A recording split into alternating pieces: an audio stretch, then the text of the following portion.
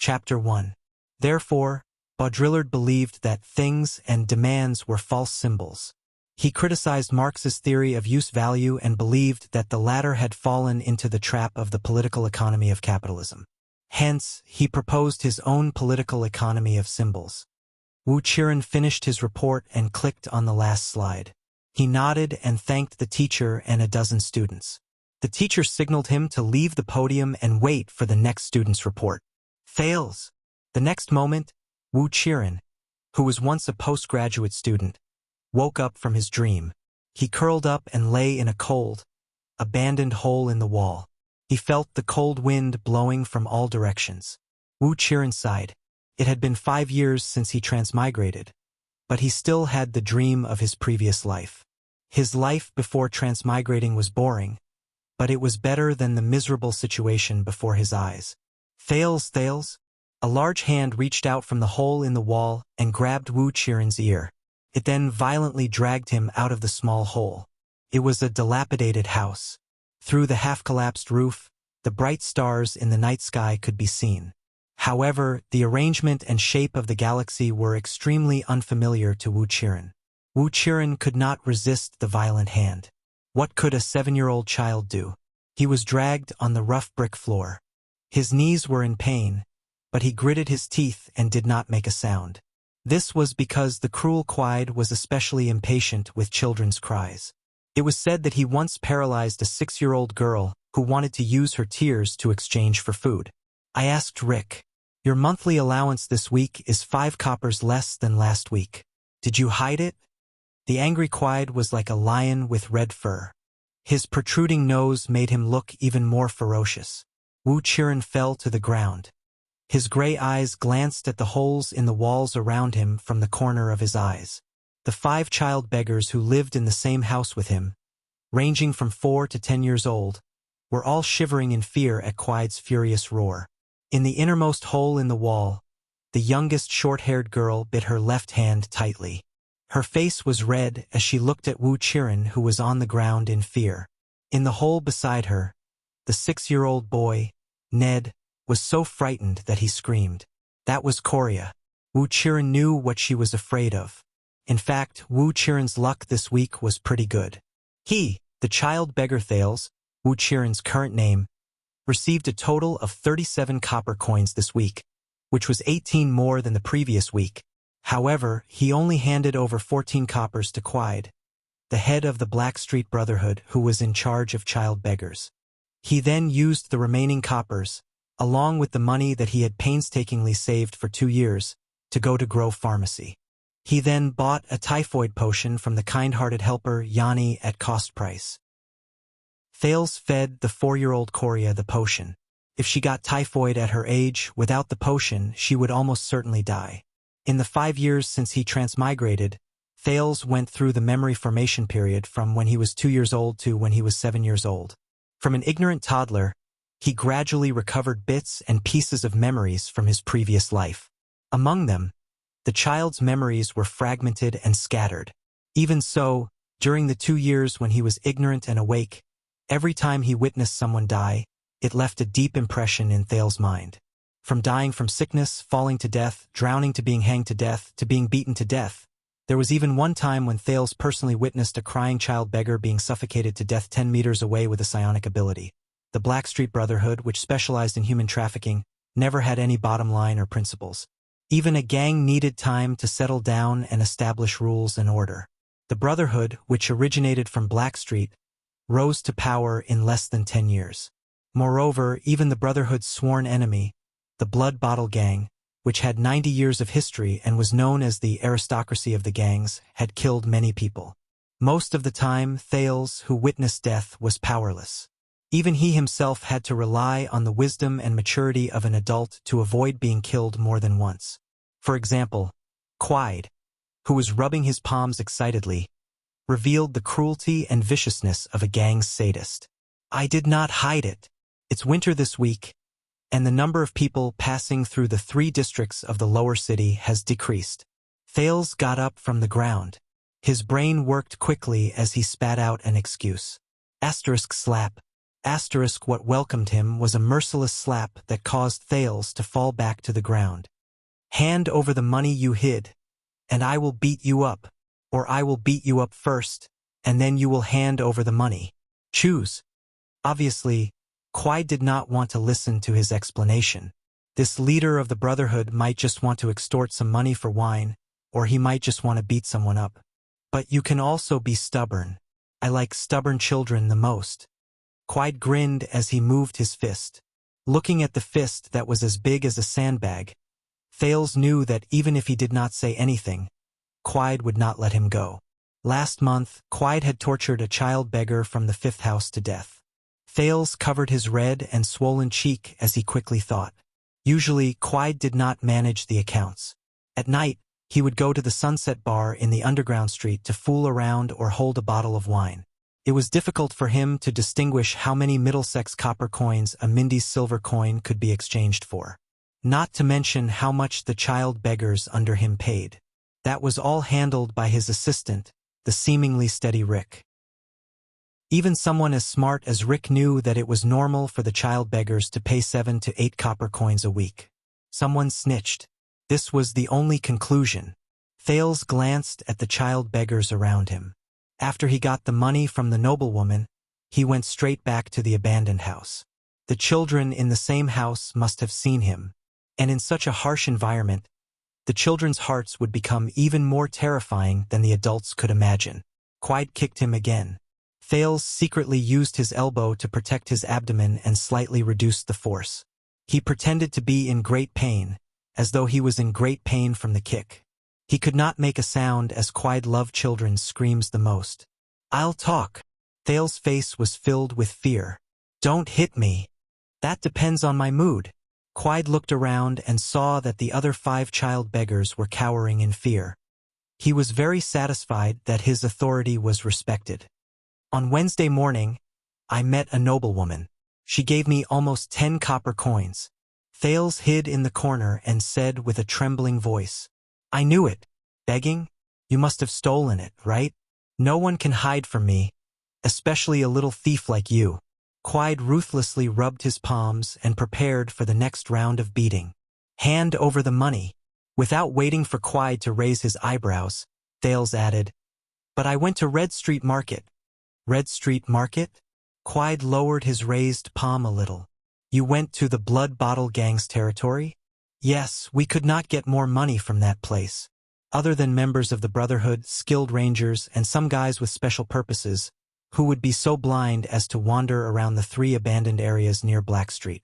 Even the city defense team, who carried swords and shields, were unwilling to go near this sinful place. The first time I got so much money, the people from the Blood Bottle Gang did not appear.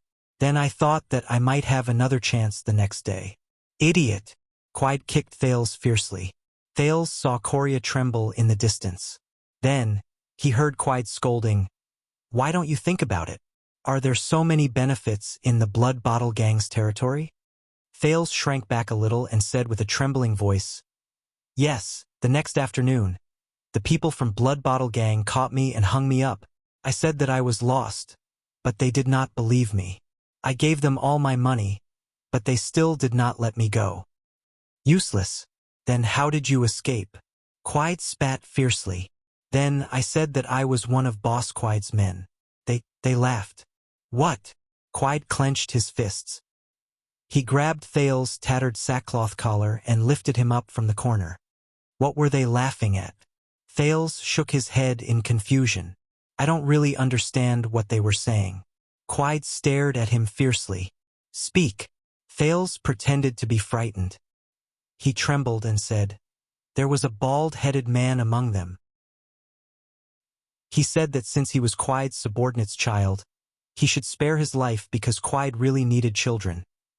Before Thales could finish speaking, Quide threw him fiercely against the wall. He tried his best to protect his head, chest, and abdomen. He used his back to withstand the impact of the wall. Then, he immediately turned his back to Quide to receive Quide's furious heavy blows. At the same time, he felt the force of the heavy blows and constantly changed the angle of his back to cushion the impact. Son of a bitch, you bald-headed Sven. How did he know? Kill you! Kill you, trash, idiot! Quide shouted furiously. He kicked Thales again and again. Only a few words could be distinguished from his mouth. In the hole in the wall, a few children watched in horror as Thales was beaten. However, they tightly covered their mouths and did not dare to make a sound. Thales breathed a sigh of relief as he endured Quide's violent kicks.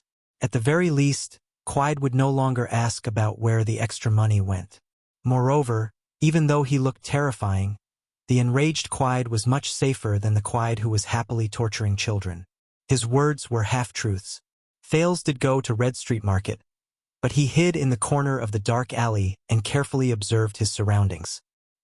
He did meet a noblewoman dressed in velvet, but she was accompanied by 20 swordsmen of eradication. This was also the reason why the Blood Bottle Gang did not interrupt him when he ran out of the alley to beg. Thales did get 12 copper coins from the noblewoman dressed in velvet. He was not stupid enough to steal in front of 20 swordsmen of eradication. However, he did not wait for the noblewoman's group to go far and quickly disappeared into the crowd, never to return. As for the bald-headed Sven, Thales had never seen him before. He only knew that he was the leader of the Blood Bottle Gang's Black Debt collection team. Quide used to be a hired thug in the Brotherhood. That was until Quide provoked the wrong person and his lower body was broken. This piece of information was rather secretive. Thales only found out about it when he was lying in the corner of the Brotherhood's big house and overheard the assassin Leorc and Felicia secretly mocking Quide while they were fighting with the fairies.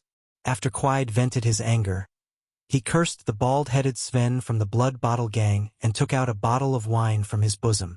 When he left while cursing, the clothes on Thales' back were already torn and his back was covered in bruises. As Thales had deliberately turned his body sideways to avoid a frontal attack, some parts of his body were scratched and bleeding. Waves of pain assaulted him. As the blood flowed to the ground, Thales felt a burning pain. It was probably because he had not been beaten up for a long time. He felt as if his muscles were burning. Ever since he transmigrated to this world, being beaten up, hungry, sick and cold was a common occurrence. However, after he gradually recovered the memories of Wuxia, who was a postgraduate student. With his cautiousness and previous experience, Thales had not been beaten up so viciously for a long time. After Quide's voice faintly disappeared, the other 5 children in the house crawled out of their holes. They skillfully carried the powerless Quide to the courtyard. The 10-year-old big man Sinti grabbed a piece of the broken bowl and scooped up water from the water tank. The crippled Ryan and the black-faced Kellet were both 8 years old. They strenuously collected dead branches and weeds. They used flint and worked hard to start a fire. The 6-year-old yellow-haired Ned and the youngest Coria plucked a few strangely shaped wild leaves. They chewed them and gently rubbed them on Thales' scarred back. Thales endured the pain and tried to find something to divert his attention. He looked at the tearful Coria and turned to the dejected yellow-haired Ned. He tried his best to sound calm. "It's okay, Ned. I don't blame you." Ned suddenly raised his head. His face was full of fear. The other 4 children also turned to look at him. "How did you know?" The 6-year-old child could not hide his thoughts. Guilt and fear were written all over his face. Earlier, when Thales was being beaten by Quide, the 3 older children stared at him even though they were afraid. Only Coria and Ned hid her face in her hands and did not dare to raise her head. The other looked at the wall and occasionally turned her head to glance at Thales in fear. Coria's typhoid medicine was the final destination of the copper coins. Of course, she would not tell anyone. However, Thales was not sure if it was Ned. Now, there was no doubt. He tried to force a smile. "It's okay. Quide will not care about this anymore." Ned's face was unbelievably red. He looked at Thales' back as tears trickled down his cheeks. "I did not ask for money this week, and I did not dare to steal," he sobbed. Rick did not say anything, but Quide was very unhappy. He said that if this continued, he would sell me to the desert to be eaten by the barren bone people. I was so scared, so I told him that Thales, you brought back a lot of copper coins one day. I thought that they would not. So Quide chased me back and said that he would come over tonight. Coria's face also turned red. Her hand that was rubbing the herbs trembled. A few drops of blood dripped from Thales back to the ground. Thales groaned silently. Only then did the burning pain subside. This time, he was stimulated by Coria's actions again. Ryan glared at Ned angrily, causing the latter to lower his head even further. Kellett, on the other hand, looked at Ned and Thales in surprise. Cinti was the only one who did not say a word and continued to bring the water over. "It's okay, Ned, Coria." Thales felt that the injury on his back seemed to have healed a lot. He held Ned's hand gently. "Next time, if any of you can't ask for money, tell me. I will think of a way." Ned cried even harder. His sobbing words were a little unclear. Thales, I'm not sorry." "It's okay now, Ned. Don't be afraid, I always have a way." Thales smiled as he took the broken bowl from Cinti's hand and drank a mouthful of water. He turned his head and gently inhaled. Compared to the countless predecessors who had traveled through countless worlds, his luck was undoubtedly much worse. But even so, he looked at the 5 children around him, especially Coria, who had just recovered from her typhoid. There was still a trace of fear in her crystal-clear eyes. "I'll think of a way to ask for more money tomorrow," he thought. In the Sunset Temple of Eternal Star City, after the prayers at sunset, an intern priestess who was cleaning up the altar stopped what she was doing. She looked in surprise at a sacrificial lamp filled with eternal oil under the stone altar. Ever since she started taking care of the altar, she had never lit or used this inconspicuous sacrificial lamp. Suddenly, a bright yellow flame was ignited in this unremarkable sacrificial lamp. The flame suddenly turned red, like the color of blood, and became more and more vigorous. An elderly priestess noticed the intern's loss of composure. She scolded her discontentedly, and the intern turned her attention back to the altar. But when the priestess herself saw the unusual sacrificial lamp, she cried out in surprise. "Nia, hurry! Hurry up and inform the Lord Priestess." The elderly priestess could not hide her surprise. She trembled and rushed to the sacrificial lamp. She raised her right palm and turned her left palm up, preparing to pray. "What's going on?" It was the first time the intern Nia saw the esteemed priestess lose her composure. Even she was affected. "Did I make a mistake? But I didn't touch the lamp. But what should I tell the Lord Priestess? Did someone secretly light up a lamp next to the altar?" Nia asked in a panic. "No." The elderly priestess stared at the lamp, her hands constantly changing the prayer gestures. Even if the entire Errol's 2 continents and countless islands were used, only one person could light this lamp. Chapter 2. Why is he so drunk again? In an abandoned house in the 2nd district of the lower city, Quide's assistant, Nar Rick, looked at the drunk Quide with disgust. He waved his hand and asked 2 young Brotherhood members to help him down. "Lock him up for a day and let him out when he is sober." Rick, who preferred to be called by his surname instead of his name, smiled mysteriously. It seemed that he did not do anything to the child. Nar Rick was different from Quide, who had regressed from being a hired thug to a child beggar. He was an ambitious and capable member of the Brotherhood.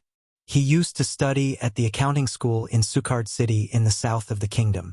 If his father, who was a scribe, had not committed a crime, Rick could have been an accountant in a certain city department or even a certain family. He could have even gone one step further and become a businessman in a certain industry. When the time came, he could spend money to buy a title and enter the first rank of Constellation's upper society. 300 years ago, the Sukard family, which had the symbol of a sunflower, was born this way.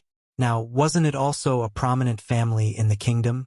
But even if he was reduced to a gang and cut off from the path of nobility forever, Rick still believed that he was more qualified to be a person who had the right to make decisions in the Brotherhood compared to his peers who were full of muscles and women. When the Brotherhood's business expanded to the southern coast of the kingdom, Rick, who was a gangster from the south, was recruited. Utilizing his specialty, he planned a few human trafficking operations from the south to the capital and achieved great success. Thus, the higher-ups of the Brotherhood took notice of him and promoted him to Eternal Star City, the capital of the kingdom, the heart of Constellation, and the dazzling pearl of the Western continent, and let him manage the accounts of the beggars in the capital. Yes, Rick knew that although the higher-ups made him Quide's assistant and account manager, it was no different from entrusting all the beggar businesses in Eternal Star City to him.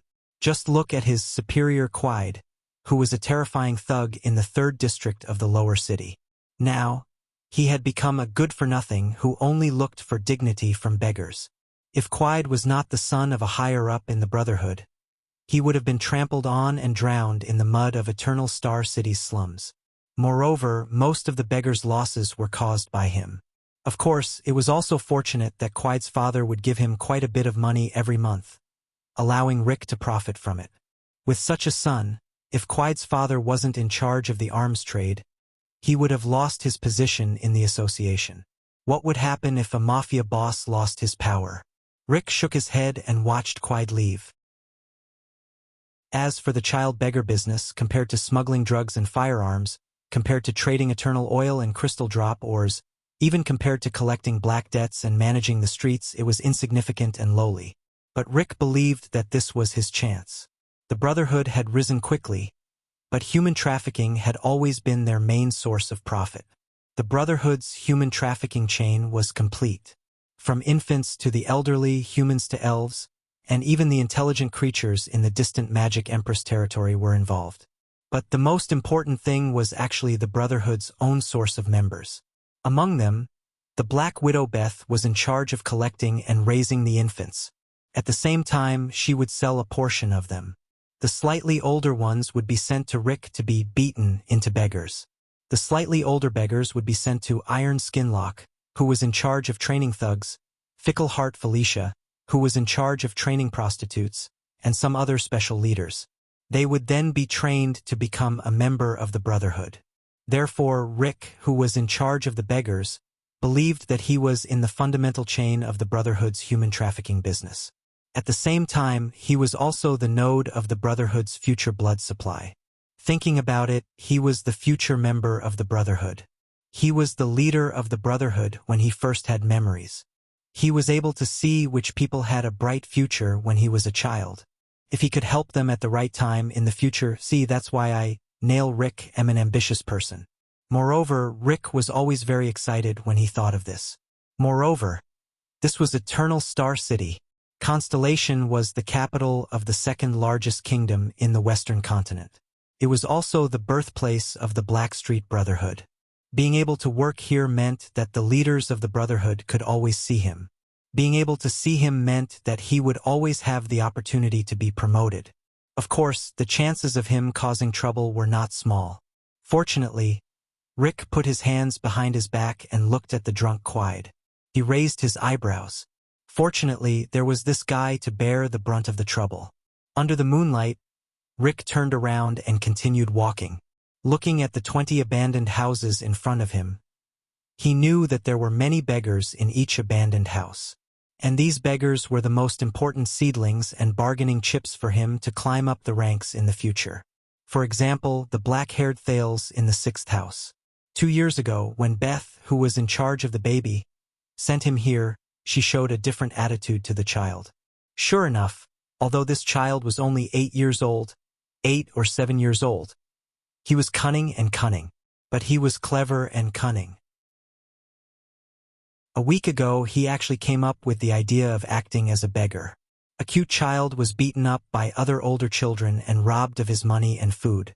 So, when he hid in a corner and cried alone, the ladies passing by could not help but give him more compensation. Rick thought that compared to those annoying child beggars who cried themselves hoarse, the gang was short of such people who could use their brains. This child would definitely climb up the ranks when he grew up. I should give him a reward to win Thales' gratitude. Of course, a reward without a contrast would not make people feel grateful. This was why when the boy in the same room with Thales told him that Thales might be hiding money, Rick urged Quide to settle the score with him. When Quide beat Thales to the brink of death, Rick would step in to stop him.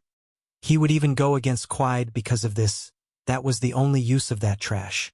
Then, Thales would intentionally or unintentionally take Rick as his backer. Rick did not care if the beggars did not give him enough money. This was something that only short-sighted people would care about. Compared to a few copper coins, Rick knew that favors were more important assets. But that boy, Thales, was too smart. Rick knew that whether Thales gave Quide money or not, Quide would torture him to death. If Thales really took out the money, it would only be worse. But it was obvious that the boy thought of a way to escape. According to common sense, Quide, who was in high spirits, would meticulously prepare these disobedient children to liven things up, regardless of whether they were truly disobedient or not. No matter, he still had to do what he had to do.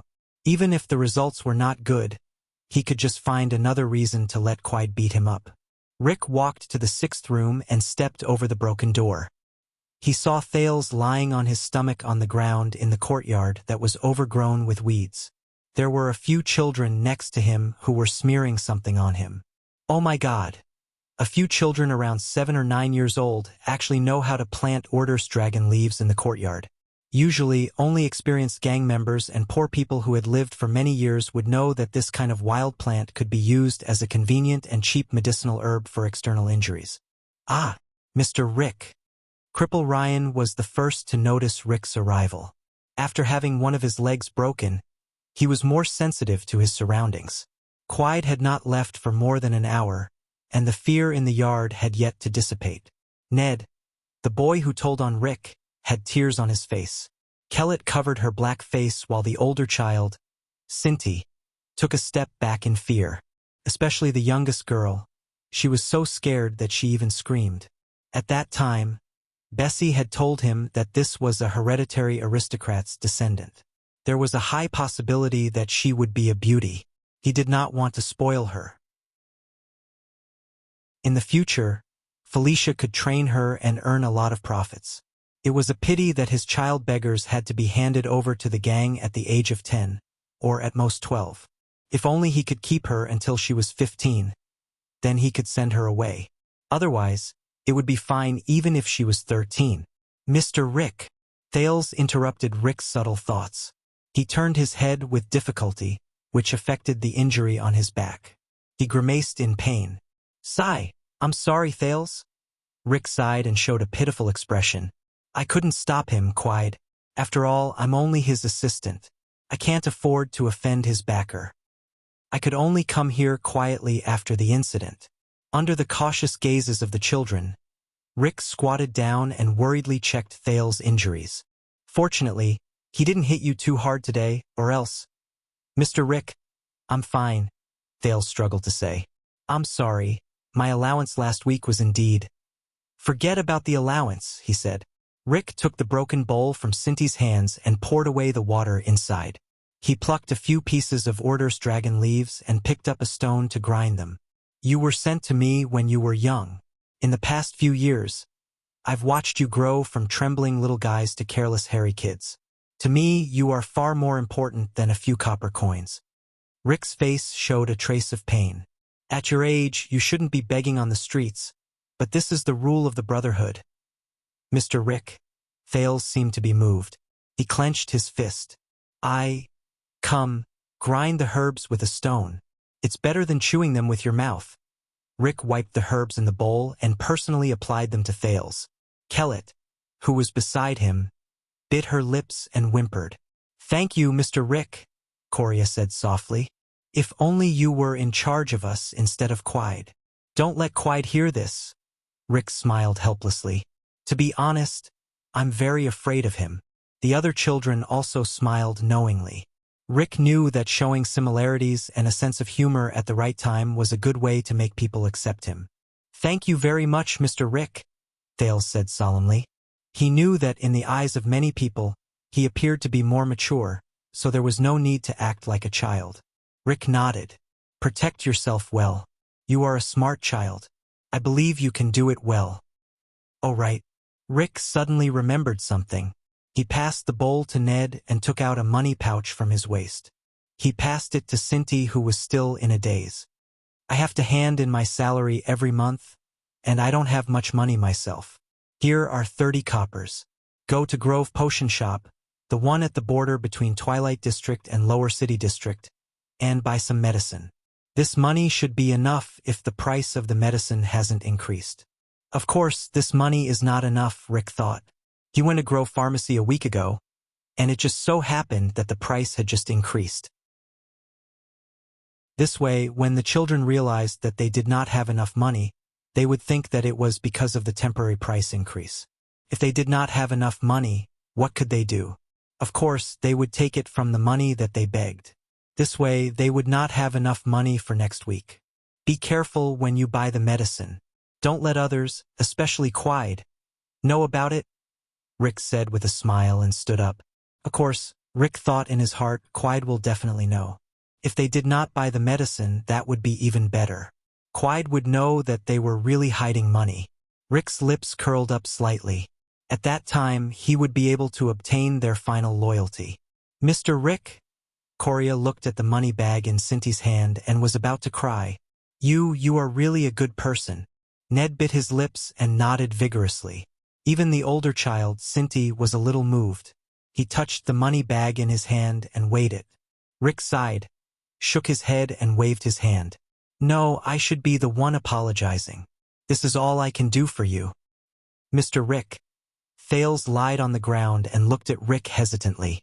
I don't know. Rick raised his eyebrows. What's wrong? I heard that when we grow up, we will be sent to other places for training. Thales asked cautiously, as if he was afraid of offending Rick. Then, after we finish our training, can we work under you? Hearing this, Kellett, Ned, and Coria looked at Rick with hopeful eyes. Snap. Rick snapped his fingers in his heart. Score. It was faster than expected. Hee, about this. Rick smiled. Don't look at me like this now. In the Brotherhood, I am a man with dreams. Rick bent down with a smile and stroked Thales' hair, making him appear even more amiable. My subordinates will be the best and strongest in the Brotherhood. This is the truth, Rick thought in his heart. So, if you want to work under me, you have to work hard. Yes. The children nodded in unison, and Thales was no exception. I'm leaving Thales and the children. Rick turned around and tilted his head, revealing the side of his face. Next time, if you encounter such things again, come and tell me secretly. Although I can't stop him directly, I can always find some trouble to prevent him from getting close to you. After saying this, Rick showed his white teeth. They flashed under the moonlight, and he left the courtyard of the 6th house without looking back. Mr. Rick is so nice. Ned's tears dried up. Unlike that bad Quide. Yes, Coria nodded. Her eyes were full of joy, as if she had eaten candy.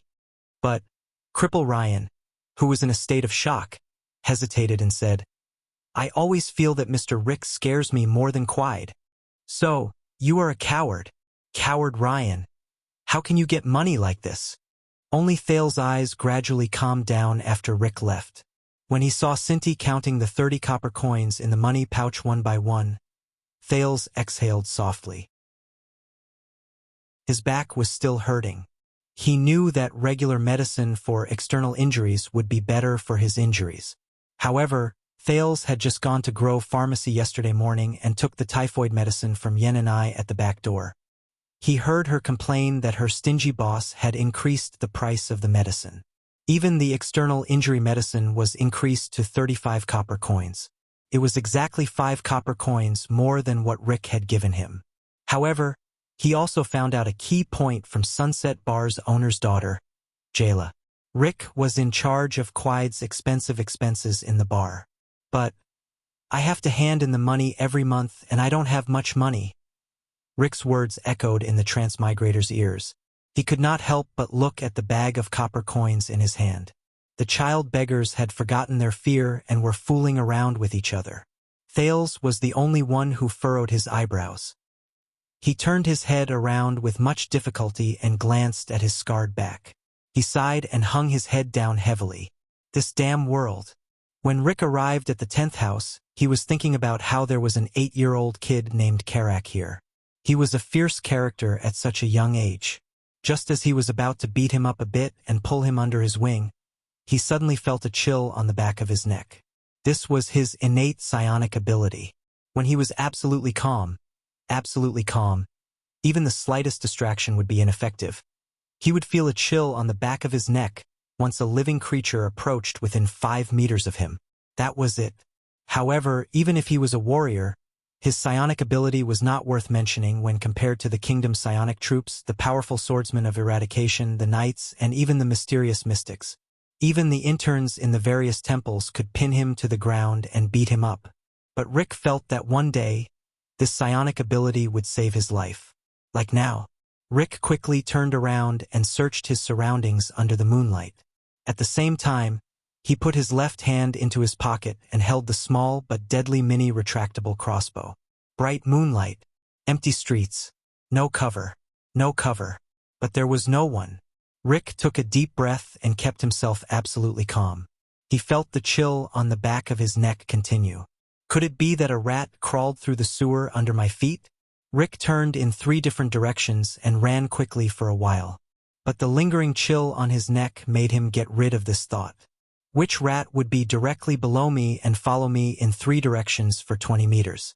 Rick became more and more frightened. I shouldn't have come out alone. Even if this is the abandoned house, the Brotherhood's territory. I should have brought 20 thugs, each with a mystic gun in their hands, no matter how heavy that damn thing is. Just like the Brotherhood's big boss in charge of the drug trade, Lizancy Fisher, there are 30 people following him everywhere he goes. If I had enough money, I should have hired 2 swordsmen of eradication, a psionic warrior, or even a mystic. Forget it, mystics are too scary. Nair Rick, you have to calm down, he told himself. You are the man who will be in charge of the entire Eternal Star City in the future, and even Constellation's underground world. Calm down, you have to calm down. He forced himself to be calm as he turned around and walked back the way he came, as if he was just jogging. Did I offend anyone? Was there anyone who wanted his life? Is there anything worth paying attention to in this neighborhood? He walked a few hundred meters. Under the moonlight, there was no one around. Chapter 3. If the news is true, a gray-haired, middle-aged noble's right hand trembled slightly. He pressed on his left chest and bowed deeply. Please allow me to go personally and settle this matter for you. It has not been confirmed yet, but the lamp in the Sunset Temple has indeed been lit. It seems that the distance is very close. Beside the blazing fire, a well-built figure lowered his right hand that was resting on his chin and said in a deep voice, I have already sent Yodel. He is more suitable for covert operations than Ida. You know just how important this information is. Wuxia has even sealed off the inner altar in the name of the Divine Oracle. That's why we can't take the unnecessary risk of exposing ourselves. I'll only secretly send you there when we finally confirm it. Of course. The gray-haired, middle-aged noble could not hide his excitement. When the time comes, I am willing to serve you wholeheartedly. Sigh. The well-built figure sighed. I don't know why, but when I heard this news, I should have been more excited than you. But now I am so calm. Rick did not know how he walked back to the Brotherhood's headquarters. The coldness at the back of his neck was still there. When he saw the Brotherhood's Blackstreet headquarters, saw the 2 elites playing a finger-pricking game at the entrance, saw the shadowy sentries outside the house, walked into the big house, saw Boss Morris carefully checking the accounts behind the iron table, and saw Felicia's disdainful gaze. Felicia's proposal to increase the brothel's budget was rejected tonight. Leaning against the pillar, he heaved a sigh of relief. Even the assassin Leork, who had always been at odds with him, appeared amiable under the candlelight at the dining table. Unknowingly, the coldness at the back of his neck disappeared without a trace, as if it had never existed. Even Rick himself suspected that he was too nervous. When he mentioned to Boss Morris, who was in charge of the human trafficking business, that he suspected someone was following him, Leork laughed and spat out a mouthful of ale, directly extinguishing the candlestick on the table.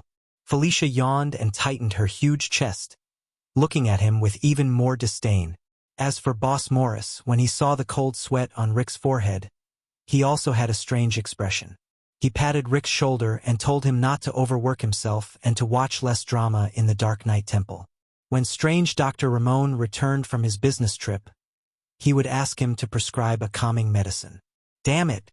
Rick knew that even with his supernatural ability, it was hard for others to believe him, let alone an assassin who had followed him from the abandoned house to Black Street for a whole kilometer. But Rick subconsciously believed that the assassin's existence was real. But when he returned to his room, laid down, and carefully recalled the details of tonight's encounter, even he, who had always been paranoid, couldn't help but wonder if he was really too nervous. Rick calmed himself down and tried his ability again. Everything was normal. His neck on the pillow was very comfortable. Okay, maybe I'm just being paranoid. But in the next moment, that hair-raising chill attacked him again. F***CK. I can't sleep anymore. Rick shot up from the bed. He pulled out a box from under his bed and pulled out a Seagull Model 6 Mystic gun that was so heavy that he needed 2 hands to carry it. He nervously pressed himself against the solid wall and slowly tiptoed out of the corridor, listening carefully. The corridor was filled with everlasting lamps burning with eternal oil. It was incomparably bright, but there was still no one there. In the distance, one of the brothers on duty had just returned from the toilet. He seemed to be scratching an itch as he walked past Rick while pulling the black and red leather armor on his crotch. In the room at the end of the corridor, Leorc and Belish's wild and crazy roars could be heard as usual. F***CK. This shameless couple better break it if they use too much force. Rick cursed loudly. The 2 brothers at the checkpoint who had just passed by turned around and nodded at Rick. Their gazes met, and they immediately felt like they knew each other. Then, Rick saw that the other party was painfully scratching the leather armor on his crotch, and the other party was looking at Rick, who was leaning against the wall while holding the mystic gun. Both of them awkwardly turned their heads and returned to their posts, while the others returned to their rooms. Rick rubbed the back of his neck. F***CK. This damn supernatural ability must have failed. Besides, if the other party had reached the headquarters of the Brotherhood and not been discovered by a single person, then it would be useless even if he held the mystic gun. Even Boss Morris's supernatural ability would be useless. Sleep. Fail's back injury looked bad, but it did not seem to be too serious. It was only the 3rd day, and he could already stand up and walk. His attributes were extraordinary. Thales stood in line and sighed. He looked at the dilapidated houses and walls around him, took the black bread and wild vegetables handed to him by the thug Pearson, and put them into his mouth.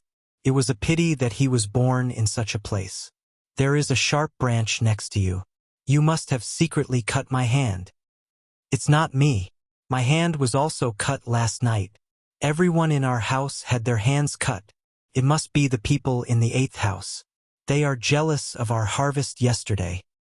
It's them. The people in the 14th house were also cut last night. They don't want us to touch sheep on the streets. Thales yawned and listened lazily to the child beggars in the other houses. The child beggars next to him even made a fuss until the thug came to stop them. He sighed, swallowed the last mouthful of the disgusting breakfast, and clapped his hands to call the child beggars in the 6th house. They started work. It was Tuesday, and the begging in the 6th house was relatively smooth. For more business, they went directly to the west gate near the sentry post. The recent week seemed to be the celebration of Sunset Goddess, but it was said that Sunset Temple had sealed the inner altar due to the oracle, causing many believers to enter the city from the west gate, climb the city wall, and pray to the sunset to make up for the regret of not being able to pray to the spokesperson of Sunset Goddess in the human world. Before the guards could stop them from glaring at them, Thales even managed to steal a blackwood carved bright moon god statue from a fat vegetable and fruit vendor with the help of Ryan and Korea. The vendor paid too much attention to the wallet in his arms. Hence, when Ryan and Korea were bargaining with him over a clover, Thales reached for the package behind him. The bright moon god statue should be worth at least 50 coppers on the market. Of course, this kind of stolen goods could not be seen in public, and could only be sold through the channels of the Brotherhood.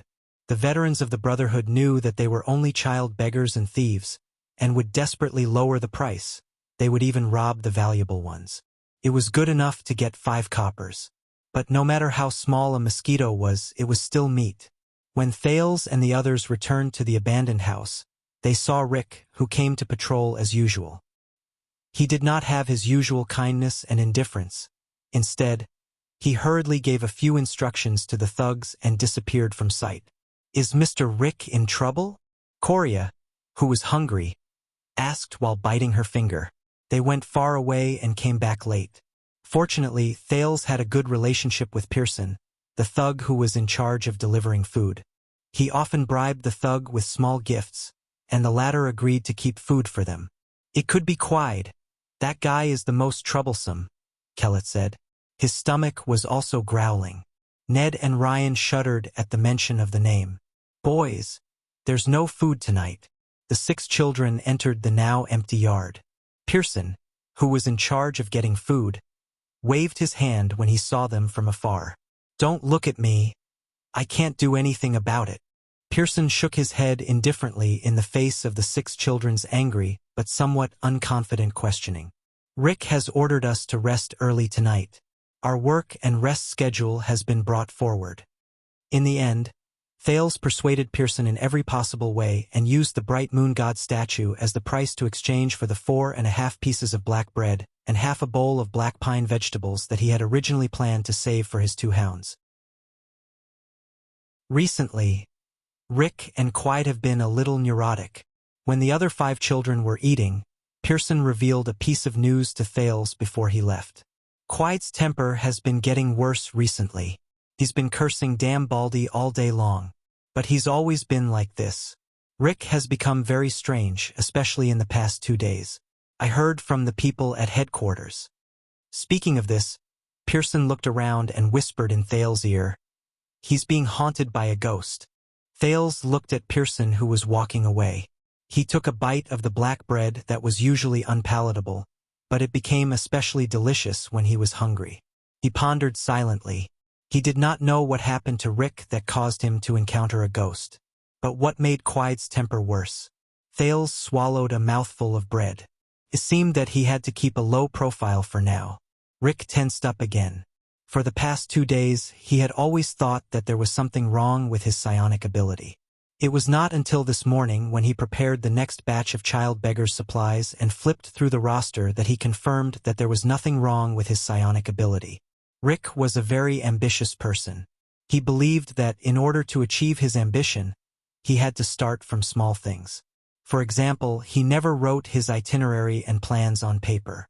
For example, he would place a few strands of hair in inconspicuous places in drawers, boxes, and important documents to prevent others from stealing or peeking at them. For example, he never hid his money in one place. He had always been proud of his cautiousness. He also believed that one day he would receive his due rewards for his cautiousness. For example, now, Rick flipped through the roster of child beggars. On the roster, the strands of hair were placed in the same position on every page. This was supposed to be a good thing as it meant that no one would flip through the roster. However, Rick was the son of a scribe. His father had taught him that if they wanted to, every outstanding thief and ranger could easily avoid the secret method of pinching hair and flip through the documents they wanted without anyone noticing. Hence, Rick obtained a more cautious method from his father. The secret to flipping through the documents without anyone noticing was, of course, to ensure that the hair remained in its original position after flipping through the documents. The fastest method was to press the hair in its original position. When flipping through the pages, he would use his hands to clamp the upper and lower pages of the book to continue clamping the hair in its original position. How could he break through this method? Like the nobles, it was of course the fastest and safest way to seal it with wax. However, Rick had a special method that his father used. It was a light dry gel made from the oil of a green dolphin. It was a gel used by the poor who lived by the river. The properties of this dry gel were not strong. As long as the book was not too heavy, after the pages were applied, even if the book was closed, the glued areas would not be glued together. One had to use external force to press both sides of the glued areas for a short period of time before the pages would be glued together. When Rick flipped through the roster, he found that the hair was still in its original position, except for a little bit. These strands of hair were tightly glued to the pages of the book. Someone had looked through his roster of child beggars and flipped through the pages of the hair with his hand. Rick felt a chill in his heart. Moreover, it was definitely an expert who could leave the 4 strands of hair that were clamped on different but inconspicuous positions in the book without leaving a trace. Fortunately, he had his father's secret method to discover it.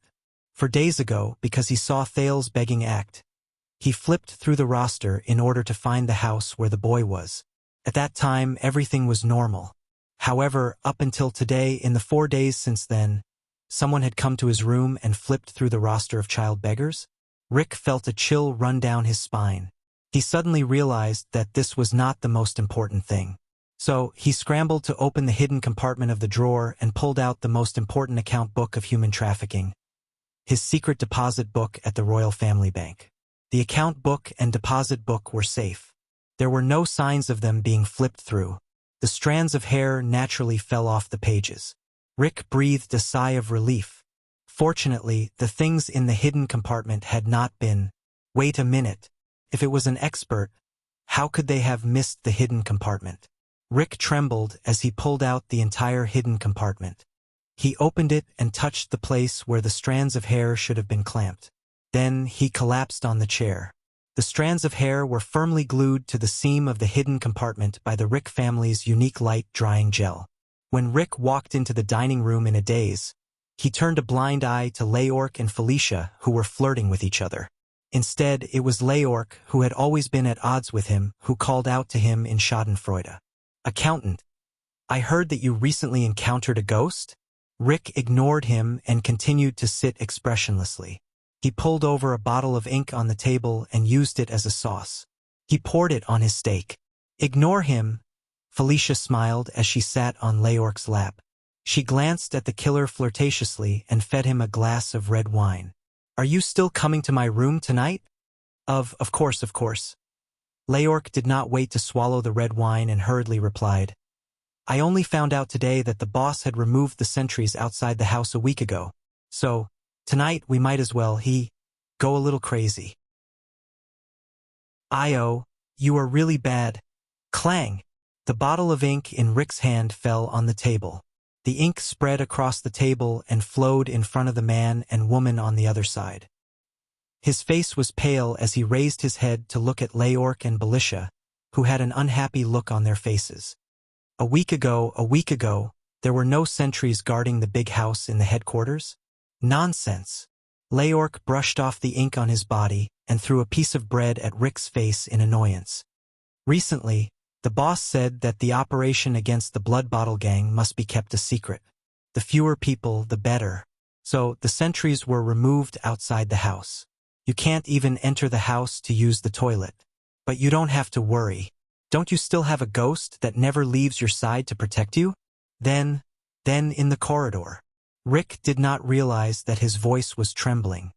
"In the corridor, there won't be any sentries in the corridor, right?"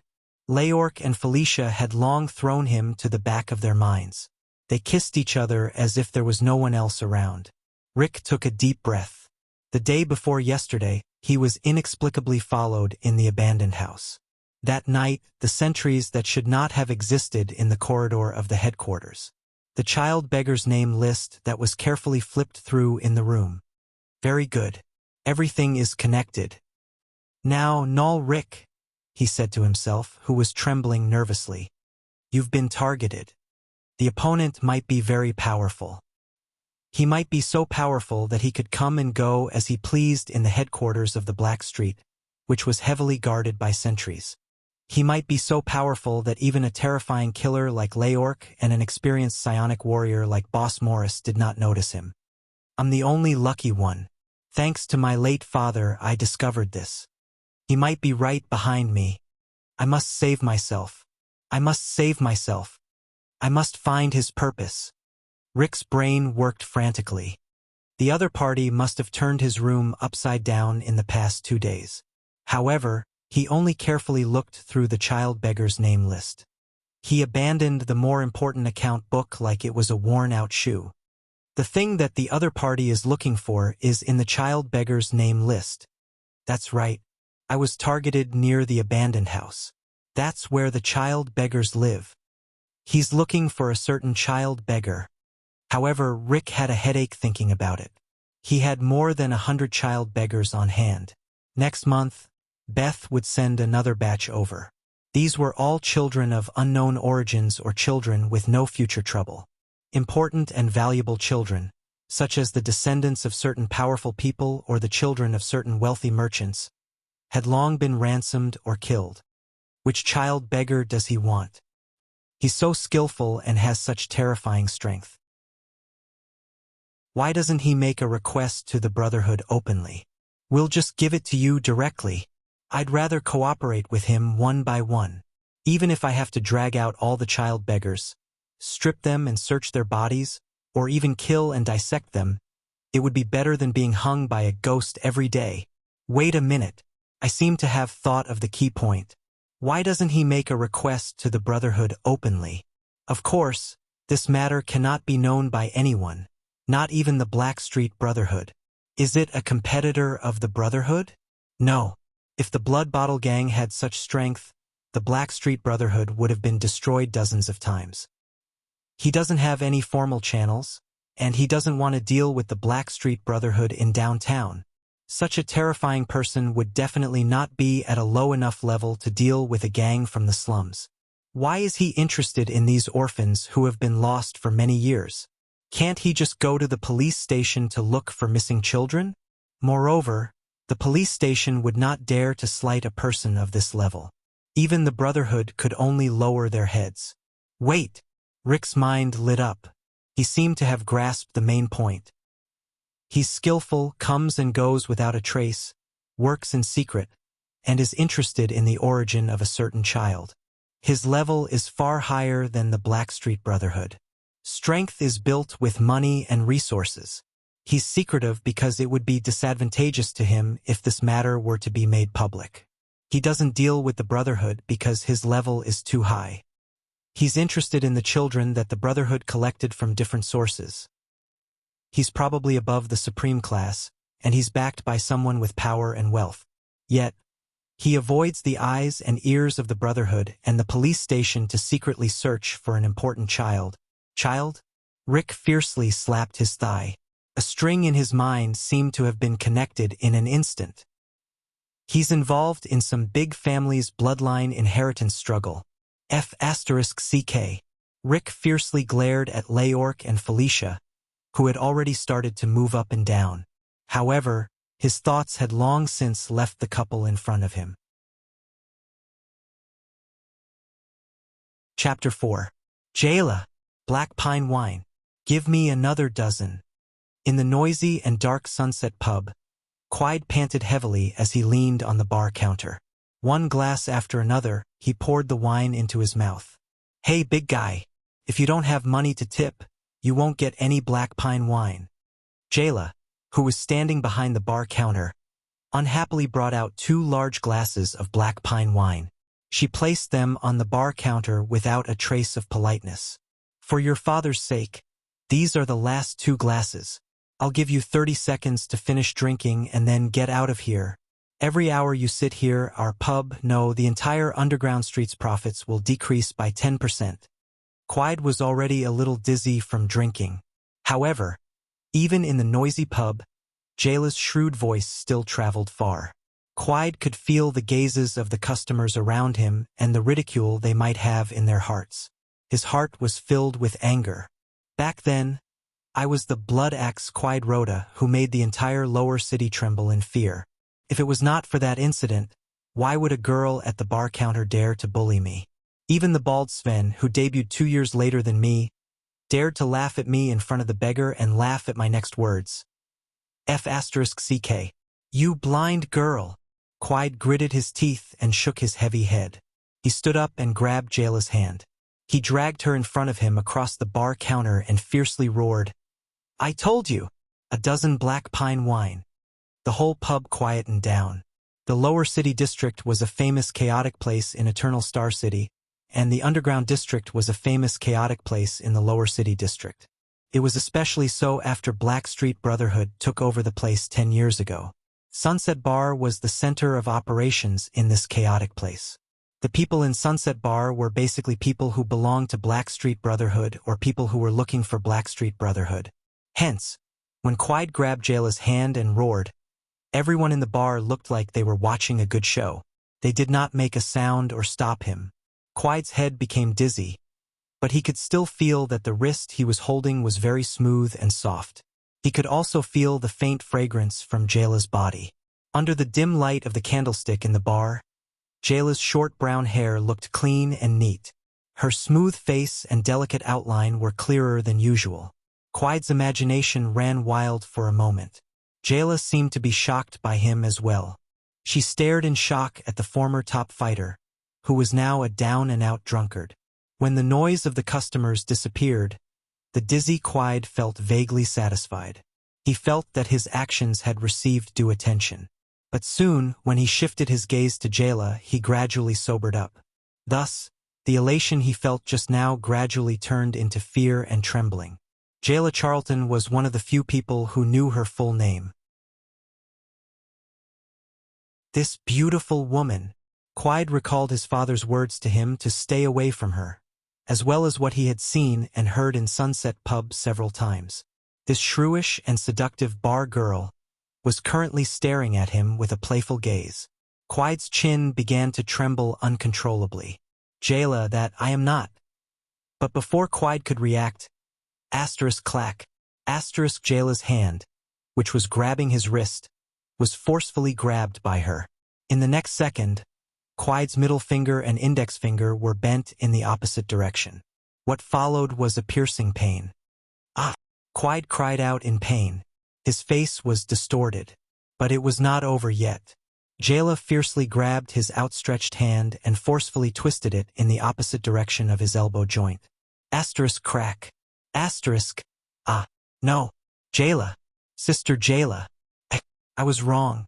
I shouldn't have. Ah. The sound of Quide's elbow joint being dislocated was heard at the same time as Quide's scream. Before Quide could finish begging for mercy, the agile woman used the force to flip over. Her slender left leg, which was wearing short leather pants, stepped onto the bar counter and ruthlessly smashed Quide's neck. Good job, little Jayla. You did not embarrass the boss. With this skill, you can apply to train as a swordsman of eradication. She actually wore safety pants. I swear I saw it. I bet she's wearing black. The surrounding customers instantly regained their liveliness. One by one, they cheered for Jayla. Listen up, you gorilla. Jayla glared fiercely at Quide, who was suffocating from the pressure. She stood with one foot behind the bar counter while her left leg was pressed against the counter. Her right hand was clasped around Quide's outstretched arm. Her graceful and slender figure was clearly visible. She slowly took out a strangely shaped knife from the leather holster on her left boot. The blade and the handle were not in a straight line. From afar, it looked like a wolf's leg. Then, without changing her expression, she stabbed Quide's palm vertically. The tip of the knife was nailed into the bar counter. The customers' cheers became even louder. Woo-woo! Quide was in so much pain that he squeezed out tears. However, the pressure on his neck made him squeal like a pig. Jayla slowly lowered her upper body and displayed her perfect flexibility. She approached Quide's tear-streaked face, whistled, and smiled. Then, his face turned fierce and ferocious, and he spoke in a rhythmic but chilling and flirtatious voice, which was full of charm. Quide Rhoda. I don't care whose son you are. I don't care if you are the leader of child beggars or a hired thug who collects black accounts. But you Cur, listen to me.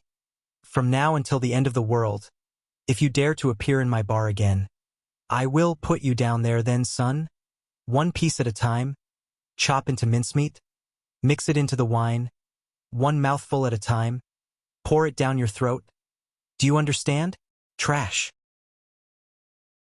While Quide cried, he covered his pierced right hand and escaped from Sunset Pub under the laughter of the customers and Jayla's disdainful gaze.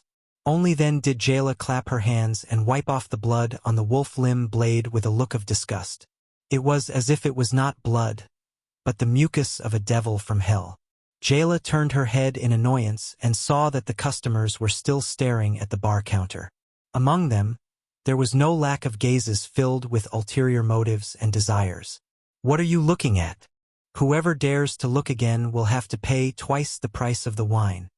Jayla threw down those harsh words and shifted the customer's attention from her back to the wine. Then, she fiercely threw down the rag and walked into the kitchen. Is this enough? I did as you said and deliberately told him about that thing. Jayla grabbed a bottle of white wine. A multi-purpose knife suddenly appeared in her left hand and she deftly opened the cork. Of course, Miss Jayla. In the kitchen, Quide's assistant and the actual manager of the child beggar's business. Nair Rick gently lifted the black top hat on his head and smiled as he nodded. I hope that he will restrain himself from now on. From his unrestrained drinking to his unrestrained beating of child beggars, the Brotherhood cannot always clean up after him. What you want to say is that you cannot always clean up after him, right? Jayla quickly gulped down a mouthful of wine. Rick suddenly felt that this crude action was more appropriate on Jayla's body. It was fresh and attractive. That is not wrong because the Brotherhood's interests are my interests. Rick smiled and subconsciously touched the back of his neck. Are you sure that this will work? Why do I feel that a person like him will find more trouble when he goes back? For example, to vent his anger on your child beggars? You really know him well, Rick thought. Actually, I do not know whether it will work or not because I do not know him, but Rick shook his head helplessly. This was his signature action to show his innocence and sincerity. Recently, he has become worse. 3 days ago, for a ridiculous reason, he beat up a seedling that I thought highly of. If it were not for that child's intelligence, another seedling would have died in Quide's hands. I did not know that you were so generous and righteous. Jayla rolled her eyes in her heart. As he said this, Rick's gaze suddenly became firm. That is why I decided that this cannot go on. He must be warned. Otherwise, he will sooner or later ruin the business that I have worked so hard to manage. All right, you do not have to explain to me so many reasons like, I was forced to kill my superior. Jayla yawned and waved her hand to let Rick leave. I did not say that I wanted to kill him. Speaking of which, hurry up and pay the remuneration we agreed on. I only accept cash. Jayla interrupted Rick. She lazily finished the white wine and stuck out her tongue to lick the last drop of wine into her mouth. This action made Rick's heart skip a beat. Also, you still have to pay for the wine he owes today. Jayla slightly narrowed her eyes as she watched Rick leave after he took off his hat and saluted her. Don't think that I do not know that you switched Quide's wine today. Others might not be able to recognize it, but I, Jayla from the Sunset Pub, know it very clearly. Quide only drank strong Shaka wine. Unlike the wine that makes people drunk, Shaka wine is usually given to the prisoners on the Western Front who are shackled and ready to charge. The drunk person's movements will not be hindered, but their minds will not be clear. So, Nair Rick, are you sure that you have too much money to spend and that you really do not want to kill him? When Quide returned to the big stone door in front of the abandoned house full of humiliation, pain, and drunkenness, he did not live in the Black Street headquarters. Quide felt that anyone who knew the inside story would stare at his lower body when they saw him. At that moment, 2 thugs happened to pass by the wall in a hurry. Their chatter could be heard from afar. Have you heard? The child beggars are spreading a rumor that Boss Quide is no longer a man. What do you mean? Can he become a woman? Idiot. It means that Quide has been castrated. I heard that a few years ago, when he was collecting debts at Karima Street, he encountered something strange in a haunted house. It was the house where the Earl of Norfolk and his family were hanged. Everyone said that a female ghost in a red dress cut off his lower body. It was clean. For a moment, Quide felt all the blood in his body rush to his head. The next moment, he lost control and roared angrily. He pounced from behind the wall and grabbed one of the thugs' neck tightly. Who? Who said that? Which bastard? Which bastard? I'm going to kill him. The other thug panicked and retreated a few steps. Quide fiercely pressed the person in his hand to the ground. His grip became tighter and tighter, but his pierced right hand was unable to withstand the force. After all, he was a famous leader of the thugs in the Brotherhood. He was also a top-notch expert in the ordinary rank. Even though his physical strength had declined and his skills had deteriorated due to many years of decadence, As long as he did not fight against the female cat burglar from the Charlton family, he would still be able to defeat an ordinary thug. Especially now, Quide felt that all the anger in his body had turned into an inexhaustible force. "Boss Quide, it was just a rumor. We don't believe it." Quide was like a wild beast as he suddenly raised his head. The thug who was trying to defend himself was so frightened that he took a step back. However, he immediately saw that his other companion's face was pale. He was exhaling more than he was inhaling. The thug who kept retreating looked at Quide's ferocious gaze. His face was full of fear. "Ah, yes, it was the child beggars who spread the rumor. Boss, it was really not our fault. You can ask the child beggars and you will know." Kacha! It was the sound of a neck bone breaking. The thug who was choked by Quide had already stopped breathing. Quide slowly stood up from the ground. His eyes were filled with a ferocious glint as if he was about to devour someone. The aftereffects of tonight's alcohol were too strong. It caused him to gradually lose his last bit of rationality. The remaining thug's body was trembling. Seeing that the situation was not good, he cried out while rolling and crawling away. Quide wanted to chase after them, but he was too drunk. His footsteps were unstable and he could not run. He fiercely took 2 breaths and looked at the corpse under his feet. He felt that his anger had not been vented. He kicked it a few more times before shaking his head and walking towards the 20 or so abandoned houses. Quide did not think about why the thugs who were patrolling tonight, this was necessary to keep an eye on the child beggars, did not appear. He only had a strong desire in his mind to find the people who laughed at him. Then he would torture them to death one by one. Quide, who had just killed someone, felt as if a long-lost shackle had been opened in his mind. He had returned to the days when he had to make a living on the edge of a knife. "These damn thieves," he thought fiercely. "Since they dared to spread rumors, I will make them pay the price. Damn thieves." The thug who had escaped trembled as he crawled out of the abandoned house's big stone door. He bumped into Rick under the tree outside the door. "Mr. Rick." When the thug saw Rick, it was as if he had seen his savior. "Boss Quide. Quide has gone crazy. Didn't you say that we would definitely be able to escape?" In the end, before we could even finish talking, Quide, the thug was so scared that he was out of breath. He could not even speak clearly.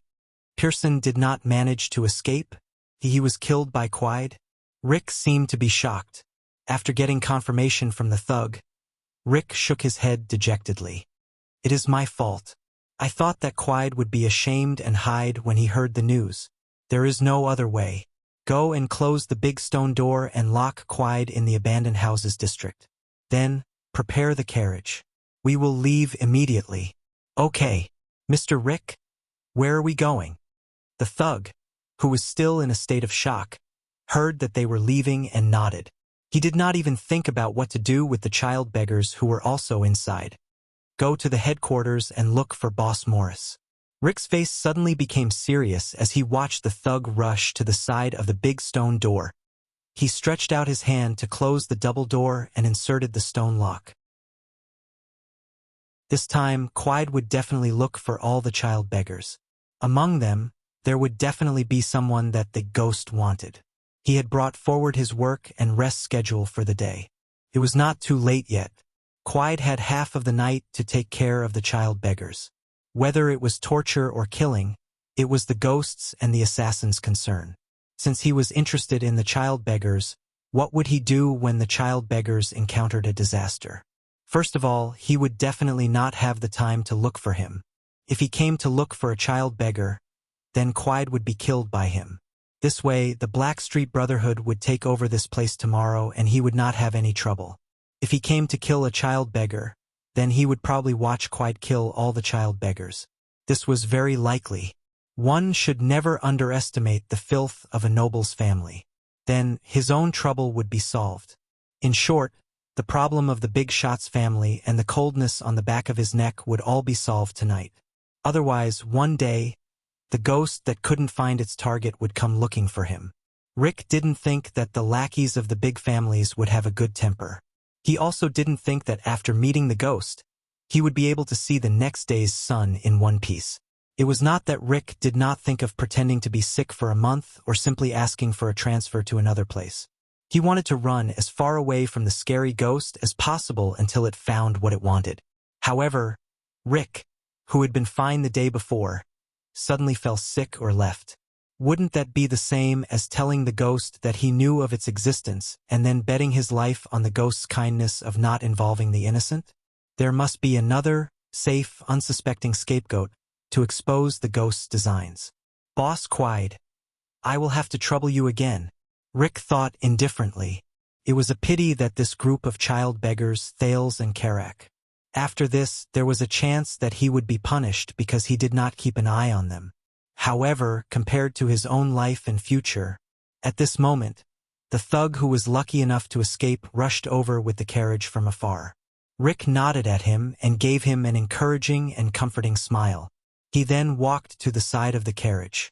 Then, he took out the mini-extendable crossbow from his bosom and shot the arrow that was soaked in the poisonous blue vine grass accurately into the surprised thug's wide-open mouth.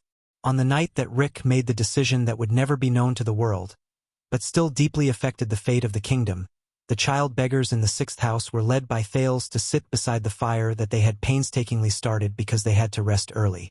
They counted the day's harvest. "That woman in black gave us 8 coppers. I heard that her youngest son had just passed away because of typhoid. No wonder she was so generous.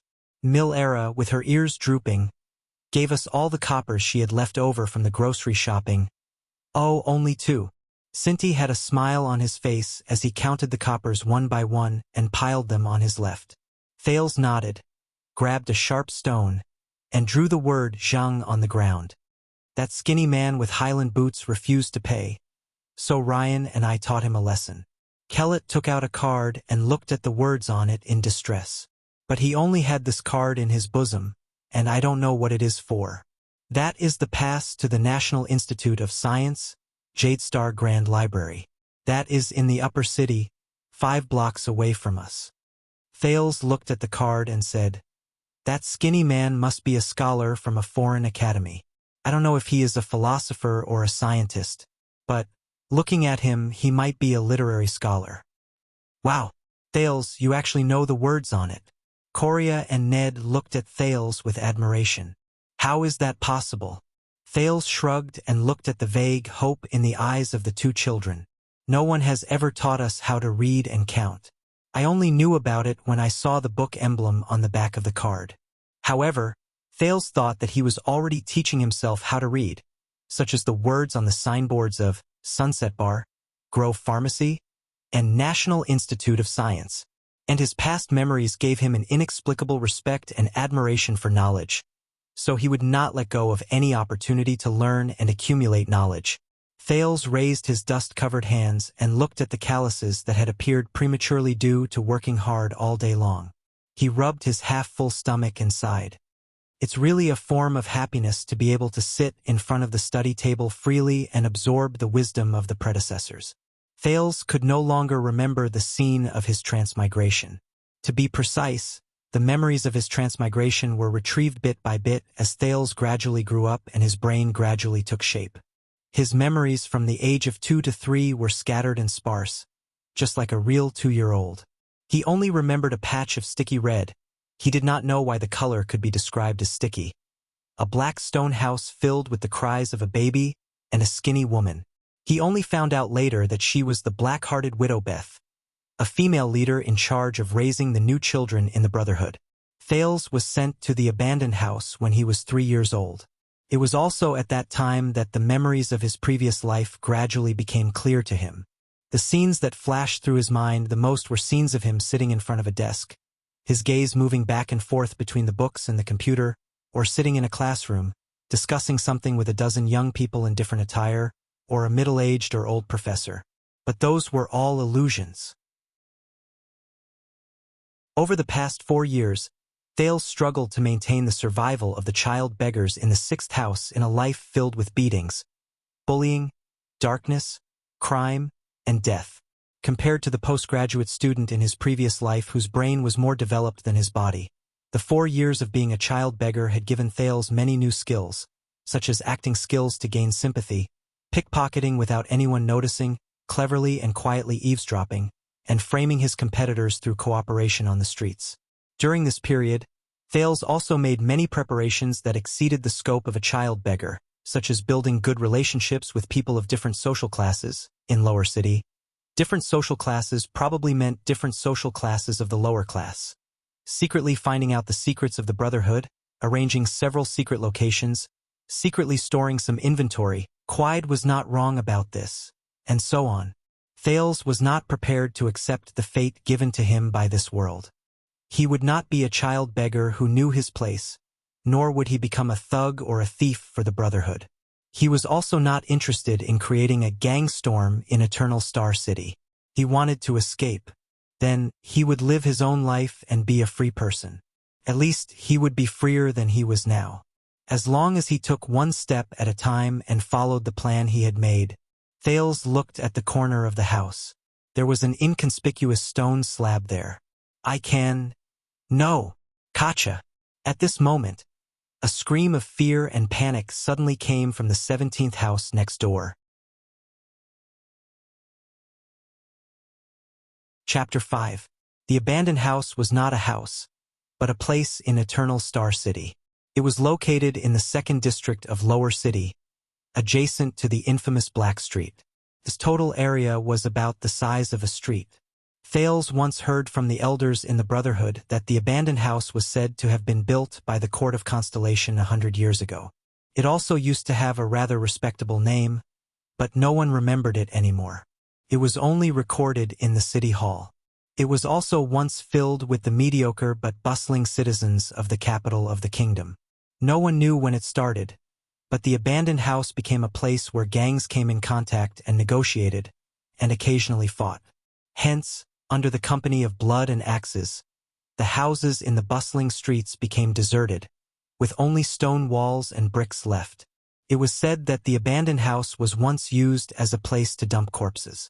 To this day, children who grew up happily under the sunshine of the capital would be warned, "If you don't listen to me, I will send you to the abandoned house." The reputation of the abandoned house was second only to that of the terrifying Black Street. When the Black Street Brotherhood rose to power and seized the hegemony of the underworld in Lower City District, the abandoned house became the headquarters of the Brotherhood's child beggar business in the city. In order to facilitate management and to prevent the child beggars from escaping during the night, the Brotherhood had set up a 10-foot wide and 15-foot deep trench on all 4 sides of the abandoned houses. The trench was filled with sharpened wooden stakes and rusty nails, leaving only a stone door that could be locked from the back at the front of the abandoned houses. Rumor had it that after countless corpses and tests, someone finally dug a secret passage in the deep trench and escaped. But at least in the 4 years Thales was in the abandoned house, no child beggar was able to find the legendary secret passage. Instead, the number of corpses in the deep trench increased every year as the Brotherhood's business expanded. It was said that every year, there would be blind children who tried to escape through the deep trench, so the Brotherhood had to clean up the corpses in the trench every year. As its name suggested, the abandoned houses land was made up of stone houses that had been abandoned for a long time. There were a total of 23 of them. There were originally more, but some of them had collapsed during the gang war many years ago, and some of them had been demolished by the Brotherhood. They were located irregularly behind the big stone gate. Some of the stone houses were isolated, while others were closer to each other.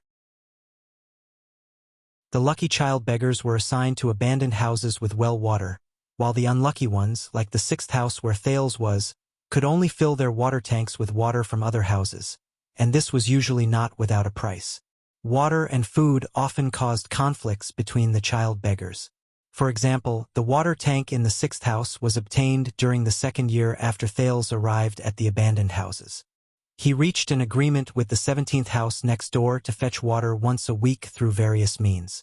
Before Ned and Coria arrived, there was only Sinti, Ryan, Kellett, and 2 other child beggars who were no longer alive. Even drinking water was a problem for them. Now, what Thales and the others heard was the cry of their leader, Diego, from the 17th house next door. Thales still remembered that when he fought for water, He threw a stone at Diego's head. At that time, Diego's cry was almost the same as now. Cajun! Someone come! We don't have it! Not us! Diego's cry was painful and panicked. So much so that the child beggars in the sixth house, including Thales, could not react for a while. However, Thales still had the memories of his previous life. His first reaction was to chase everyone in the courtyard back into the hole in the house. For a long period of time after that, Thales regretted this decision deeply. He wanted to hide. Thales glanced at the inconspicuous stone slab in the corner of the house and hid under the wall opposite the 17th house. He stared at the dog hole that connected the 17th house and the 6th house. Back then, this was the symbol of the alliance between the children of the two houses. What happened to Diego and the others? Is there a fight? Ned asked curiously after he hid himself. The child beggars did not live in harmony. There were not many harmonious houses like the 6th house in the abandoned houses. Apart from Quide, many of the child beggars' injuries and even deaths were caused by the child beggars themselves. The children who were not even 10 years old did not know how to hold back. For example, before Ned and Coria came, one of Thales' 2 former roommates passed away like this. But the 17th house was considered a minority in the abandoned houses. Diego had brown skin, small eyes, blonde hair, and was a carefree but stubborn child. At 9.5 years old, he appeared to be more of a leader than Cinti and Thales. At least the child beggars in the 17th house listened to him. This was also the reason why the battle for water between the 6th house and the 17th house was full of twists and turns. It doesn't look like a fight. Could it be that the other houses are bullying Diego and the others? It must be Karak from the 10th house. He loves to bully others. Kellett seemed to have figured something out and said hurriedly, "Then we have to hurry and help them. We promised them to help each other." Cripple Ryan wanted to run out of the hole and crawl into the dog hole. But before the moonlight shone on his upper body, Ryan was dragged back by Thales. "Don't worry, it's not Karak. It's something else." Thales listened to the screams next door with a solemn expression. "No, Diego."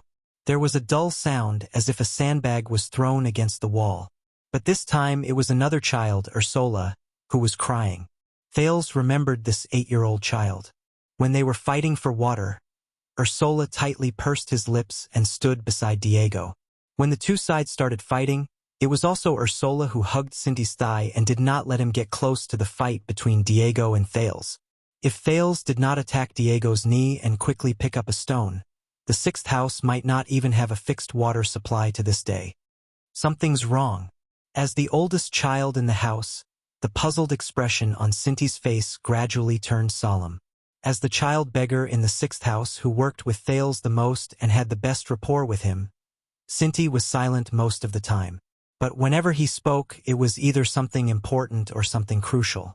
Soon, the puzzled and solemn expressions on the children's faces turned into horror. "Beg for mercy. Beg for mercy. Continue. I love to hear you begging for mercy." A deep but crazy voice came from next door. None of the child beggars in the abandoned house would ever forget this sound. To them, this sound was even scarier than that of a demon from hell. At least a demon would not break a child beggar's bones inch by inch, slash open a child beggar's face with a knife, or dip a child beggar's head into a vat of water in the name of quenching your thirst. Do demons really not know how to do that? At least the child beggars did not know that. It was Quide. Quide Rhoda, the leader of the child beggars in Blackstreet Brotherhood. He was also the child beggar's nightmare and bane. "No, Boss Quide, we were wrong. Let's see if you still dare to speak nonsense. Do you dare to scold me behind my back? Damn it, red-haired woman. Damn it, Baldy. Damn it, Jayla Charlton. All of you deserve to die." As Quide cursed in a delirious manner, a series of beating sounds came from next door. Sometimes it was a fist, sometimes it was a stone, and sometimes it was the sound of a human body colliding with the wall. "Help! Help! Diego! Callie! Marita! Get up! Save me! Run! Run! Ugh! Oh my God! Where are the guards? Where's Mr. Rick? Oh my God. He wants to kill us. He wants to kill us all. No, no. Heart-wrenching cries came from more than one person. The abandoned houses under the moonlight seemed to be soul-stirring in Thale's eyes. It took Thales 3 seconds to realize what Quide was doing. He turned his head abruptly and looked at everyone in the 6th house. Ned and Coria were shivering in the hole in the wall. Ryan, who was about to rush out to help, was scared stiff. Kellett and Cinti were not any better. The former's anxious and fearful gaze moved back and forth between the few of them. He wanted to speak but could not speak. The latter's face was pale as he stared at Thales. Asterisk bang. Bang. Bang. Crack. Asterisk. You bunch of damned scums. Even you dare to mock me. Mock Bloodaxe Quide Rhoda. Even you dare to. Ha ha. Go on and scream. Why aren't you screaming anymore? Scream. The crazy roars and painful screams echoed in his ears, accompanied by the cracking sounds that no one wanted to think about. Thales knew that at this moment, panic had already spread in the 6th house. He racked his brains frantically to think about the current situation. Quide was beating up the child beggars in the 17th house. No, judging from Quide's appearance and the frequency and strength of his beating, it was not as simple as venting his anger tonight. Besides, even though Quide was a bastard, he would not beat up all the child beggars in the entire house at once. Alright, where is Rick? What about the guards and the patrolling thugs in the abandoned houses? Even though the houses might not be able to hear each other through the stone walls, the thugs on the streets would definitely be able to hear each other. Of course, Thales did not know that the guards in the abandoned houses had been reduced to 2 people. Moreover, the 2 thugs would never come again. Thales, what should we do? Cinti instinctively felt that something was wrong when he heard the tragedy next door. His pale face was already covered in sweat as he kept asking Thales. Quiet, no one is allowed to make a sound. Thales furrowed his eyebrows and thought hard for a solution. However, before he could finish speaking, he saw a child beggar's figure emerge from the dog hole between the 6th house and the 17th house. Coria was so frightened that she let out a small scream. Thales' eyes were very sharp. He could tell with one glance that the person who emerged from the 17th house was Nsora, whose head was covered in blood. However, Nsora seemed to be on the verge of a mental breakdown. Without waiting for Thales to help him up, Nsora panted and fell to the ground. He did not care about the blood on his head and face. Run, run. We have to. Thales and Cinti anxiously helped him up. The screams and roars were still ringing in their ears. However, Nsora seemed to have lost his mind. He did not speak no matter how they asked. He only muttered run with a horrified expression. That was until Thales used a slap to wake him up. What's going on? Did Quide come to vent his anger? Nsora's tears flowed down his face. Quide, he's crazy. We are not the only ones. He wants all of us to go in one house after another to see. Nsora was already rambling incoherently, but it was enough for the child beggars in the 6th house to understand what was happening.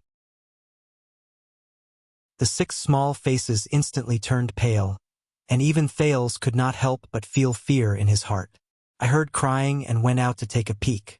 I saw Quide dragging Larry from the 3rd room. There was blood everywhere. Then I saw me. He grabbed it and slammed him on the ground, and Diego tried to stop him. And then, he punched him hundreds of times and Diego didn't move and Marita and Quade pushed him into the fire. Thales felt his skin crawl. It was not that he had never seen Quide beat someone up. However, most of the time, he would be stopped by multiple thugs just before he was about to kill someone. As for whether the children who were beaten up would be permanently disabled, the Brotherhood did not care about this. The 3rd house is finished and ours, he has just been fighting the Midlands. I don't know how many houses. However, before Nsola, who was crying and complaining at the same time, could finish, Thales covered his mouth with his hand. At this moment, through Thales' actions, everyone realized that the crying and roaring next door had disappeared. The 17th house was quiet, as though the children had fallen asleep. Only a rough panting sound was left, and it was still moving slowly. Everyone knew what this meant. Almost all the children in the sixth house began to tremble. At that moment, Thales suddenly turned his head and tried his best to lower his voice. Listen, let's quickly... Asterisk bang! Asterisk there was a loud sound. The door of the sixth house was kicked open. At the door, Quide's swaying figure slowly approached. His ferocious and evil grinning face looked at the 7 shivering children. Ran, where did you run off to? You look a little familiar. Everyone in the sixth house was stunned, and Thales was no exception. Quide rubbed his nose. Thales saw that his face was bright red. It was the color of drunkenness. His hands were also dark red in color. That was the color of blood. Quide looked at Thales, who was covering Sora's mouth tightly for a while. I remember you. The expression on his face kept changing. Gradually, it changed from a sinister smile to one of ferocity and hatred. You are that brat that was caught by that damn Baldy. It's you. You must be the one laughing at me behind my back. Am I right? It must be you. It must be you. Thales felt a chill in his heart. Rick carefully steered the carriage. He forced himself to calm down and felt the warmth behind his neck. Fortunately, everything was normal. That ghost did not appear. It was probably having a headache because of Quide. In front of him, the big house of the Blackstreet Brotherhood gradually approached. Rick heaved a sigh of relief. Accountant. Leork's voice could be heard. The assassin from the Brotherhood was shouting for Rick from 20 feet away. Leork's face appeared in the distance. It was as though he had appeared under the light of the torch. He asked in a dissatisfied tone, "Why did you come at this time? This is a knife business. You want to join in the fun with that pair of accounting hands of yours?" Rick was stunned for a moment. As the carriage moved forward, he saw that the small square in front of the big house was filled with the shadows of torches. They were all figures standing quietly, and every single one of them was wrapped in black cloth. The black cloth belonged to the Brotherhood. There were at least a few hundred of them. Rick suddenly realized that almost all the people in the Blackstreet Brotherhood were here. Rick quickly moved to the side and got off the carriage. He took a few quick steps forward, and with the help of the moonlight, he saw his superior, the plump Morris, who was also the boss of the human trafficking business in Eternal Star City. He was discussing something with a few other figures with different silhouettes. A 2-meter-tall yellow-haired giant, a mysterious figure dressed in a dark red long robe, and a plump and honest man. Rick was startled. He recognized them. They were the other big shots of the society. There were even a few leaders who did not usually stay in Eternal Star City. Rick walked past groups of black-clothed thugs who were armed to the teeth with axes, knives, daggers, and even studded clubs. He walked straight towards Leork. "Leork, it's nice to meet you. Forget it, I will not talk nonsense. What do you want to do tonight?" Rick did not like Leork, just like how he did not like Rick. They had to meet frequently because of their work. Both of them had a tacit understanding about this. However, Leork was the one who knew the most inside information and was the quickest to ask about it. "Didn't the boss tell you?" Leork curled his lips in disdain and glanced at Rick. "Old rules. When facing the Blood Bottle Gang, other than mystic guns and infantry crossbows, you can use any weapon." The assassin, who was known for his efficiency and ruthlessness, touched the scimitar behind his waist. It was as though he was feeling the sharpness of the scabbard. Rick was shocked. Against the Blood Bottle Gang. The assassin took a deep breath and licked his lips with a playful smile. "Tonight, we will take down Red Street Market. Is there still no news from Yodel? What about Sunset Temple?" A middle-aged noble with gray hair asked solemnly as he faced a luxurious chair in front of the stove. "Patience, my friend. We have waited for 12 years. It does not matter if we wait a little longer." The robust figure stood up from the chair and grabbed a scepter inlaid with a bright blue crystal. Upon closer inspection, the crystal on the scepter flickered with starlight slowly but rhythmically. Our pointless guesses here will only show that we are doubting Yodel's abilities. Moreover, did he not bring the flame of that lamp? I believe that he is already very close to his goal. He is just making a final confirmation, the robust figure said slowly. The middle-aged noble bowed deeply. It's not that I doubt Yodel's ability, and I've never underestimated his loyalty. It's just that. He paused for a moment and sighed. Yodel is too calm and callous. Compared to his unwavering loyalty to, he doesn't care about anything else. Just like 12 years ago, I'm worried that he... The middle-aged noble did not continue speaking, and the robust figure did not immediately reply. The robust figure walked to the French window with the scepter in hand. He looked out into the distance at the brightly lit and resplendent great temple. Even the moonlight could not compete with such brilliance. Then go and make preparations. Immediately head to the temple in secret. Once you have news, set off immediately. Do not wait for Yodel's signal. After a long while, the robust figure said slowly, I have no reason to doubt Yodel. He will not hesitate to act when it is time.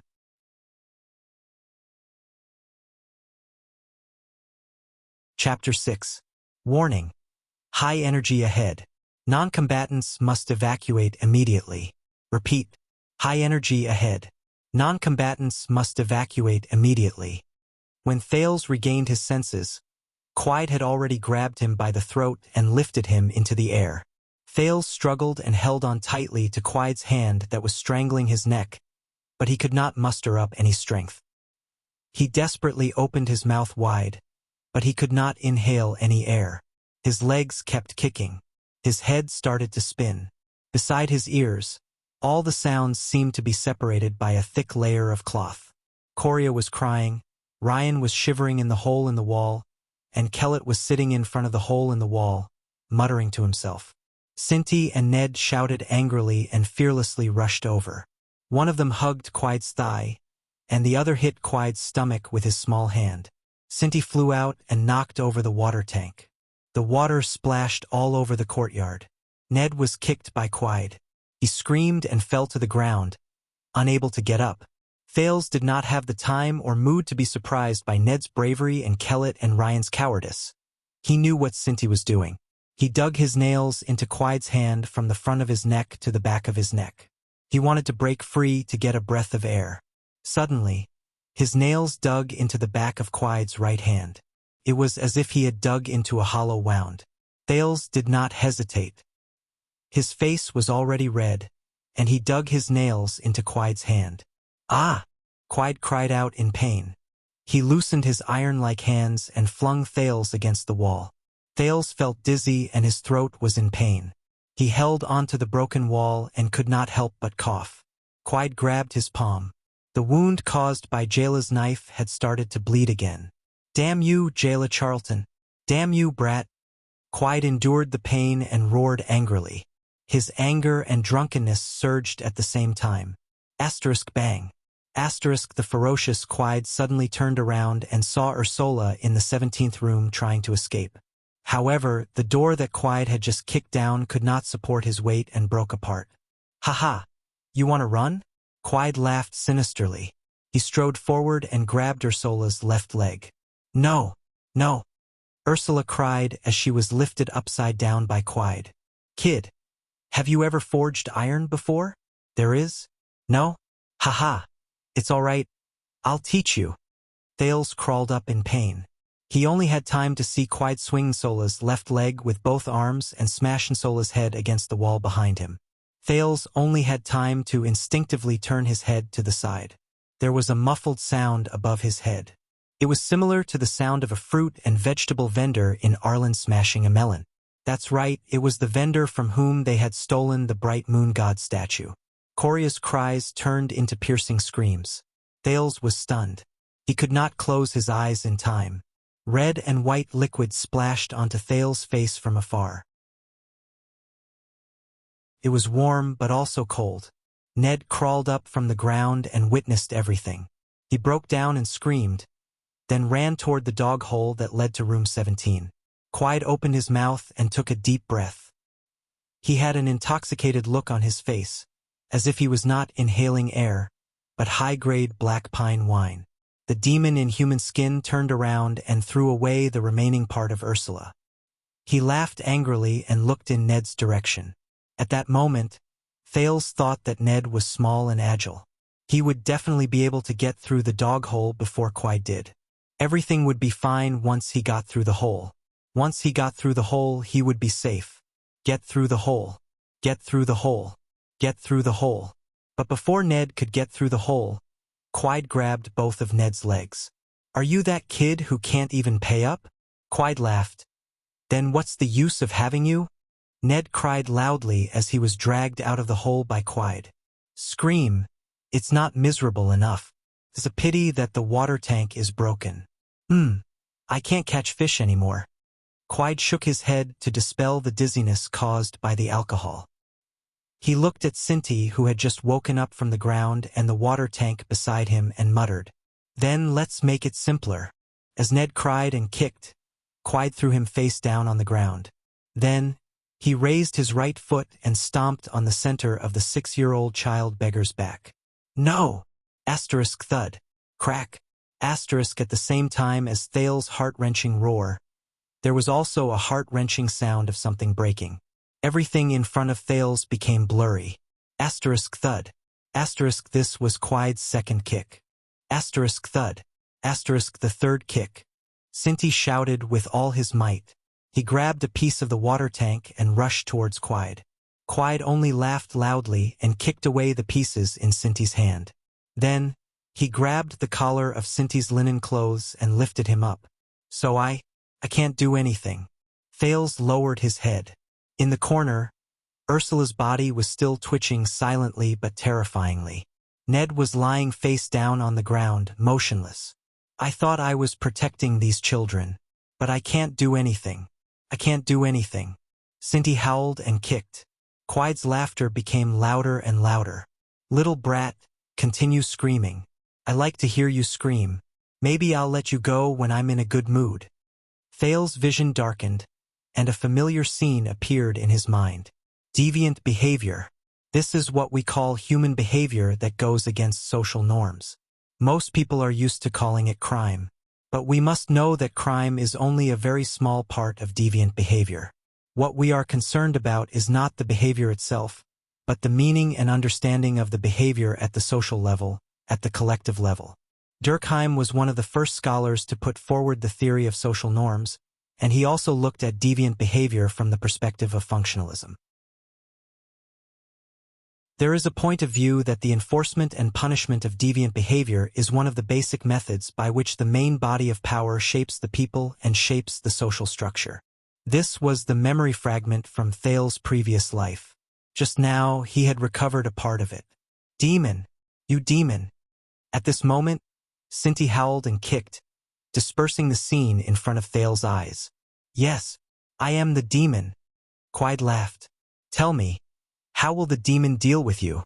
Thales took a deep breath. Damn bastard. His mind was unprecedentedly clear. He knew what to do. He should do this. He clenched his teeth and rushed to the corner of the house. He knows. Thales grabbed a stone at the corner of the house and forcefully lifted it. Then he put his hand into a hidden hole behind the stone. Hurry up and touch it. Forget it. Since you have guts, I'll leave you for last. Quide laughed until his lips were asymmetrical. He fiercely pulled Cinti's right leg until Cinti's lips turned pale. Asterisk crack. Asterisk until it was dislocated. Quide threw Cinti down and stomped on Cinti's dislocated leg. Cinti's suppressed but uncontrollable howl reached Thales' ears, causing him to speed up his search. Quide left the courtyard and walked towards the house. The bright moonlight shone on Quide's smiling face through the half-collapsed roof. Ryan crossed his arms and stared at the floor beneath him. He tried his best to shrink further into the hole in the wall. Kellett crawled out of the hole in the wall shakily. He wanted to pull Coria, who was already hoarse and silent, out to escape. However, Coria seemed to be paralyzed from fear. She sobbed and did not move. Kellett did not dare to look at Cinti. He only pulled Coria as if he was pleading. However, Coria suddenly raised her head and whined like a lamb. Kelly seemed to have noticed something. He turned around and saw Quide's grinning face. He only felt something wet under his crotch. Caught it! Thales touched the thing he wanted and pulled it out with all his might. Then, Quide grabbed his right arm from behind with a delighted expression on his face. "Did you think that I would miss you, brat? I knew it. You're the most cunning and treacherous one among these little bastards. Ha ha." Quide gradually tightened his grip and laughed sinisterly. "No." Thales felt the pain in his right arm. He struggled to turn around. At the same time, he wanted to stab Quide with the thing in his left hand. "Look!" Quide looked as if he had found a treasure. He dodged and avoided Thales' attack. Then he snatched something from the boy's left hand. "A dagger! Ha ha! Brat, you actually want to use a dagger to deal with me? Ha ha ha ha ha, what are you going to do? Stab my thigh?" Quide pulled Thales up and laughed maniacally. No. Thales thought in despair. The dagger. The sheathless dagger that I stole from Sunset Pub. That was his last hope. "Yo!" Quide looked behind Thales in surprise. When Thales pulled out the dagger from the hole, he used too much force and brought out a coin. "Look at what I found. A silver coin? A silver coin! Ha ha ha! You really are a damn brat. You secretly hid a silver coin." Thales wanted to use his left hand to struggle, but a 7-year-old child's strength was not enough. He could only hit Quide's iron-like abdomen in vain. That silver coin was a gift from the noblewoman in Red District. Thales wanted to say that he did not lie. "Copper coins. That lady only gave me 12 of them. 1 silver coin." Thales let his imagination run wild in despair. But it all came to an end. He had failed. As the price for lying, Quide did not care about Thales' punches and kicks. He only laughed sinisterly and used the dagger to pick up the silver coin. He swung it in the air and caught it with the other side of the dagger. This Mindy's silver coin of the kingdom was very valuable. It was rare even today. The front side of the coin was engraved with the portrait of King Mindy's III. In the history of Constellation, and even in the history of the Eastern and Western Peninsulas, there was also an inscription engraved with ancient patterns. A king is not respected by his bloodline, but his bloodline is glorious because of the king. Thales could not understand this line of words at all. Its true meaning was the answer that Thales had received when he boldly asked the noblewoman. Thales thought silently. He still wanted to learn how to read, and learn the knowledge and wisdom of this world. In the end, Quide held the silver coin with the dagger again and swung it a few times. He nodded and was very satisfied with his knife skills. It seemed that he had not regressed. Then, he pulled Thales a few steps away and threw the silver coin into the fire near the courtyard. "As the price for lying, I will reward you with this silver coin." Thales looked at the silver coin that was gradually turning black in the fire. He suddenly realized what Quide was going to do. He kicked even more crazily. At that moment, Thales suddenly caught a glimpse of the cripple. Ryan, who had always been timid and cowardly, shakily crept behind Quide and lifted a stone. No. Thales thought sadly. Ryan did not fight much. That stone. Too small. Thud.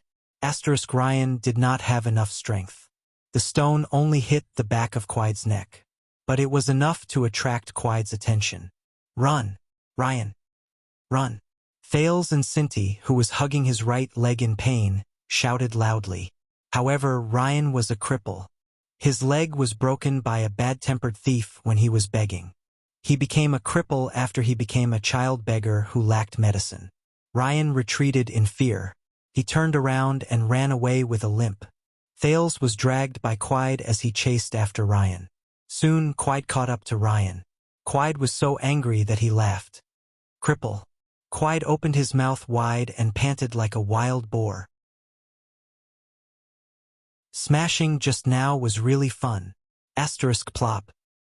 Ryan was kicked to the ground. His eyes were filled with fear and regret. I. Without waiting for the terrified Ryan to finish speaking, Quide raised the dagger in his hand and ruthlessly stabbed Ryan's right wrist. Ah! Ryan's screams were deafening. Even Thales trembled a little. "Aren't you a cripple? You have a broken leg." Quide shouted crazily. You should at least be symmetrical from top to bottom. Then Quide pulled out his dagger. The smile on his face became wider. He pushed Thales to the ground with one hand and turned around to focus on Ryan. He viciously kneed Ryan's stomach. He raised the dagger and aimed it at Ryan's wrist that was already pierced. It was like sawing wood. Start. Cut. Thales closed his eyes in pain. No. No. No. That. Ryan's screams had already turned into a continuous, unrhythmic wail. Cinti's angry roar rang in his ears. Thales did not look at Coria, who was still sobbing. He also did not look at Kellet, who was silent. Please, let this end quickly. Quickly end it. When Ryan's continuous wails turned into painful moans, Thales, who was already numb, felt his collar being grabbed by Quide again. He felt a burning sensation. Thales opened his eyes and saw the dagger in front of him. There was a silver coin on top of it. It was a silver coin that was scorched black by the fire. The burning heat assaulted him. Open your mouth, Quide said fiercely and coldly. Beside him, Ryan held his bloody right hand. There was no emotion in his eyes. He just lay on his side in a daze. His body trembled from time to time. There was only a bit of flesh left on his right palm that was connected to his wrist. Thales retracted his gaze and looked coldly at Quide. Are you not willing? Quide shook his head and chuckled. Then your eyes will do. After he finished speaking, he grabbed the dagger and the silver coin that was burnt black and moved it closer to Thales' eyes. The burnt black King Mindy's was getting closer and closer to his eyes. The inscription became clearer. A king is not respected by his bloodline, but his bloodline is honored by the king. Just as it was about to touch his eyes, Thales roared and struggled fiercely. He bit the little finger of Quide's hand that was holding the dagger. Quide hissed in pain and leaned back. The silver coin fell from the dagger and landed on Thales' bare chest. A burning sensation came from his chest. No. It was an intense burning sensation. It even caused excruciating pain. Thales could not endure the burning of the silver coin. He let go of Quide's teeth and reached out to grab the silver coin on his chest. Bastard! Quide looked at his bloody little finger. He was furious. Then I'll leave you something as a souvenir. He knocked the boy down with one punch, then pounced on Thales and pinned him down. He pressed the scalded silver coin against Thales' chest with his dagger. Hiss! It was like the sound of a soldering iron rapidly cooling down. However, the material used to cool it was a body of flesh and blood. Thales roared furiously. Along with the burning temperature on his chest, there was also a burning smell. The muscles all over his body started to burn in pain again. Quide pressed on the silver coin for a full 5 seconds. He stared at Thales' face that was constantly changing in pain. Only then did he feel relieved and let go of Thales. Thales struggled free and fiercely pulled the silver coin that was stuck to his chest. He did not care about the burning temperature and tore it off along with his belt and blood. The silver coin rolled on the ground with charred flesh and fresh blood from Thales' hand. Clanked loudly. Thales' blood fell to the ground and quickly dried up. He laid on the ground and tears flowed out uncontrollably. Damn it. He was obviously an adult, wasn't he? Why did he want to cry? What a pity. It would have been better to swallow it or press it against my eyelids. Quide carefully picked up the silver coin and threw it into the fire. It's okay. We'll do it again in the next round. Thales closed his eyes tightly. The burning sensation on his chest did not seem to weaken. Instead, it became stronger and hotter. There seemed to be a surge of power. It was accumulating. Just let me slit Quide's throat. He muttered in his heart. When Thales opened his eyes again, he only stared coldly at Quide. Quide looked at those lifeless eyes and suddenly felt a little bored. Hey, brat, don't you want to play anymore? Quide kicked Thales. Thales only stared at him coldly. Come on, he thought. This time, whether it's my eyelids or my nose, you can burn it however you like. After all, I can't do anything after I transmigrated, can I? Quide looked into Thales' eyes and confirmed the coldness in them. Quiet hated this kind of coldness. When he was collecting debts, he hated this kind of debtor the most. This meant that no matter how much he tortured the other party, he would not be able to collect any money. Boring. Quiet spat and thought fiercely. The fun has been ruined. I've wasted too much time. However, when he turned around and saw the other two child beggars in the hole in the wall, his eyes brightened again. Under Coria's cries and Kellett's fearful gaze, Quiet reached his hand into one of the holes in the wall in the sixth house. He reached for the only and youngest girl. Thale's pupils instantly focused. Cinti looked at this scene in horror. Even Ryan put down his broken hand and raised his head. No, that's Coria. That's their youngest child. That child. The burning sensation in his chest became hotter and hotter. His muscles also felt like they were on fire. Coria only cried loudly. She was only 4 years old. Bastard. How dare you? Coria. Devil. Come at me. How dare you? You can't. Thales, Cinti, and even Ryan, who was holding his broken hand, frantically crawled towards Quiet. However, they were all kicked away by Quiet one by one. You are not allowed to hurt her. At this moment, a figure blocked in front of the hole in the wall. It was Kellett, who had been scared back into the hole. At this moment, he bravely pounced forward, wanting to protect Coria. However, Thales only shook his head in pain. No, you are not enough. Kellett's fist was easily caught by Quiet. Don't disturb the entertainment. Quiet chuckled. Without any hesitation, without any hindrance, he slit Kellett's neck. Kellett's eyes widened, as if he could not believe what was happening in front of him. Thales collapsed on the ground. Ryan began to cry and laugh as if he had lost his mind. As for Cinti, he only hammered the ground fiercely. Quiet pushed Kellett, whose windpipe was broken and artery was spurting blood, to the side. He could not speak. Coria cried more and more fiercely. Don't grab me. I am very obedient. I don't have typhoid. I don't have it. Quiet grabbed Coria's hair and carried the crying girl out of the hole in the wall like a pet. Then, he stretched out his dagger and picked up the silver coin from the fire. Bastard! Damn bastard! Thales closed his eyes and roared with all his strength. He hated himself. He hated this damned world. Then he looked at Quiet helplessly. As the girl struggled desperately and crazily, he pressed the silver coin, which had been burnt black for the second time, against Coria's face with the dagger. The children's sobs rang in his ears.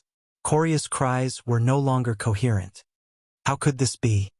Thales lay on the ground, as if he had given up all hope. He was motionless, and his eyes were filled with gray despair. Only his chest, where he had been scalded, felt a scorching heat. Quiet lifted the dagger and the silver coin from the girl's face, causing the girl to scream. He panted and looked around. He suddenly felt a little bored. Let's settle this quickly and look for the other kids. Wait a minute. Is it not good for the Brotherhood to do this? Quiet's drunkenness began to subside. Who cares? Since Rick and his thugs did not appear, it's not a problem. He closed his eyes and shook his head. Then, he wanted to use both hands to break the girl's neck. Huh? When he raised his left hand, Quiet suddenly felt strange. Didn't I hold the dagger and press the silver coin against the girl's face? Dagger? He did not think much about it. Quiet continued to raise his left hand and touched Coria's neck. At this moment, Thales, who was lying on the ground, seemed to have touched something with his right hand. It made him tremble slightly. A dagger? He did not think much about it. Thales trembled as he got up and hid his hand behind his back. Everything happened just like that. In Cinti's eyes, Thales, who was trembling on the ground a moment ago, suddenly jumped up. Go to hell. The 7-year-old transmigrator used up the craziness of 2 worlds and 2 lives to stab and twist Quiet's neck. So annoying. Quiet had already seen his movements, but he did not care and just used his elbow. Then, Thales was sent flying by the impatient Quiet's elbow. Asterisk bang. Asterisk Thales' head hit the side of a hole. He saw stars, but he still stubbornly raised his head and looked at his hand. He was holding the dagger that he stole from Sunset Pub. The dagger's edge was stained with blood. Everything seemed to have stopped at that moment. Quide was stunned for a moment.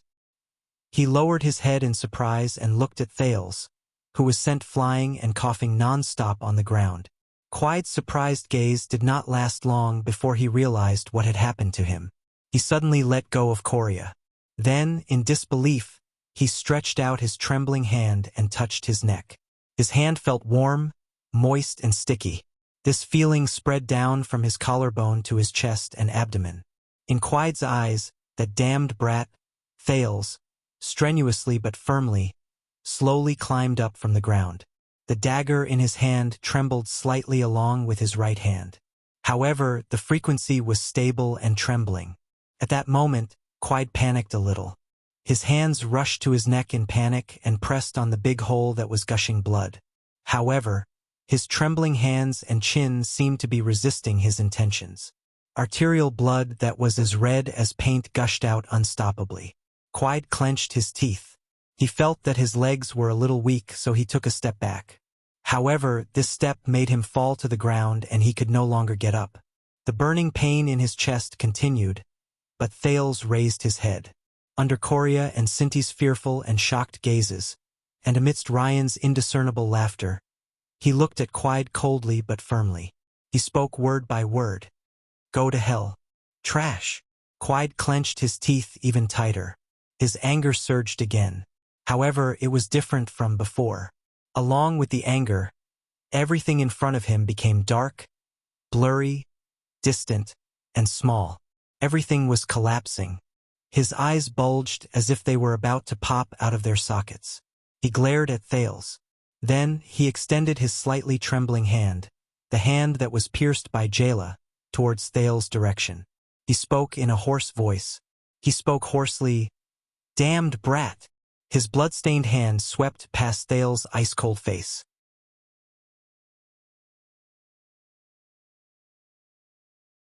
Chapter 7. Bite this piece of wood tightly and you will feel better. I'm sorry, I could only think of this method. Thales frowned and knelt in front of Ryan. The crippled child beggar leaned against the wall, half lying on the ground. He raised his right hand, which was still bleeding. He stared blankly at Thales, who was sharpening a dagger on a blunt stone. He let Thales stuff a piece of wood into his mouth. Behind Thales, the girl, Coria, was sitting on the steps of the courtyard and the house with a dull expression. The burn on the left side of her face, which had been treated and applied medicine, was now covered with a piece of cloth, and that charred silver coin was now tightly grasped in her hand. The girl widened her eyes and looked around. She even looked up at the moon and laughed hysterically. Behind her, Quide's corpse was leaning against the broken wall. A wave of nausea assaulted Thales. Thales could vaguely feel the sensation of metal piercing into flesh and blood from time to time when he wielded the blade. Thales sighed and endured the discomfort of killing for the first time. The burn on his chest was still hurting, and it took away a lot of his attention. He had to kill Quide. Thales did not regret it. However, he had taken a life. No matter what Quide had done, whether he deserved to die or not, in a sense he was equal to his own kind. He was a two-legged living being, and Thales had stabbed the dagger into his neck. More importantly, Thales turned his head and looked at Coria. He sharpened the dagger in his hand faster and faster. These children had probably experienced the most crucial scene in their lives. An illusory scene appeared in front of his eyes. The light from the projector and the words on the slide appeared like breaking waves. The paper I will be reporting for today's class is mainly focused on the field of psychology. From the perspective of developmental psychology, childhood and adolescence are the most crucial period for the formation of a person's mind and personality. Bloom's follow-up research found that the environment, interaction, and behavior experienced during this period are strongly related to the future personality and psychological development. Many theoretical studies also believe that this influence may last for a lifetime. Thales shook his head and buried another piece of memory that had been retrieved deep in his heart. The mental health of the child beggars was secondary. The problem at hand was how to survive.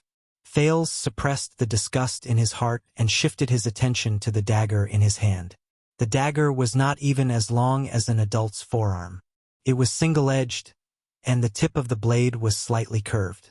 The wooden handle was wrapped with a black leather belt to prevent slippage, and the two sides of the blade were smooth.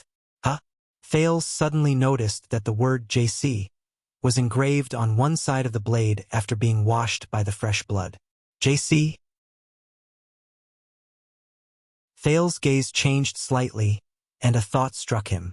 Haha, no matter how many tricks, how many schemes, and how clever they are not as useful as JC's dagger, Thales thought. Then Thales' gaze turned cold. A moment ago, he was still sharpening the blade, but in the next moment, it appeared beside Ryan's severed hand. Chi! Thales cut down without hesitation. The blade cut off the last bit of flesh between Ryan's palm and wrist. Yes. Humph. Ryan's body spasmed violently like a prawn in the Asur River that had fallen into boiling water. He bit the firewood tightly, and a frightening sound came from his throat. His eyes were tightly shut in pain, and his face was distorted into an exaggerated shape. Tears and snot flowed down his face. Thales quickly pulled over a strip of cloth with medicine. It was actually just some dragon grass. Wrapped it around Ryan's severed hand and tied it back and forth violently. Hopefully this will work, stop the bleeding, and prevent infection or else. Thales looked at the fire and shook his head. Ryan was still convulsing in pain. Thales pressed down on his severed hand with one hand and pulled him into his embrace with the other. Hang in there, Ryan. It'll be over soon. Hang in there. Thales comforted him softly with his eyes closed. The burn on his chest was grazed by Ryan's hair, and he felt a piercing pain. Thales looked to the other side. Kellett, Ned, and Ursula were lying quietly under the moonlight. It was as if they were asleep. Ryan's breathing gradually became regular, but Coria began to sob softly again.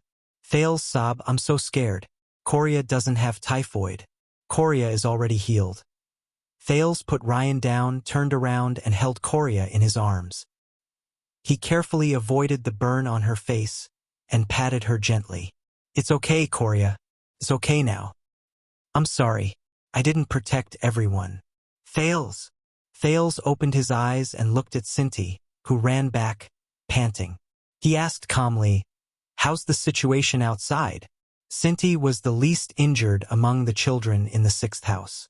After Thales helped him reattach his dislocated leg, he was sent out by Thales to gather information and spread the word about the possible arrival of the members of the Brotherhood.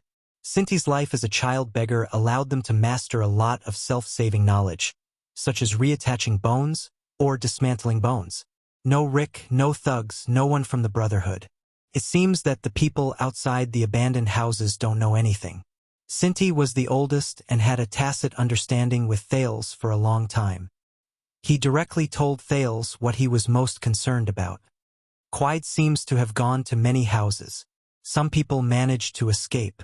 However, excluding us and the 17th house, there are at least 6 or 7 houses with no movement. Thales' eyes dimmed. The 6th house was not the abandoned house closest to the main door. He could roughly guess the fate of the child beggars in those houses. Now the child beggars know what happened.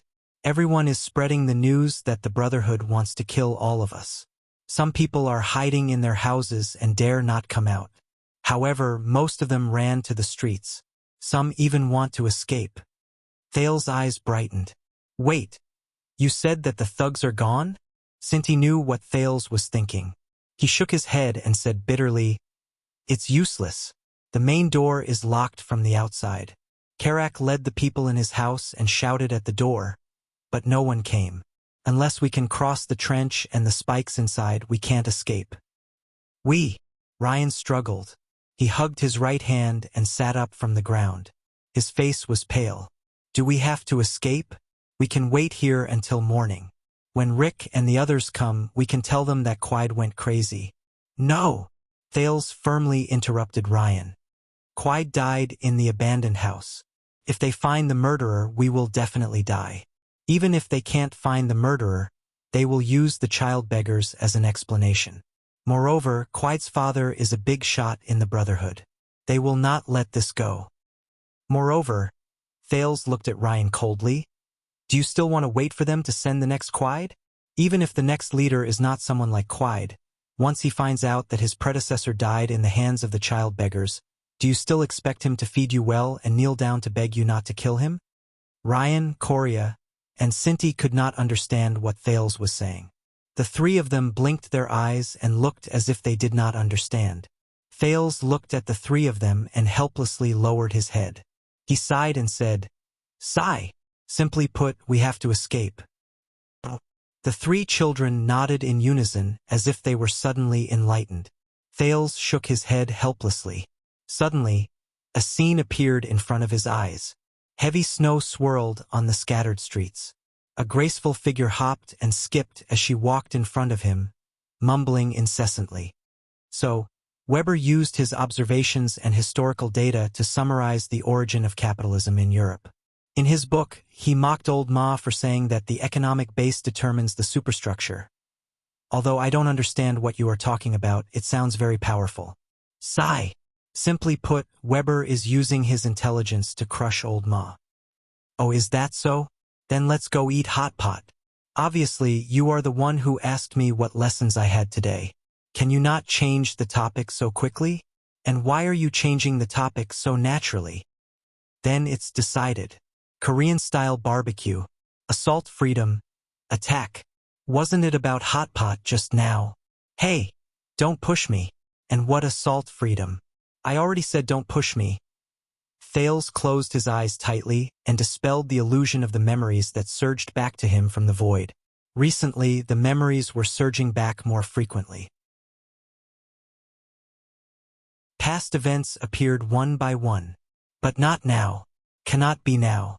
There are more important things to do now. Thales opened his eyes and found that the three children were waiting for his decision. He stood up gently and pulled Ryan up as well. He took a deep breath. First of all, when there is no one outside, move Quide out of the sixth house. Although he is very heavy, we cannot let anyone know that his death is related to us in the short term. Then, Cinti, go and secretly pass the message to everyone. You must do it secretly. Don't let anyone know that you deliberately passed the message.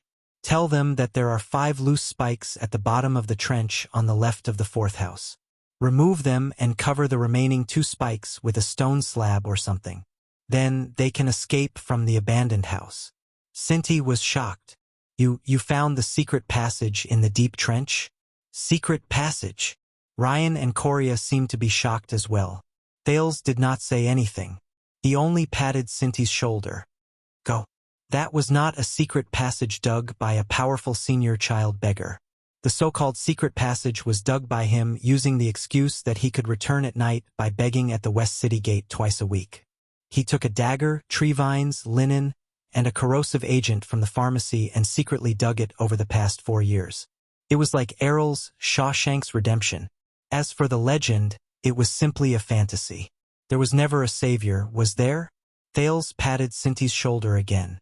The latter nodded and was about to turn around when he scratched his head. He seemed to have thought of something and asked doubtfully, "Why do we have to tell everyone? Can't we escape by ourselves? The more people there are, the harder it will be for us to escape, and the slower we will be." "No," Thales said in his heart. "The Brotherhood is not to be trifled with. They have spies in every street, every road, and every corner of the 3 lower districts. The outskirts of the West City Gate are also filled with their lackeys. For a few child beggars who were not even 10 years old, even if they escaped from the abandoned house, it would be difficult to escape from the Brotherhood." Thales' original escape plan required another half a year. He would then be able to completely figure out the pattern and rhythm of the Brotherhood spies between the 3rd district of the lower city and Red Street Market. Then, he would be able to prepare supplies from Sunset Pub and Grove Pharmacy. Then, the possibility of their escape would greatly increase. As long as they could escape to Red Street Market. But now was not the best time. But in order to survive, they had to escape. Accidents always came suddenly, right? So, He had to turn the escape of the sixth house into a mass commotion among the child beggars.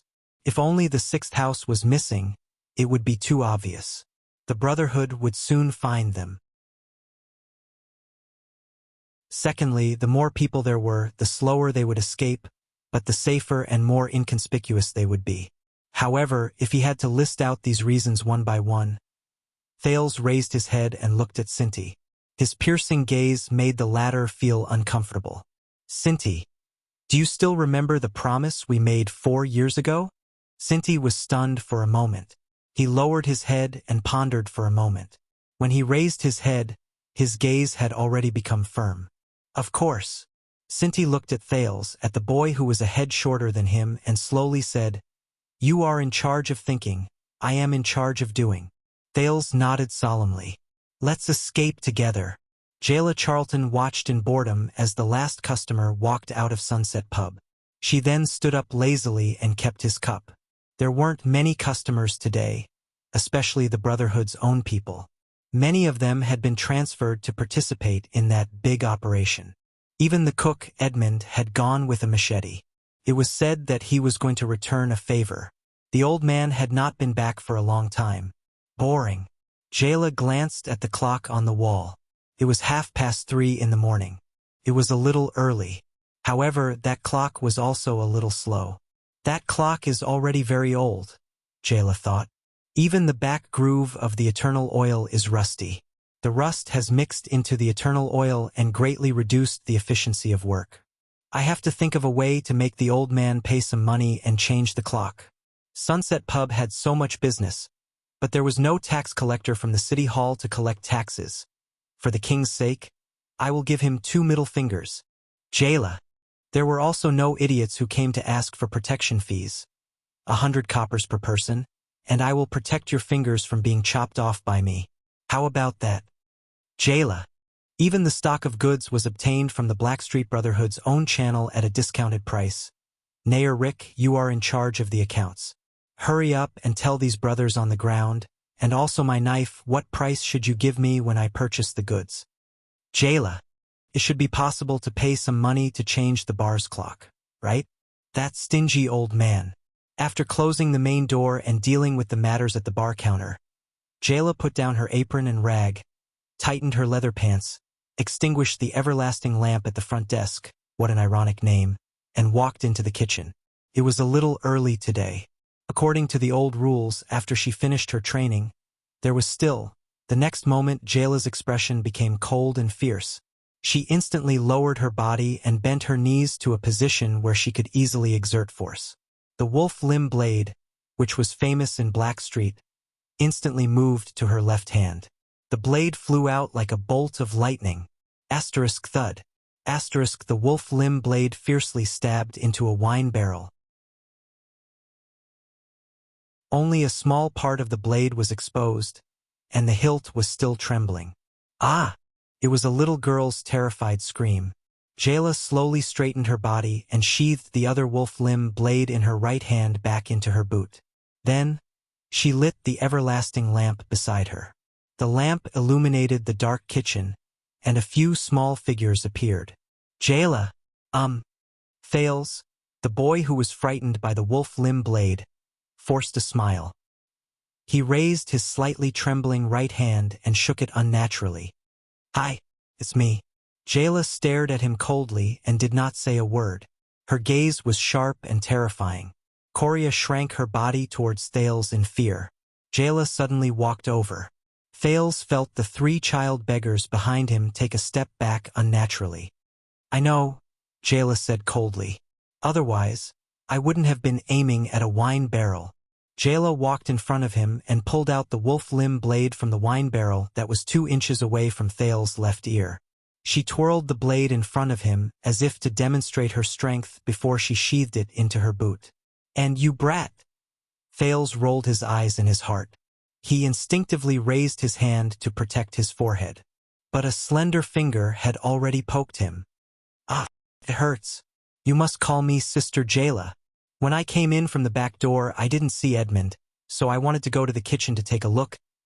They were now in the cellar of Sunset Pub. The 3 child beggars, aside from Thales, were leaning against the large sack of food. They were restless and chewing on the white bread in their hands with great difficulty. They had not eaten such good food for a long time. A little further away from them, Thales sat on a wine barrel that was twice his height. He looked straight ahead at Jayla Charlton, who had her arms crossed in front of her chest and one leg leaning against the wall. She looked languid but valiant.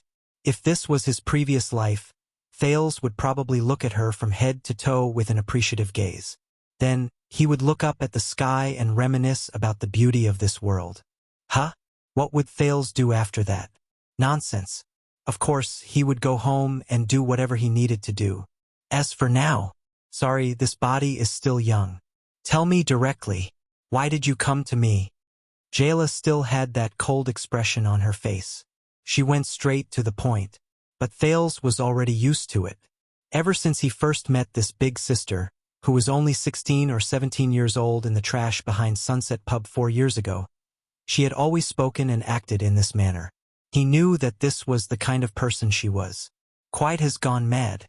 He killed almost half of the child beggars in the abandoned houses. Thales said with a solemn expression. At the same time, he silently clenched his fists. Motherf asterisk cur. From the moment Jayla saw the scarred child beggars, she had a faint suspicion about what happened earlier that day. Jayla's expression did not change, but she began to curse Rick in her heart. That accountant. I knew that you did not have any good intentions when you poured Shaka wine into Quiet's mouth. Why did I agree to his request just for 10 gold coins? 10 gold coins? 10 gold coins. This kind of thing would definitely anger the Brotherhood. 10 gold coins. I should have at least taken 20 gold coins from him. Furthermore, no one came to stop him, and no one came to save us. We could only escape on our own, Thales said dejectedly. The scene from a few hours ago seemed to have replayed itself. And sigh, half of them are child beggars. Jayla closed her eyes and sighed. I understand. You guys can hide here for a day. Don't worry, with me here, that gorilla will not dare to come. If he comes, I will chop off his hand. Jayla looked at the other 3 child beggars and frowned. She could recognize the new injuries, especially the child whose right hand was wrapped in cloth. When Edmund comes back, I will ask him to look for Rick and the people above. Quai did such a thing, he will not be able to escape. This guy, why didn't he die earlier? Jayla was a little dispirited. She put down her leg that was leaning against the wall and stood up. Thales' eyes darkened. He looked at the 3 child beggars and let out a deep breath. Then he looked at Jayla. The Brotherhood has a big mission today. That's why the guards and patrols are lax. If you guys can escape, it must be. Forget it. I will go get some medicine. If you want a doctor. Wait. Brat, what happened to you? While Jayla was talking to herself, she suddenly realized that there was something wrong with Thales. His body was also covered in wounds, and the clothes in front of his chest were torn to shreds. His right sleeve was even covered in blood. That's not right. This brat's gaze. Jayla suddenly walked in front of Thales and dragged him down the wine barrel. Then, she squatted down and held Thales' shoulders with both hands. She looked straight into his eyes. Jayla's gaze suddenly became very serious and anxious. Brat, could it be that you? Thales did not dare to look into Jayla's eyes. However, after a few seconds, he adjusted himself and raised his head with determination. Thales heard his voice was calm and unshakable.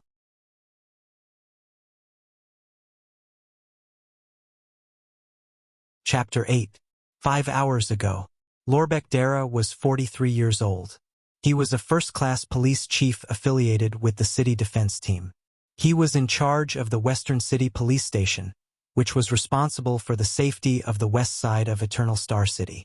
20 patrol teams, a police officer of various sizes, and countless civil servants were all under his command. More than 100 police officers equipped with excellent suppressive equipment such as electric batons, mini crossbows, anti-charge shields, fog bombs, and thunderstorm bombs. Nearly 300 high-quality soldiers equipped with anti-mystic equipment such as the Fallen Demon Sword, Arc Light Shield, Perpetual New Armor, and energy-breaking crossbows. 20 swordsmen of eradication, who were the elite military force of patrol captains, were all under his command.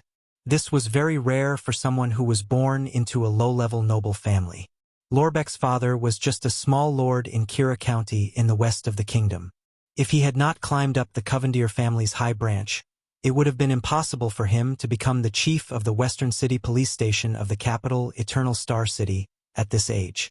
In this wonderful relationship where he showed sincerity to the Covendier family and received an official position in return, there was only a small fly in the ointment. That was, he was responsible for a total of 6 districts in Eternal Star City. They were the 3 districts of the Western District and the 3 districts of the Lower City. Yes, it was the front line of the bloody battle between the Blood Bottle Gang and the Blackstreet Brotherhood. A small fly in the ointment. A fly in the ointment? Bah! Oh, by the king's grace. This is simply a huge misfortune. Oh, he was also responsible for the patrol of the Western City Gate and the safety of the streets. This was what his white-haired predecessor had warned him when he handed over his position. You must instruct your subordinates that when they set off from the barracks and pass through the Western District and the Lower City District to the Western City Gate, yes, his predecessor believed that the Western City Gate was the only place for the patrol team to patrol. For the police, the Western City Gate was the only place where they needed to enforce the law. For the sake of your money, when you pass through the 3 districts of the Western District, you must be polite and friendly. For the sake of your life, when you pass through the 3 districts of the Lower City, you must be on tenterhooks and advance cautiously. For the sake of your position, when you reach the Western City Gate, you must be cautious and full of energy. Lorbeck quickly figured out why. The Blood Bottle Gang, which was rooted in the 3rd district of the Western Ring District, had a long history. They had an unclear relationship with many of the bigwigs in the imperial court, but they would regularly pay a lot of money to the city defense team. Therefore, for the sake of their wallets, when they passed through the Western Ring District, they had to be friendly with the police and the people. The Blackstreet Brotherhood, which was entrenched in the Lower City's 3 districts, was ruthless, crazy, and violent. Half of the unsolved criminal cases in the kingdom were related to them, and they showed no mercy to the officials. Therefore, for the sake of their lives, when passing through the Lower City District, they had to keep their eyes and ears open. They had to jog along the way and not stop for too long if there was nothing important. The Western City Gate was the face of Eternal Star City. It was the gate that many foreign dignitaries, nobles of all sizes, stewards of the Temple of Gods, and adventurers from all walks of life had to pass through when they visited Eternal Star City. Many diplomatic disputes, struggles between nobles, religious confrontations, and conflicts among the people occurred in this area. It was also the place that the bigwigs in the palace paid the most attention to. Therefore, for the sake of their positions, when they were on duty at the Western City Gate, they had to be fair, strict, diligent, dedicated, and selfless in serving the people. In summary, in the 3 years that Director Lorbeck had been in charge of the police station, half of his hair had turned white and he had 3 more wrinkles. Because he did not return home at a fixed time, his wife often protested against him in bed. This was understandable. At this moment, Lorbeck sat at his desk and looked at the moonlight outside the window with a worried expression. He did not want to work overtime either. It was just that there was an important person who had called him tonight, so he had no choice but to work overtime. Also, he was not worried about his work, but about the rash young man in front of him who worked for him. The 25-year-old Cohen Caribbean, who had just been promoted to patrol captain 2 months ago, relied on his superior skills even among the swordsmen of eradication. It would be even better if he could defeat that pervert Miranda Cohen, and his good family background. Sigh, old man, it would be even better if you were a king. Then I could also be a prince. Ouch, why did you hit me? Sigh, old man, it would be even better if you were a king. Then I could also be a prince. Ouch, why did you hit me? Cohen, as well as his military experience, which was rare among young nobles. After he was discharged from the army, damn old man, I didn't sign it, how did I get discharged? It must be because you shamelessly. Ouch, why did you hit me again? Cohen. He became the first trump card of the 20 patrol teams of the Western City Police Station. They all say it's because I have a good father, but old man, You must know better than anyone that I don't have a good father. Ouch, old man. If you hit me again, I'll get angry. Cohen. At this moment, Cohen was wearing a neat and dignified military cap, with a few strands of beautiful blonde hair peeking out from behind the brim of the cap. He was wearing a well-tailored blue meteor star uniform, which accentuated his strong and well-proportioned figure. On his feet was a pair of black military boots that did not reflect light.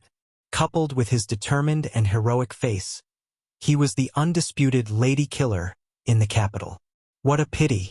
If I were 20 years younger and transferred to Eternal Star City earlier, I would probably be in existence that would make all the noble ladies in the capital scream. These were Chief Lorbeck's daydreaming thoughts, because the young and heroic maiden killer, Cohen, was speaking righteously and resolutely explaining his point of view to Chief Lorbeck. He patted his chest resolutely, as if to let his superior know of his determination. Sir, in summary, I think it is absolutely inappropriate to empty the garrison forces in Red Street Market. Especially tonight. There is a high possibility of a violent conflict between the Blood Bottle Gang and the Blackstreet Brotherhood. In addition, I have received information from my subordinates that the Blackstreet Brotherhood is in front of the headquarters. You still have spies in Blackstreet? Chief Lorbeck yawned and interrupted him.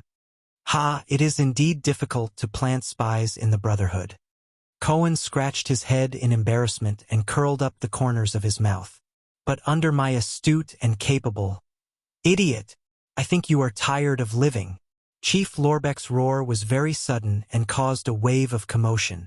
The secretary, the beautiful red-haired Miss Yora, who had just passed by the door with a document in her arms, was so shocked that she slipped. Do you think that the Brotherhood cannot touch you just because you are ranked third in the year-end assessment for a level 1 swordsman of eradication? Do you think that the Blood Bottle Gang will not dare to touch you just because you are from the Caribbean family? Most importantly, do you think... The angry Chief Lorbeck's voice became louder and louder. Cohen, who had been speaking incessantly, was stunned. You can command your immediate superior just because you are more handsome than me? Outside the door, Miss Yora, who was picking up the documents on the floor, trembled. The documents that she had already picked up were scattered all over the floor. Chief, I have gone off topic. Although I am handsome, the Brotherhood... Shut up, idiot! The angry Lorbeck suddenly felt that there was a reason why his old classmate's son was beaten up by his father every day. Lorbeck took a deep breath and said slowly, I know how you feel. I've also been hot-blooded before. 3 years ago, when I was transferred here, I also thought that one day I would clean up all the evil and darkness in the Western District, so that the citizens could walk on the streets with peace of mind and not have to be on tenterhooks. But do you really think that the Blood Bottle Gang and the Blackstreet Brotherhood are just gangs that can't be shown in public? I sent out 20 swordsmen of eradication who can fight against 100 people and 400 guards and patrol soldiers, and you think that you can wipe them out in one fell swoop? The Blood Bottle Gang has 2 mystics, 8 psionic warriors, 12 omnipotent fighters, 3 or 4 great assassins, 6 powerhouses, and 13 generals of the Brotherhood. Do you know how many of these people are super-class and even supreme-class people? Also, they are spread all over the kingdom. Their influence extends to the Western continent's thugs, bandits, rangers, and adventurers. They have a pervasive intelligence network, a deep-rooted network of relationships, a sizable business network, a network of interests that can affect one's life, and a network of secrets. Do you think they are all vegetarians? Do you think this is a war against the Baron Bone people and the orcs on the Western Front? Do you think that my police officers and city defense soldiers have no families, children, social connections, or burdens? Do you think that they will be willing to die for you just because you yell?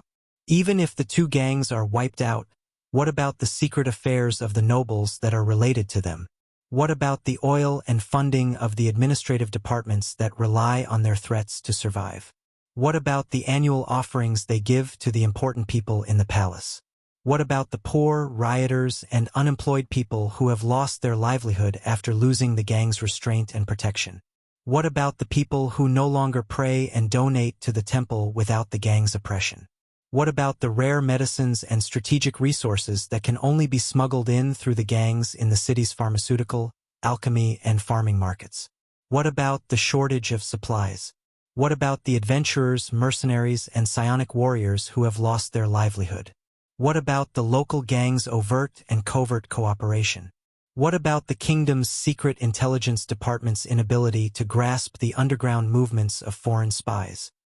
Have you thought about all these miscellaneous things that you can't not consider? Why do you think I cleared out Red Street Market tonight? That's right.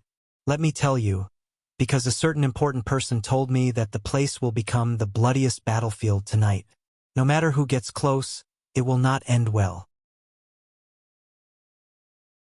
So, not only do I want to clear out the place, but I also want to put up a curfew notice and warn everyone not to get close. Why do you think we're working overtime today?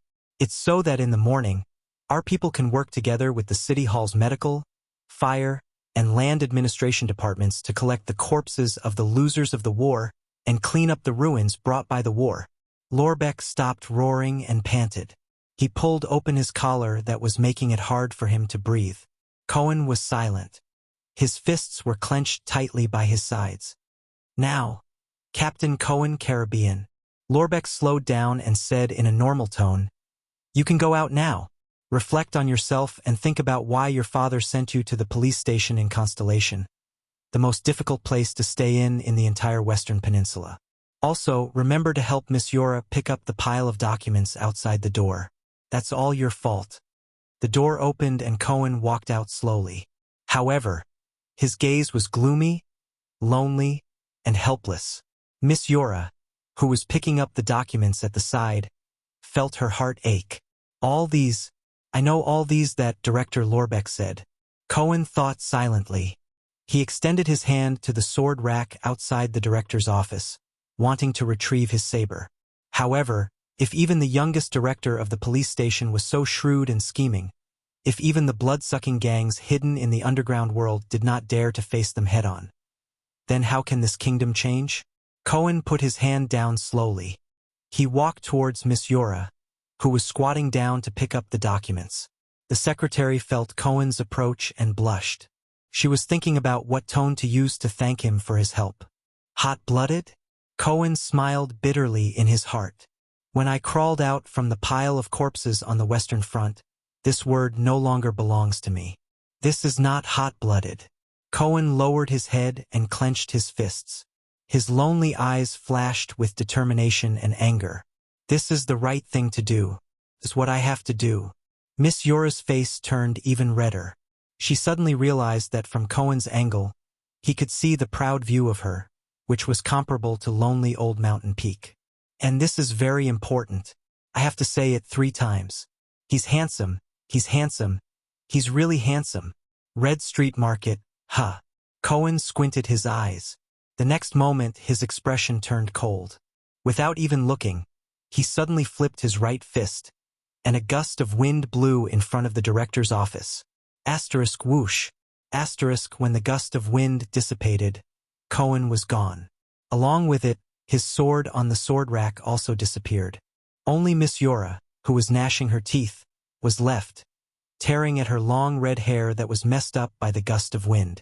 Beside her, the messy pile of documents had been blown into a stack by the wind and stood neatly on the ground. In the director's office, Lorbeck closed his eyes helplessly and sighed.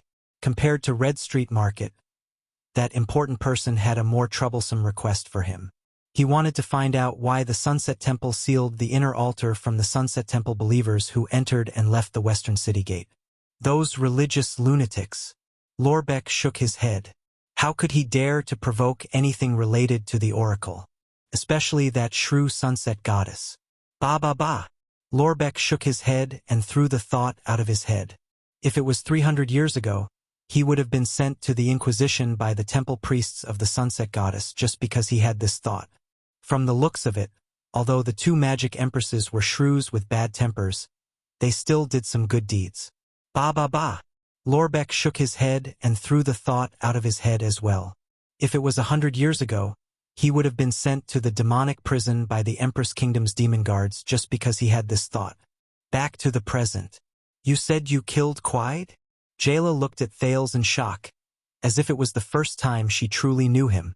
Yes, and Thales was extremely calm.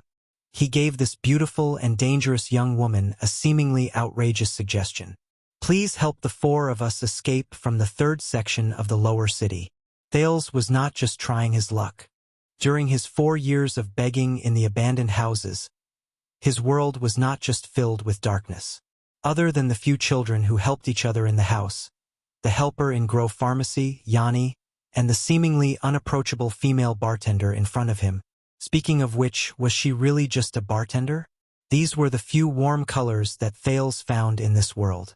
3 years ago, if it were not for her, he would have been bitten to death by Morris' angry wolfhound while he was looking for food in the trash outside Sunset Pub. After that, Morris grumbled for a long time.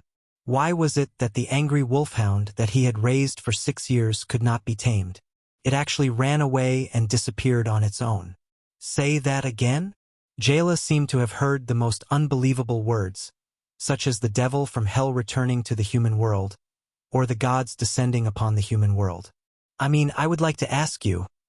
But Jayla interrupted him.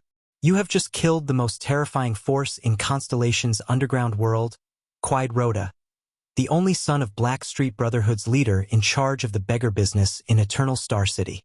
He is also the boss of firearms, Ironheart Shanda Rhoda. Jayla finished speaking in one breath. With a steely expression, she extended her slender index finger and poked Thales' forehead. Then, you still want me to protect you, betray the most terrifying force in Constellation's underground world, and escape from the Blackstreet Brotherhood's hunt and pursuit? Not exactly. Thales rubbed the finger mark on his forehead. Under Jayla's murderous gaze, he smiled sheepishly and said, But that's about it. Jayla digested this news for a long time. Although Thales was anxious, he still waited quietly. Jayla came back to her senses and sighed. However, her expression quickly returned to being cold and indifferent. Humph, going against the entire Brotherhood for you? Do I look like such a good person to you? No, it should be, do you think I look like a good person to you? You don't need to meet the people from the Brotherhood. Thales said anxiously. We have our own escape plan. You only need to give us some food and supplies. You only need to help us hide from the Brotherhood's eyes and ears on the way from the 3rd district of the lower city to Red Street Market. This is a piece of cake for you. I beg you, Thales said solemnly. We only have you to rely on, Sister Jayla. However, Jayla did not seem to buy his words. Humph, you are just a little beggar. Jayla laughed coldly. No matter what, I am still a member of the Brotherhood. What makes you think that I will not immediately hand over you, the murderer of the Brotherhood's leader, and the accomplices? Thales was silent for a moment. Jayla tilted her head and waited for his answer with a faint smile. Because I believe in you. Jayla was stunned. She did not catch up to Thales' logic. What? Thales enunciated each word clearly and firmly said, Because I believe in you, and I want to be a good person. Jayla was stunned. Did I get the wrong script? So, to use his weird language, he could actually say such silly things? This brat, isn't he always quite mature? And he's a member of the Brotherhood. Someone who grew up in a beggar's nest, right? Why is he suddenly... Did he watch too many dramas in Dark Knight Temple recently? The story of the friendship between the hero Chara and the prophet Kaplan? Or was his brain damaged by Quide? But Thales took a deep breath. What he said next made her speechless for a long time. I know that almost everyone in the Brotherhood is scum and scoundrel. They are all perverts with blood debts. They are mad wolves and demons in human skin. To them, sympathy, kindness, conscience, and compassion are not even as good as the mud in the sewers. They sell young girls whose families have been ruined to brothels. They beat desperate children until they are disabled. They sell drugs to teenage girls. They extort diligent merchants until they are penniless. They force farmers who sell their children to starve to death when they encounter natural disasters. They capture people who cannot pay their debts and sell them as slaves in the desert. They work together with degenerate nobles in the ugliest of secrets. But I also know that many of them are forced to make a living. They are all forced, They are all influenced by what they see and see since they were young. They are all unable to extricate themselves from it. They all want to survive. They all have their own reasons of, I can't not do this. That is why they become the Brotherhood's most vicious pawns and ruthless thugs. But it is precisely because of this that I feel that in this kind of environment and situation, besides surviving, I can still persevere. I can hold on to a little sympathy, a little compassion, a little kindness, a little conscience. I can persist in doing good deeds. I can be a good person. I can give up the idea of earning dirty money with my knife skills. I can give even the most destitute drunkard a cup of free ale. I can give a cloak to a beaten woman. I can even kill the beloved dog of the Brotherhood's leader to save the life of a child I don't know in the cold, windy garbage dump. I can even help him, support him, and care for him. Jayla furrowed her eyebrows tightly. She did not realize that she had started to bite her lower lip. When he said this, Thales raised his head and looked at Jayla. His gaze was sincere and hopeful.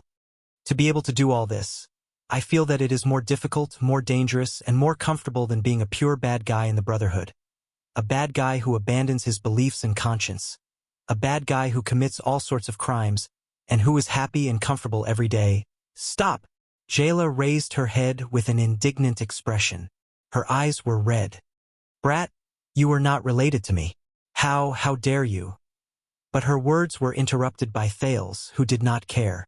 Jayla Charlton, I have seen your knife skills when you split a dog into 3 parts. I have also seen you chop off the finger of a troublemaker. I also know that the customers in Sunset Pub are very afraid of you. I know that even Quide, Rick, and even Chief Morris are polite to you. When they know that you lower the price of their goods, they dare not say anything even though they are angry. I do not know the meaning of the surname Charlton in the Brotherhood, but I think that your hands were once stained with blood, and you even killed a lot of people. Perhaps your family and the people around you are all members of the Brotherhood. Perhaps your father, brothers, and sisters are all people who have committed many crimes. Jayla did not interrupt him. Instead, her expression was desolate. She sank into a deathly silence. So, actually, I do not know whether you are a good person or not, and whether you can be considered a good person.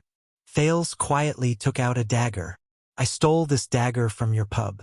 But I know that I only said to you that day, I don't have a knife. How can I chop firewood? Then, that afternoon, this dagger appeared on the most obvious spot in the storeroom. I knew it all along. I always thought that this dagger was left behind by someone else, maybe Edmund. It was only today that the word JC appeared on the side of this blood-stained dagger. Thales raised his head and looked straight at Jayla. The faint starlight in his eyes made her heart tremble. That is your initials, right, JC? I just heard your full name from Quide's mouth. Jayla clenched her teeth. She did not even notice how a low-class child beggar, who never had the chance to read and write, could understand the letters on the dagger and even spell out her name. Jayla Charlton, Miss JC, I want you to know, I must let you know that today, the dagger you gave me saved my life. It also saved the lives of the 3 children over there. The 3 children who think that even ordinary white bread is like a king's feast. Jayla clenched her fists, and her eyes gradually focused. This detestable brat. So, even though I do not know what you were like in the past, and I do not know what you will be like in the future, I always feel that you want to be a good person.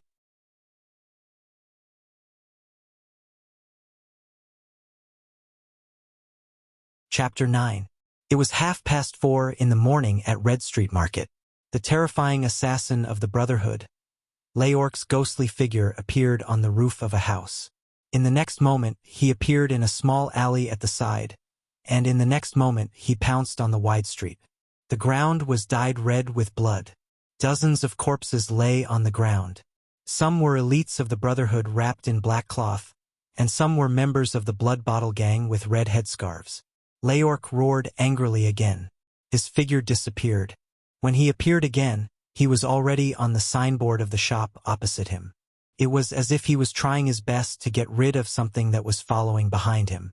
The sounds of fighting continued in the distance. Suddenly, calmness and ruthlessness appeared on Leorc's originally anxious face. In the next moment, Leorc's scimitar pierced through his left armpit at a strange angle. It was like an amamba snake hunting its prey, thrusting towards his left rear.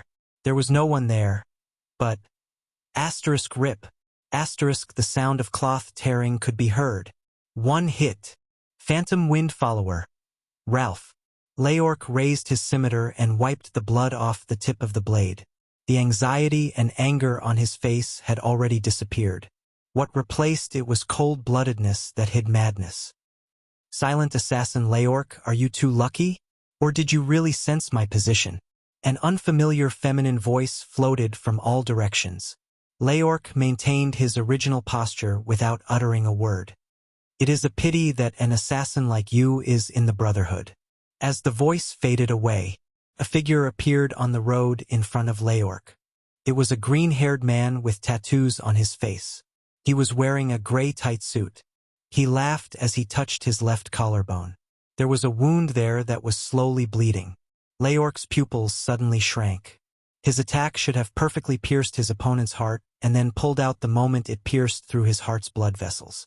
In the end, his scimitar only grazed his opponent's collarbone. Leorc was surprised for a moment, but he quickly recovered his calm state and silently prepared for his next attack. An assassin would always have the confidence that his next strike would be able to kill his target. If Rick was here, he would definitely disapprove of Leorc's nickname as the Silent Killer. That annoying killer had used the most nonsense to mock him, right? Even Thales, the transmigrator, would nod. Leorc was not too quiet when he was fighting with Felicia against the fairies. However, Leorc's eyes were gloomy and his body was motionless. He stood on the signboard like a statue and was indeed filled with a quiet and terrifying aura. But at the next moment, Ralph, who was known as the Phantom Wind Follower, changed his expression. Forget it. Ralph snorted. Who would have thought that Karka would be killed by Morris? Should I say, that damn fatty is worthy of being one of the Brotherhood's 6 great leaders? I'll go into hiding. But don't misunderstand. Our game isn't over yet, tranquil killer. The next moment, Ralph disappeared. At the same time, Morris, one of the 6 leaders of the Blackstreet Brotherhood and the owner of the human trafficking business, appeared at the corner with a ferocious look on his face along with a team of elites. Boss! Leorc instantly floated down from the signboard and saluted Morris. As the Phantom Wind Follower, Ralph. The plump Morris nodded and threw a corpse on the ground. It was a sturdy man, but he seemed to be in extreme pain before he died. If the Brotherhood's exclusive black doctor, strange Dr. Ramon, was here, he would quickly analyze that the sturdy man's lips were purple, the corners of his eyes were bloodshot, and his nails were pink. War Wolf Karka, a psionic warrior from a nomadic tribe in the eastern peninsula's Kisili Plains, died of suffocation. Have you found the others? Morris asked with a solemn expression. He did not feel the slightest joy of getting rid of a strong enemy, especially when the other party was a psionic warrior. Leorc shook his head with a solemn expression. No, but I encountered what seemed to be an air wall in a few places.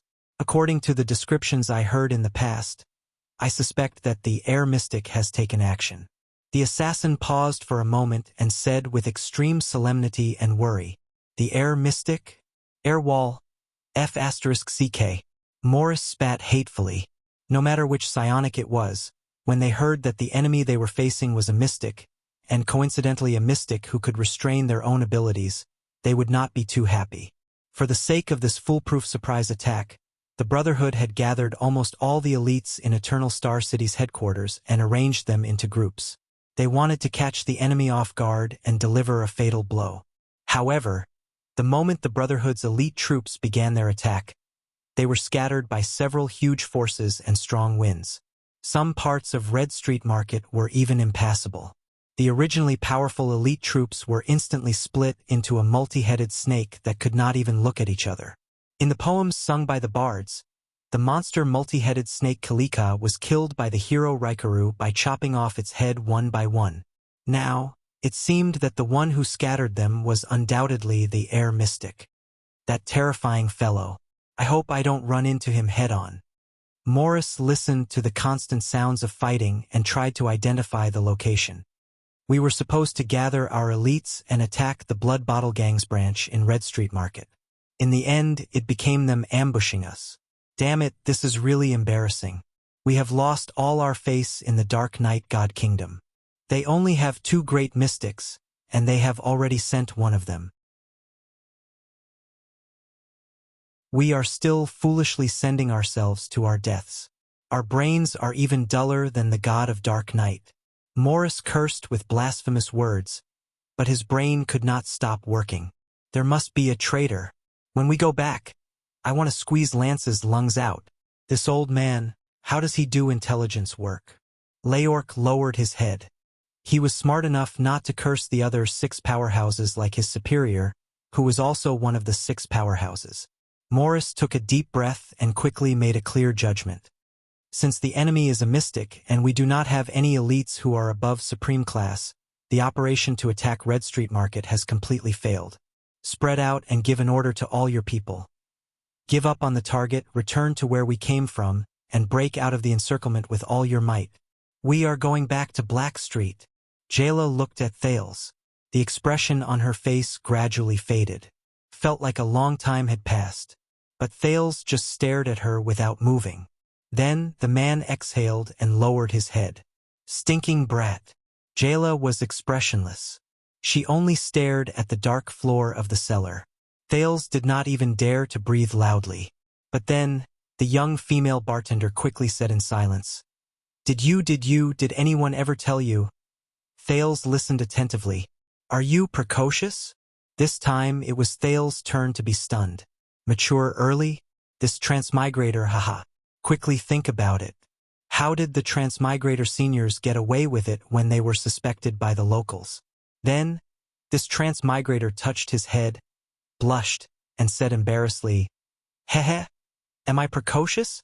Haha, about that, Jayla, I understand what you mean, but I still enjoy my current single life. I don't want to. Ding! Jayla's expression instantly contorted. She poked Thales' forehead with her finger. Brat, you'd better know when to stop. Also, call me Sister Jayla. Thales rubbed his forehead in pain, but a memory faded in front of his eyes. It was a warm afternoon. Wuxia, Dota 2 won't be able to continue without you. You'd better know when to stop. Why do you keep saying the same thing recently? Hey, this is a famous saying in the 2D world. Of course I have to. Why are you still queuing for the next match? Oh, my friend invited me to play against you.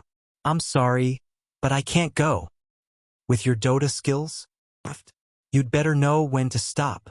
It's the same thing again. Hey, my gaming mouse. Thales rubbed his head and buried the memory in the depths of his brain. What happened recently? More and more memories flashed in his mind.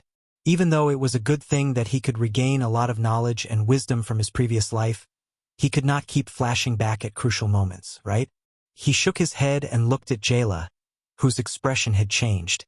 He said clearly, I don't ask for much.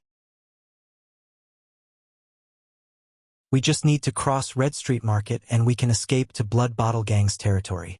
From then on, we can take care of ourselves. No one will know about you. You won't get into trouble. Right now, it is the night before dawn. It is the darkest. It should not be a problem for you to hide from the Brotherhood's spies from downtown to Red Street Market. I dare not say for other places. The Brotherhood will notice us the moment we appear, but Red Street Market. However, Red Street Market is the border between the Brotherhood and the Blood Bottle Gang. That is the only chance for us to escape. The Brotherhood will definitely spend time catching the child beggars who are fleeing in all directions. By the time they react, they won't be able to chase us through Red Street Market. At that moment, the confident and determined Thales curled his lips slightly. Phew! Jayla sighed and closed her eyes. When the other child beggars are fleeing in all directions, you will head straight for Red Street Market. It is a good plan. With my skills and experience, it is not impossible to distract the Brotherhood's spies. When she opened her eyes again, her gaze suddenly became sharp and astute, fierce and terrifying. It was as if she had instantly turned into the female assassin she once was. Even Thales rarely saw Jayla like this. But will you be safe once you reach Blood Bottle Gang's territory? You can make the Blackstreet Brotherhood run out of options, but it's only temporary. The Brotherhood has countless capable people. Their fighting power is outstanding. Even Blood Bottle Gang is at a disadvantage. It is only a matter of time before they find the real culprit. And after that, where can you go? As long as you are in Eternal Star City, Blackstreet Brotherhood will find you. Even if you leave Eternal Star City, how do you know that the Brotherhood's power will not be more terrifying and unbridled than in Eternal Star City? Jayla's words seemed to have hit Thales' weak spot. Thales' face was pale as he swayed. Yes, his plan had not gone that far. His ability was limited, and his wisdom was limited. He had no way of guessing what would happen after Red Street Market. But they had nowhere else to go, did they? They could only go to Red Street Market. That's our problem. Thinking of this, he said stubbornly. Jayla, the astute and ruthless assassin, not the lazy and indifferent female bartender Jayla, shook her head. But this is impossible. Seeing that Jayla was still shaking her head, Thales became anxious. In order to obtain Jayla's help, he had done everything he could. He had even used his verbal cannon of justice to win her over. How could he fail? You can't play like this. This is not Football Manager. He had no other choice. As a calf, he could not be greedy for money during a crucial moment in a team battle. He could not be stingy with the opportunity to enlarge his strength. Earthshaker had made a decisive leap. I know that compared to providing food and giving me a dagger, this request is too much. But please look at the 3 children over there. Their hopes are all in this bar. Jayla, please help me. And Thales said with difficulty. Jayla raised her eyebrows. The transmigrator was very unwilling to say what he was about to say next, because to him, this was completely undisguised coercion and torture. And, you still owe me a favor, don't you? Thales said firmly. Ha! Jayla's eyes were filled with doubt and surprise, but she immediately laughed. The bartender placed a wolf limb blade on her thigh in front of Thales. A favor? You're saying that you once suggested that I change my weapon to this, and you think that it's a favor? Alright, that counts, but you're taking too much advantage of me. Thales looked at the wolf limb blade. His mind immediately recalled the memories he once had with Jayla. That was a long time ago. Jayla. I've thought of a way to compensate for your lack of strength and speed. How many times have I told you to call me Sister Jayla? Go away. A brat who doesn't know how to fight, has no psionic powers, divine arts, and knows nothing about mystic energy. Don't disturb my training. Jayla, this is it. Look at this picture. The style and curve of the blade. Brat, where did you get it? It seems quite interesting. This is called a dog limb blade. Whether you believe it or not, it's a weapon from another world. What dog limb blade? Even if you want to use it, at least change it to a nicer, more majestic name. Also, call me Sister Jayla. Also, what other world? Don't go to Dark Knight Temple to watch dramas. The people there are all crazy. When Thales thought of this, he shook his head and chased away the memories. He firmly and slowly enunciated the following words. No, it's not because of this favor. It's because you provoked Quide to this state, causing him to lose his rationality and go crazy. You caused the child beggars to suffer heavy casualties, and caused us to have no choice but to flee. Thales finished his sentence with a heavy heart. As soon as he finished speaking, Jayla widened her eyes and looked at him in disbelief. Her beautiful eyelashes trembled continuously. How did you? Thales was originally a little nervous, but when he saw Jayla's expression, he finally made a judgment. Yes. Thales nodded. His heart was a little heavy. You were the one who cut Quide's hand, right? He cursed and called your name. Also, when Quide's greatest humiliation was mentioned, he might have been angry, but he was more ashamed. How could he be crazy enough to kill the child beggars? I don't know what happened, but Quide must have come to Sunset Pub to drink and offended you. Then, for some reason, he lost his sanity and rushed into the abandoned house to kill half of the child beggars. That's what happened, right? The other half of the child beggars' lives are actually related to you, right? At that moment, Thales clearly saw the trembling in Jayla's eyes. Damn brat. Jayla cursed in her heart, but the wolf limb blade in her hand trembled continuously, betraying her current mood. Too smart. It's just a few dozen child beggars. Jayla's heart trembled. I didn't kill them myself, it has nothing to do with me. It's all that Rick, that damn accountant. It has nothing to do with me. Nothing to do with me? A baby covered in blood suddenly appeared in front of Jayla. The baby was wrapped in an expensive blanket. Then she raised the blade in her hand. At that moment, her heart seemed to be so heavy that she could not draw blood. So, please help the remaining 4 child beggars in front of you, because this is you. This is a favor you owe us. Thales felt extremely uncomfortable, but he still said those words in pain. Jayla shut her eyes tightly and put the wolf limb blade back into her boot.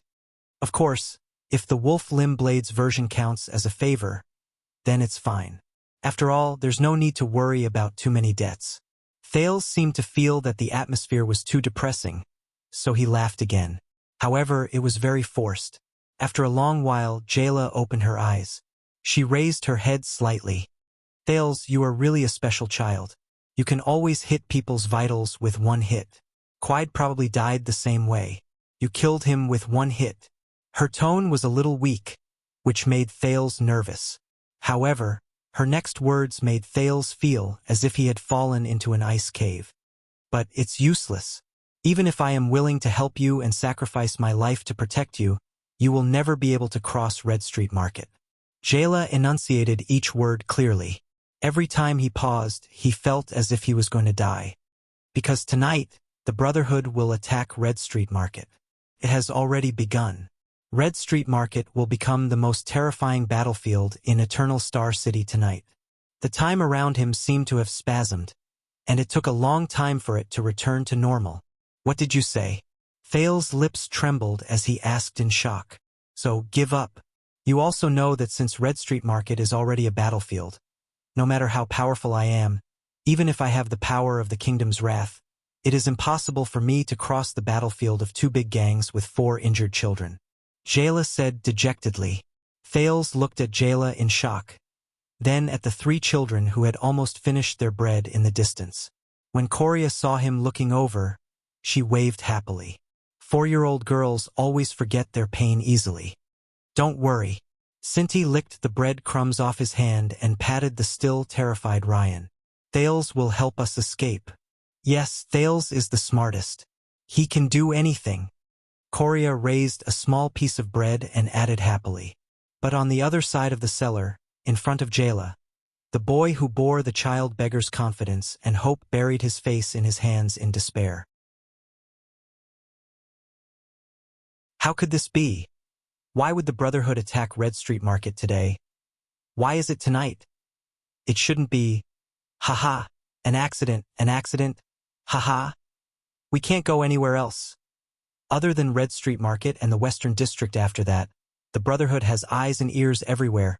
Unless we go straight to the first district of the lower city and go to the sewers, to the underhanded path. That's the Iron Bat Society's territory. No, the Iron Bat Society has long submitted to Blackstreet Brotherhood. Go back to the abandoned houses? Destroy Quide's body and destroy all evidence. Impossible, the other children already know. They will find out about us eventually. What should we do? What should we do? Thales' face was pale, his lips were pale, and his forehead was drenched in cold sweat. Jayla could not bear to see him like this, but she could only shake her head and pat his shoulder. Stay here with me. Jayla sighed. I have someone I trust who can hide you for at least a month. I can look for the old man. Jayla paused for a moment and said awkwardly, the Brotherhood values the old man's reputation a lot. At least you won't die. But it's definitely worse than death, the hopeless Thales added in his heart. Sometimes. Jayla looked at Thales' dispirited look and lamented that this smart boy had reached the end of his rope. We have to accept our fate. Thales's vision suddenly blurred again. Chiron sigh, she's already gone. You have to restrain your grief. Sob, sob, sob. I'm fine. Don't worry. Don't worry, Auntie. I'm fine. I'm really fine. I know, Chiron. Sometimes we have to accept our fate. Since she's gone, this is a hurdle we have to overcome. No one is an exception, We have to accept our fate. Sob, sob. Accept our fate. Sob. Accept my fate. What is my fate? Am I supposed to transmigrate to this world and be killed? Do I deserve to accept it? Ridiculous. I've read so many books. I've done so much research. I've written so many papers. How can I accept my fate? How can I believe in this so-called fate? Thales raised his head abruptly, startling Jayla. His eyes were filled with determination and anger. Brat, are you all right? Jayla asked tentatively. She did not know why, but at that moment, she was actually a little afraid of this 7-year-old boy. They will stay here with you. Thales suddenly spat out a sentence. The 3 of them will stay. You have to stay as well. Only then can you protect them. Just say that you've caught these 3 child beggars. Thales said emotionlessly, as if everything in front of him had lost its color. What? Jayla was a little surprised, but Thales ignored her. I'll make a statement with the 3 children. I'm the one who killed quite alone. Thales continued to speak expressionlessly, emphasizing the word, alone. When the brotherhood comes, just tell them this. Jayla frowned. What about you? Do you want me to hand you over? I'll go alone. She did not know why, but Jayla suddenly realized that this child had already made up his mind. No one could go against his decision, let alone stop him. But she could not let him die just like that. After all, you can't even leave Lower City District, brat. The Brotherhood will definitely find out when the sky brightens. Their informants will capture you. When that time comes, you will only regret not begging me to kill you now. Jayla said with a complicated expression. Thales turned his head. His eyes were so cold that it was frightening. Yes, Thales said coldly. Ever since he transmigrated, he had stayed in the Brotherhood's base in the suburbs for a year and in Lower City District for 4 years. He knew the Brotherhood's methods and abilities very well. I probably can't escape, but they can live, and they don't have to bear the pain Quide left behind. No, Quide has already left them with unforgettable pain for the rest of their lives, he said quietly. Jayla stretched out her hands and placed them on his shoulders, but she turned her face away. Thales could feel Jayla's hands. The assassin's hands, which were known for their stability and precision, were trembling slightly. No, I still have a place to go. The only place. And I already knew it, didn't I? Thales snickered. Oh, fate. That's how it works. It's toying with you. You can also play with it. He looked at the 3 children who had just finished eating their bread and were looking at him hopefully. They were no longer child beggars. The prince turned his head and looked at Jayla with a firm but calm gaze. Thales spoke softly as he looked at Jayla, whose face was gloomy and eyes were red. It's 4:30. The sky will be bright soon. There's still some distance to Red Street Market. Tell me all the informants that I need to pay attention to. I should go. Head to Red Street Market. Note 1. Football Manager is a team management game in the Football Manager series. Players often have this feeling. I have done everything I can in terms of tactics, mentality, lineup, and public opinion. But no matter how many times I save the game and replay, I just can't win against my opponents. In the face of Jayla's rejection, Thales felt the same sense of helplessness. 2. Calf, also known as Earthshaker or Earthshaker. A hero that could be chosen in Dota 2. Its ultimate skill was a pure damage skill. The more enemies gathered in a certain range, the higher the damage of the ultimate skill. If it is amplified in a sufficient number of people, it can even change the outcome of a team battle that is bound to be lost. Hence, the timing of the Cav's amplification is very important. If one wants to maximize the damage and cautiously wait for the crowd to gather, hesitant or amplify it too late, they may miss a good opportunity in a team battle.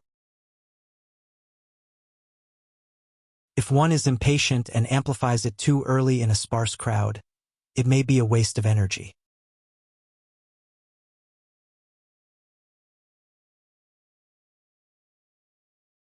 Chapter 10.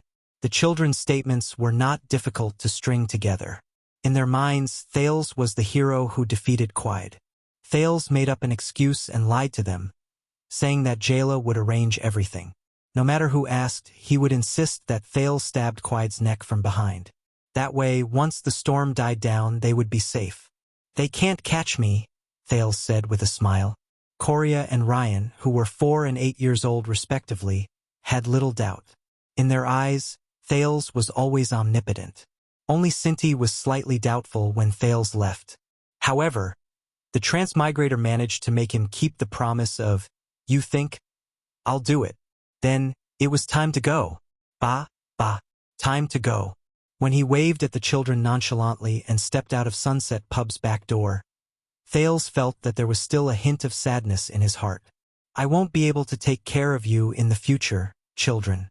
I hope my luck is good. We'll meet again in the future." What a heavy farewell. After all, I've stepped forward bravely. It's a little bleak, huh? Thales widened his eyes and looked at the expressionless Jayla. She swung her long legs and overtook him from behind while fully armed. "Hey, aren't you supposed to stay in the pub and take care of the 3 of them? Without you, don't worry. I hid them in the secret room and left a note for Edmund." Jayla, who was wearing a dark gray tight suit, pulled down a pair of transparent goggles from her forehead and put them on. She then pressed down on Thales' shoulder with a displeased expression and squatted down beside him. "But, no buts, brat," Jayla interrupted him in an unquestionable manner. "Since you've decided to bear the wrath of the Rhoda family alone and go to Red Street Market to try your luck, I should at least send you on your way." Jayla patted the wolf limb blade on her boot. "Besides, the Brotherhood's hidden sentries in XC are not something a 7-year-old brat can avoid. Even if I tell you everything in detail 100 times, you won't be able to get past me." Thales stared at Jayla dumbly. After a second, he squeezed out a sentence. "But Red Street Market is at war. Don't waste any more time. Get on, let's go." Jayla did not waste any more words, nor did she bother to explain. Her arrogant expression forced Thales' hesitation back into the depths of his mind. "But, come up? From where?" Thales looked at Jayla, who was kneeling on one knee. The short-haired and valiant sister's tight-fitting clothes accentuated her already hot body, making it look even more shapely. Her chest was even, if he sat on her arm and clung to her neck, wouldn't that be? When he thought of this, the prince lowered his head in embarrassment and rubbed it. Boom! Ah, it hurts. Jayla fiercely jabbed the center of Thales' forehead with her finger again, causing his worldview to be shaken. As if she had seen through Thales' thoughts, Jayla fiercely pulled out her wolf limb blade. She glared at him with a look that said, "I'm not to be trifled with.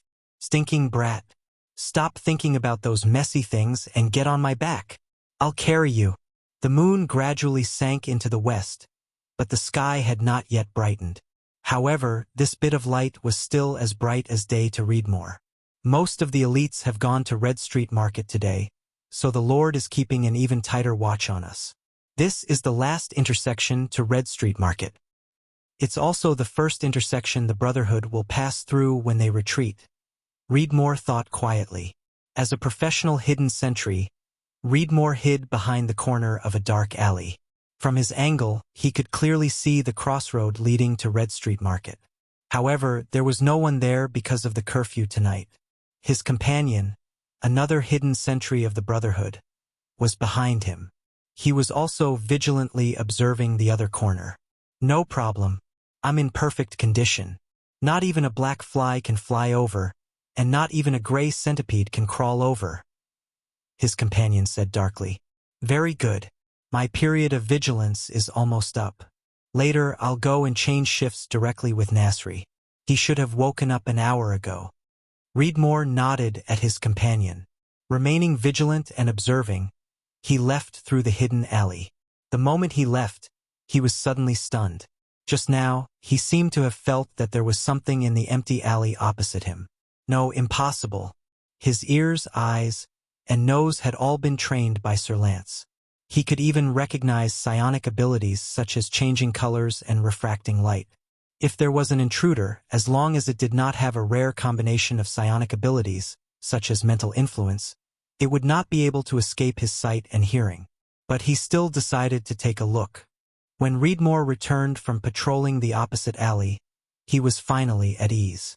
It was probably because his period of vigilance had passed, and he was hallucinating. He shook his head and went back to change shifts. Behind Reedmore, a short-haired woman in black tights walked out softly. There was a child lying on her back. She looked at Reedmore's back, then lowered her body. She tapped the ground lightly with the tip of her foot, and quietly but quickly leaped out of the alley towards Red Street Market. They were naturally the female bartender, Jayla, and the escaped beggar, Thales, who were heading towards Red Street Market. Before dawn, before the long night ends, normal people's defenses and nerves are at their most relaxed. Even an ordinary student from the Wong Li Military Academy would know this. For some reason, Jayla could still speak even though she was running. Thales clung tightly to Jayla's back as she shuttled through the alley at an unprecedented speed. She moved as fast as the wind, but she made no sound when she landed. Thales, who was clinging to Jayla's neck, could only close his eyes and press his head against the back of Jayla's neck. His nose was filled with Jayla's body fragrance, and he had no idea where he was. But Jayla's voice still traveled clearly into his ears. So, one of the 6 powerhouses in charge of the Brotherhood's intelligence gathering, the Sleepless Ikobian Lance, trained a special group of hidden sentries, the Sleepless. It's not that they don't sleep, it's just that their schedules are different from normal people. I don't know the exact number of them, but all of their schedules are staggered. They start at dusk, start at dusk, start at dusk, start at noon, and start at dawn. There are all sorts of times. That's why Lance's hidden sentries are able to work in shifts to ensure that every hidden sentries on duty are at their most energetic and vigilant. Lance calls this the alert period. From their senses to their experience to their cooperation to their tracking, Lance has trained them to be better than the police station's purebred Rudo police dogs. They have a team that is in charge of the headquarters. During the day, they blend into the crowd in disguise. At night, they turn into hidden sentries to observe and monitor all the key entrances and exits in XC. The 2 people we passed by just now should be the last sentries of the Sleepless in front of Red Street Market. Thales did not speak. He was already shocked by Jayla's stealth skills. Reedmore was not the first Sleepless they passed by. Every time Jayla leaped to the Sleepless sentry position, she would switch from running to walking slowly. What surprised Thales the most was that Jayla's movements entered an extremely strange rhythm. She quietly crept behind the Sleepless, hiding her shadow and body in the blind spot of the Sleepless vision at the same time. Sometimes, it was the blind spot of 2 Sleepless vision, and all the Sleepless did not notice them at all. What Thales did not know was that Jayla was also very surprised by his performance. From the beginning to the end, even if he was following behind a Sleepless, even if the Sleepless could see them if they turned around, Thales still did not move. His heartbeat was steady, and even his breathing was barely discernible. For a 7-year-old boy's control, this was obviously a little too outstanding. Of course, if Jayla had not used the strange rhythm of her movements to perfectly cover up Thales' breathing, he would have long since heard the barely discernible breathing he thought he was breathing. But this was already very difficult. This child is indeed not an ordinary person. Is it a psionic ability or a bloodline? Or is it a combination of both? Can't be that he was born with it, right? Thales' original plan was to let Jayla lure away these hidden sentries. This was the first time Thales heard about these Sleepless. His previous estimation of the Brotherhood was still too shallow. He also had to take the risk of exposing himself. Now, it seemed that he had underestimated this female bartender. She was not only agile and knew how to use a knife. "We're here." Thales reluctantly slid down from Jayla's back at a corner beside the intersection. He slid down gently from Jayla's back. Before his eyes was the Red Street Market at night. The scene of him meeting the noblewoman there a few days ago was still vivid in his mind. The area and volume of Red Street Market was not smaller than Black Street. As the name suggested, it was a famous place for seeking pleasure in the Western District. In fact, there were quite a number of nobles, ranging from dignified dukes who visited Eternal Star City to lords who could not be seen in public in the outskirts of Eternal Star City. They would either conceal their identities or brazenly come to this place. They would have some voluntary or involuntary relationships that surpassed friendship with some adorable and confused young girls or boys.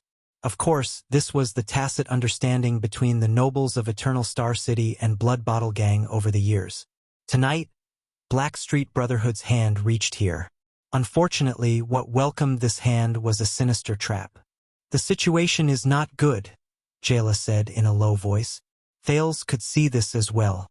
The road to the entrance of Red Street Market was littered with corpses. Some had severed arms, some were decapitated, some were twisted, some had intestines spilling out, and some had ribs turned outwards. Blood dyed the Red Street Market dark red in the dark. From a distance, there were at least 30 people lying on the ground. Even Thales, who had just killed someone, could not help but take a deep breath when he saw the corpses all over the ground and the various ways they died.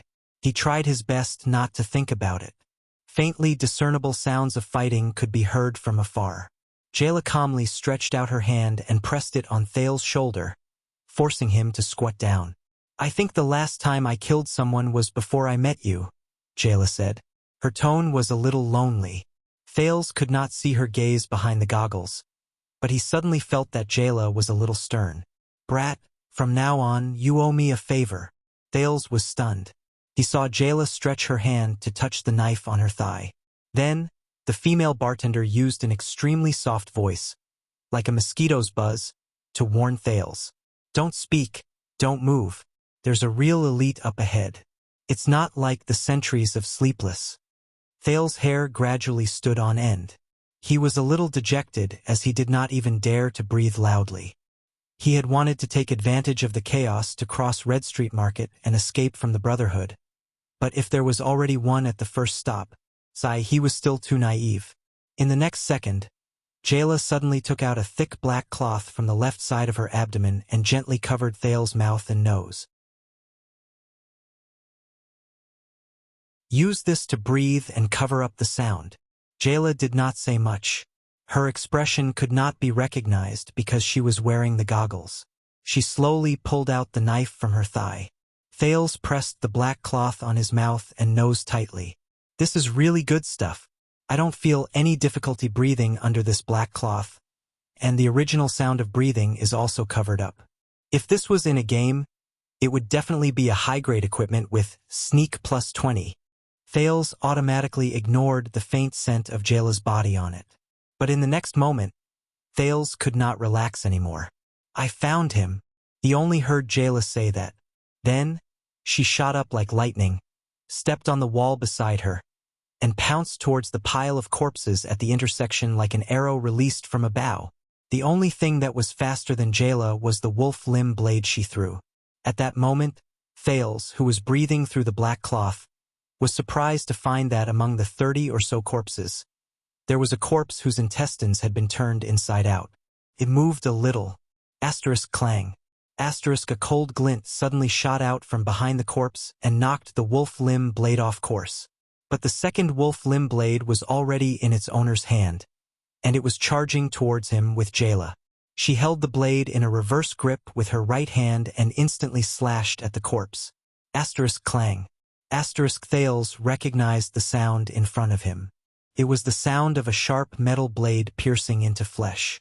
But before he could realize what had happened, he felt his vision blur.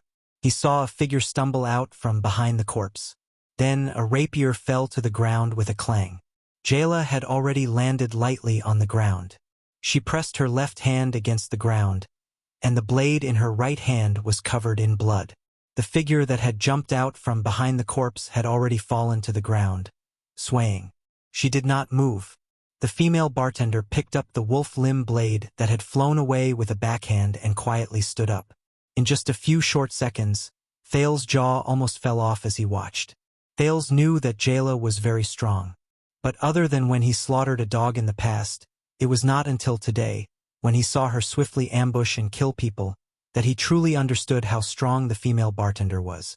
Thales still did not make a sound, nor did he move. He vaguely felt that at that moment, Jayla was even more solemn. What an eye-opener. Among those in the ordinary class, you should be considered an outstanding assassin, right? As the voice rang, a huge, bald, and ferocious man walked over from afar. He held an exaggerated spiked mace with 5 sides. He did not even look at his comrade who had already died at his feet. He only stared at the female bartender in the middle of the corpses. You also know that your brotherhood is finished, right? Everyone is in the trap, and all of you have been wiped out. Our mission was to be on guard, or intercept any possible reinforcements from the Brotherhood. But we never thought that the dignified Blackstreet Brotherhood would only send a little girl with a blade. The huge, bald man walked under the setting moonlight. For some reason, Thales could clearly see his face in the deep darkness. It was a man who was missing half of his nose. His nostrils were terrifyingly protruding, and he looked like a skeleton. Thales suddenly recognized who he was. It was the bald Sven, the head of Blood Bottle Gang's shady business.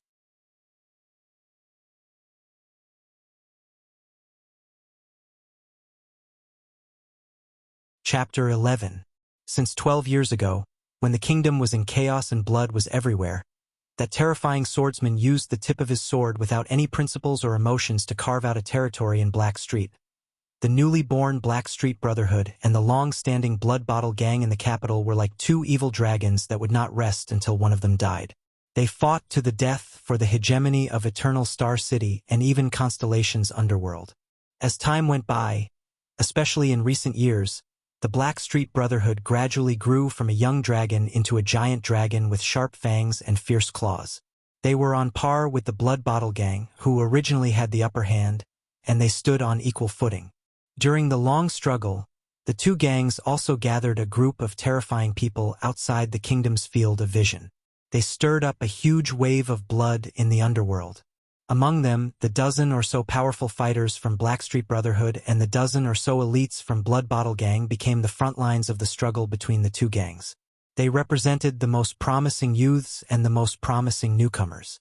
Compared to the Brotherhood's 3 mysterious legendary assassins, the 6 powerhouses who rarely fought, the Blood Bottle Gang's 2 terrifying mystics, and the strange 8 psionic warriors, even the child beggars were familiar with the names of these young and powerful fighters. The bald Sven was the most mysterious of the 12 elites from Blood Bottle Gang, who were known as the strongest 12. There were only 12 of them left at the moment. He was in charge of collecting Blood Bottle Gang's debts and rarely showed his face in large-scale battles. That was why no one said that his martial arts skills and combat abilities were great. However, he had stood tall for 5 years in the bloody battles between the gangs. At the same time, many of the powerful fighters from the Brotherhood who had fought against him had already turned into white bones. Jayla did not say anything. She only exercised her wrist. Dorno was an idiot. The idea of using corpses to ambush us was also very disgusting. However, I still have to thank him for his death. Otherwise, I would not have known that we had an uninvited guest. Sven smiled in an ugly manner. He removed his terrifyingly large mace from his shoulders and spun it back and forth with both hands as if it was effortless. Jayla suddenly disappeared from the spot. The bald Sven smiled without a care. He then turned around and swung his mace fiercely. Ding. Clang. The spiked mace, which was twice as thick as a normal person's arm, collided head-on with 2 wolf limb blades, causing Jayla, who had rushed to the left and was prepared to launch a surprise attack, to lose her balance and fly backwards. Thales's heart clenched. Fortunately, Jayla managed to maintain her balance in the air. With a beautiful backflip, she landed on the ground. The bald Sven gritted his teeth and swung his weapon, as if he was swinging a baseball bat from Thales' previous life. What terrifying strength! Thales suddenly found it a little strange. If it was just great strength, then why was Spencer rumored to be so mysterious? What a terrifying speed! But if I knew of your existence, it wouldn't be that difficult to stop you with my battle instincts. Sven's hideous nose trembled along with his smile. It was a frightening sight. Jayla did not speak. She only disappeared again. The next moment, she appeared in front of Sven's left foot. He thrust out his twin sabers. However, Sven merely tapped his feet on the ground and moved his body to the side. Then, using his body's inertia, he smashed his hammer down again. Bang! The spiked mace smashed into the stone floor, sending a shower of gravel flying. On the other hand, Jayla barely managed to roll to the side and avoid the fatal blow. To think that there would be such a crooked blade. What a rare weapon. Come on, little girl. It doesn't matter if you are an assassin or a killer. When you're dealing with a prepared enemy, the sneak attack you're so proud of is useless. Jayla crouched on the ground as if she was thinking of a countermeasure. What will you do? You won't charge at me head-on, will you? After all, if you want to enter Red Street Market, this is the only way. Sven had been using words to disturb Jayla. Thales became increasingly nervous. He knew that at the moment, Jayla was the only person he could rely on to cross Red Street Market and escape from the Brotherhood. However, at that moment he was more worried about Jayla's own safety and Sven's mysterious reputation. Jayla's expression was hidden behind the protective goggles. However, she seemed to have made up her mind about something.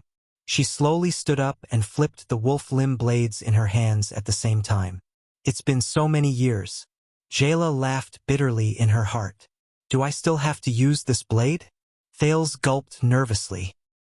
He had seen Jayla's ghostly nimbleness and terrifying speed, but when faced with the bald Sven, who was obviously strong, would her wolf limb blades still be useful? Then, Jayla did not disappear again. She faced Sven's front and charged forward. Thales almost screamed out loud. The two blades were positioned in front and behind. The front blade went straight for Sven's throat, while the back blade moved in the direction of the spiked mace. A head-on attack? Don't even think about asking for death. Sven roared excitedly and swung the sledgehammer at Jayla. Asterisk whoosh. Asterisk the spiked mace whistled through the air as it went towards Jayla's waist while she was running. Later, I'll have to properly deal with this pretty girl by my side. Huh? Sven was shocked to see that this time, Jayla did not block or retreat. The moment the mace was about to hit her, her flexible body stretched out at an impossible angle. Facing the spiked mace in front of her, Jayla did a forward somersault that shocked Thales so much that his jaw dropped. She barely avoided the incoming spiked mace. Even Sven was astonished. This body movement, how did she do it? The attack was not over yet. The female bartender gently pressed the back blade against the spiked mace, and with Sven's great strength, she leaped onto the bald man's left shoulder. Then, the front blade slashed downwards. The modified curve of the blade allowed the wolf limb blades to slash at Sven's left neck faster, more forcefully, and more fatally than normal blades. Asterisk rip. Asterisk Sven roared and retreated. At the critical moment, he avoided being hit in a vital spot, but blood still gushed out from his left shoulder. Did this person completely give up on defense and use risky dodges to attack head-on? Doesn't she know that one mishap and she'll be dead? But Jayla did not show mercy after gaining the upper hand. With a tap of her foot, she continued her attack. She turned sideways again and dodged the tip of Sven's hammer by a hair's breadth.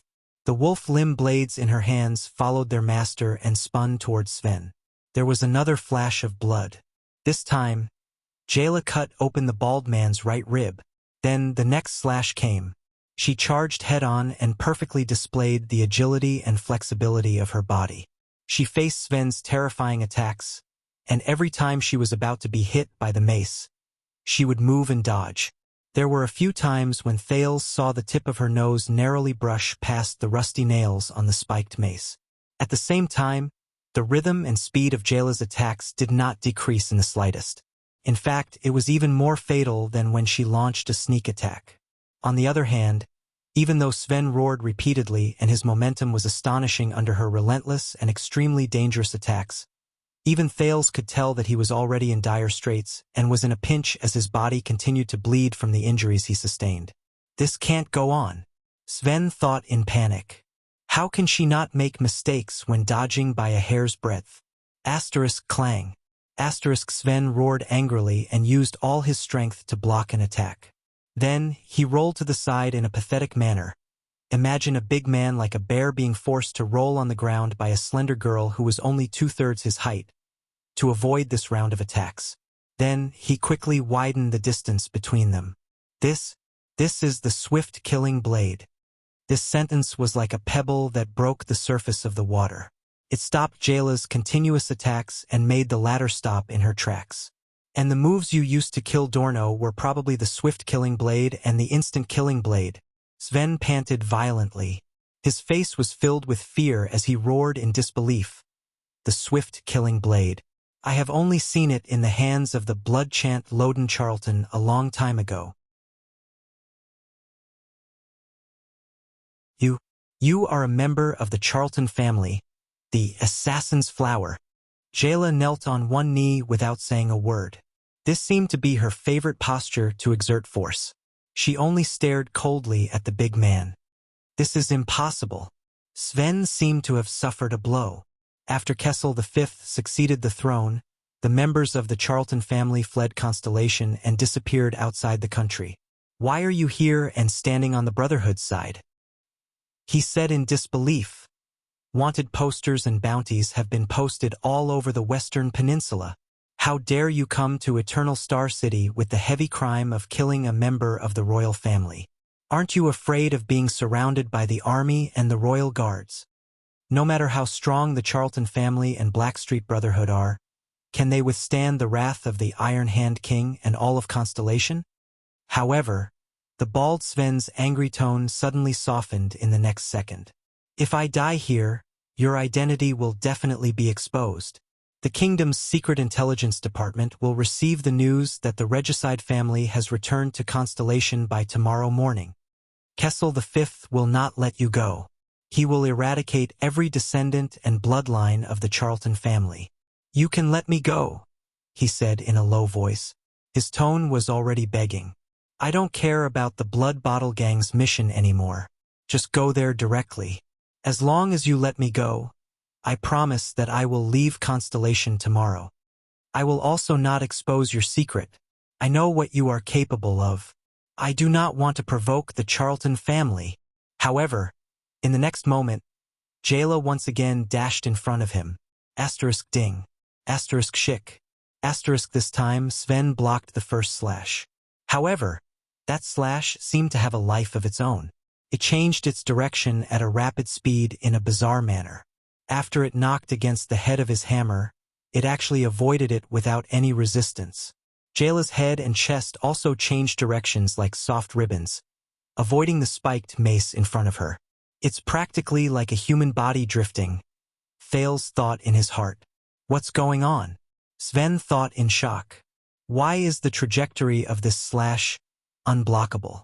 However, the blade in the female bartender's right hand did not stop moving. After changing directions, it returned to its original trajectory and went for Sven's neck even more fatally, until it cut into his throat. Blood flowed everywhere.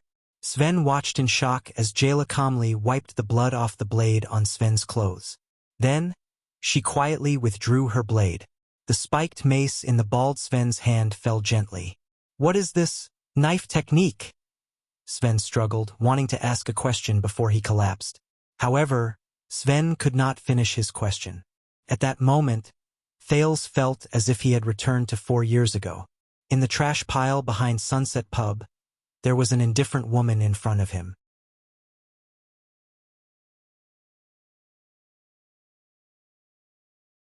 She waved the blade in her hand and said to the dumbfounded Sven, "It's a pity to use the serial killer blade to kill a dog. Hey brat, do you want to eat dog meat? Call me big sister, and you'll have dog meat to eat." The serial killer blade. Thales knew that it was the serial killer blade. The last person who enjoyed this knife technique was a large angry wolfhound who had a small conflict with Thales. We just had a heated debate about whether humans should be part of the angry wolfhound's diet. At the same time, I'm very grateful to you for supporting my point of view. So dog meat? Jayla's skills surprised him once again. However, what shocked Thales even more was what the bald Sven said. It was the truth about the Charlton family, the assassin's flower. Killing a member of the royal family? Assassin's flower? Regicide? You talk a lot of nonsense. Jayla looked at Sven's corpse and said coldly, the so-called strongest 12 is nothing more than this. After saying that, she summoned Thales, who was hiding in the dark. Let's go, brat. Thales walked past the bald Sven's corpse and looked into his eyes, which were filled with grievances. He still did not understand why Sven, who only had strength, a big build, and was missing a nose, was the most mysterious existence among the 12 strongest ones. Was Jayla too strong? He shook his head and walked towards Jayla. The two of them continued to walk towards the battlefield between Blood Bottle Gang and the Brotherhood. Thales glanced at the female bartender's side profile. He was smart enough not to ask her about the Charlton family. I have a secret anyway, the boy thought, and it's even bigger than yours. At the same time, in the inner altar of Sunset Temple, the gray-haired, middle-aged noble looked calm, but he was actually anxious as he waited on the stone chair below the inner altar. His gaze never left the small sacrificial lamp that was burning on the altar. It was as if he was afraid that the flame in the lamp would suddenly change. Beside him sat an elderly priest who was focused on praying. He was quiet and pious. This made the middle-aged noble think of Yodel. He was also quiet, but he was even more terrifying than Yodel. Even though His Majesty was very confident in Yodel and believed that he would not hesitate when he needed to act, Yodel was a person who hid behind a purple drop mask all day long. But Yodel, the guy who always hid behind the purple drop mask, had worked with him once when he was young. It wasn't a happy memory. With his efficiency, he should have found his target long ago. That person was a person with his own creed. After all, he served His Majesty's will, and Yodel Cato, that bottomless man, served His Majesty's interests. The difference between heaven and earth was like the difference between clouds and mud. Does Yodel really know or understand when His Majesty wants him to act? Soon after, the bald Sven's corpse suddenly moved. Then, the wounds on his neck and around his body gradually healed at a speed visible to the naked eye. Then, the man climbed up with great difficulty. Damn it! Sven cursed and touched his spiked mace. The Charlton family has appeared in Eternal Star City. Just this news alone will get me 10 gold coins from the city hall. But Sven touched the wound on his neck that had just healed. His life was still more important. Fortunately, the woman was in a hurry and did not turn around to check. Sven was one of the 12 strongest in Blood Bottle Gang. There was no need to go into detail about his battle instincts and skills, but more importantly, it was his unknown self-healing psionic ability that allowed him to turn defeat into victory the moment his enemies let their guard down. As long as your head, or more accurately speaking, your brain is not damaged, you can return from death. This was what the Blood Mystic, the true powerhouse of Blood Bottle Gang, said to Sven. Congratulations, Undying Sven. And that boy, the Undying Sven thought. When I was in a state of suspended animation, I saw a thin and weak boy appear at the corner of the street and leave with the woman from the Charlton family. This is also strange. A child who can follow the woman from the Charlton family is definitely not an ordinary child. Is he a genius? Does he have some kind of ability that can turn the tide of a battle? A biological weapon? A large area of effect attack? Or some kind of non-human long-lived species? That boy looks young. Maybe he is already hundreds or thousands of years old. Sven shouldered his spiked mace and frowned. Once I report this to the air mystic, I will.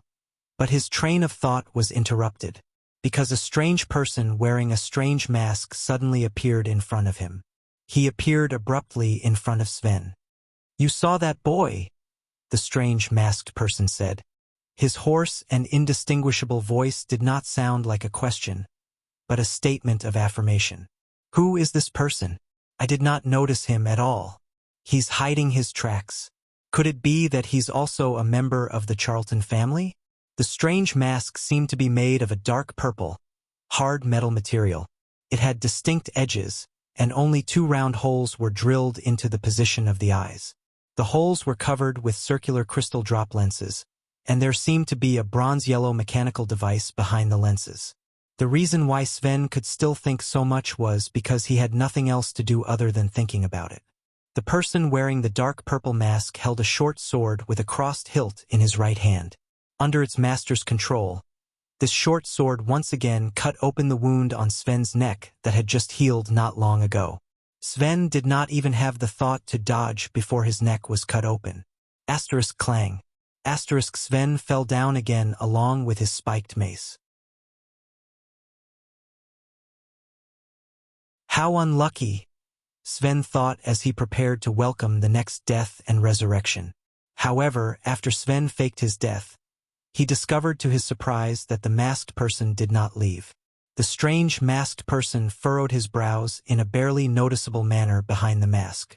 He slowly crouched down and stared at Sven's wound. After a while, the strange masked person nodded as if he had come to a sudden realization. In Sven's senses, he discovered in despair that the masked person's right hand danced lightly with the short sword and drew a beautiful sword flower. No! No! Sven roared in great terror in his heart. Then, Sven could only watch as the strange man stabbed the dagger into his head through his temple, agilely and fatally. The blade was pulled out. There was not even a drop of blood on the smooth blade. As long as your head, or more accurately, your brain is not destroyed, you can return from death. In his days, Sven seemed to have heard the blood mystic's words again. From then on, one of the 12 strongest in Blood Bottle Gang, the Bald Sven, who was also known within Blood Bottle Gang as the Undying Sven, never woke up again. The strange masked person crouched down and brushed his right hand over a mark left by a blade on the ground. It was the mark left by the wolf limb blade when it pierced into the ground. He stood up. Then he disappeared.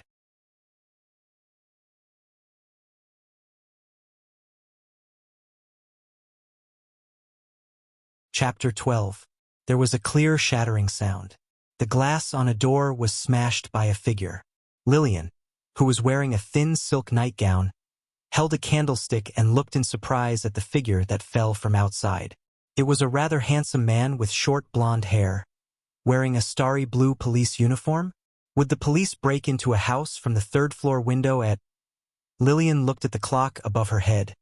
4:50 in the morning? After all, Laurel Clubhouse was one of the most famous clubhouses in Red Street Market. It was located between Red Street Market and Riverside Street, a famous commercial street in the Western District. Lillian was also a famous beauty in the clubhouse. Even if it was a count-level noble or a high-ranking court official, Lillian would have to pay at least 20 gold coins an hour to accompany her. Therefore, when Captain Cohen Caribbean of the Western City Police Station, who had a bright future ahead of him, rushed into the private bedroom of the Laurel Club from the 3rd floor, Lillian, who was woken up from her sleep, came over to take a look with a candlestick. "Miss, I'm really sorry for disturbing your rest." Cohen crawled up from the ground in a sorry state. He hid his sword behind his back and bowed to the charming Lillian. But when he reached out to take off his hat to salute her, he realized that his officer's hat had fallen off during the battle just now. "Damn it," Cohen muttered. "It's all the old man's fault for losing my night suit. I can't even go out to buy one in the middle of the night." Lillian boldly looked at the polite and handsome police officer. This was very important. Otherwise, Lillian would have thrown a candlestick at him.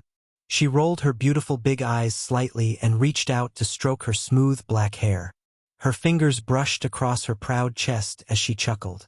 "You're right, Lillian. You're right. Respected Sir Police Officer, we are closed tonight." Cohen obviously knew where he was. Usually, Laurel Club would be bustling with activity at this time. But facing the beauty in front of him, he only smiled slightly. He was not the slightest bit mesmerized by Lillian's alluring charm. "So, you have been instructed to close tonight?" "Of course. The Blood Bottle Gang has opened up a connection and promised to make up for the losses. Otherwise, do you know how much damage Red Street Market will bring to those lords who have worked hard for the kingdom by shutting down for one night? If they can't contribute to the normal operation of the second largest country in the Western Peninsula because of work fatigue, physical fatigue, and mental boredom, then what about the 10 million people in Constellation? Lillian winked and smiled slyly.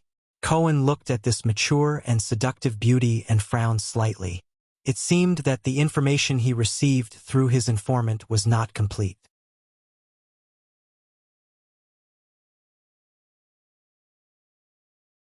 He had originally thought that the Blackstreet Brotherhood had taken the initiative to attack the Blood Bottle Gang's Red Street Market branch. Now, it seemed that the Blood Bottle Gang had set up a trap in Red Street Market in advance and counterattacked. In that case, the focus of his visit tonight to probe the two big gangs would shift from the Brotherhood. After all, it was the Blood Bottle Gang that had existed for nearly 100 years. "Hey, that golden-haired, green-skinned dog," a female voice from outside the building interrupted their conversation. "Come down and accept your death. According to the rules, we are not allowed to enter any house." Lillian curiously walked to the broken window and saw a woman covered in blood and wearing leather armor. She was waving the whip in her hand and angrily looking upstairs. Cohen bowed to Lillian again. "Thank you for informing me, beautiful lady. Please forgive me, but I have to meet another lady now." The golden-haired police officer cum patrol leader turned around and lightly leaped down the street. "My dear Lady Bernice, there is no need to be so impatient." Cohen's smile suddenly became cold, and his eyes were filled with murderous intent.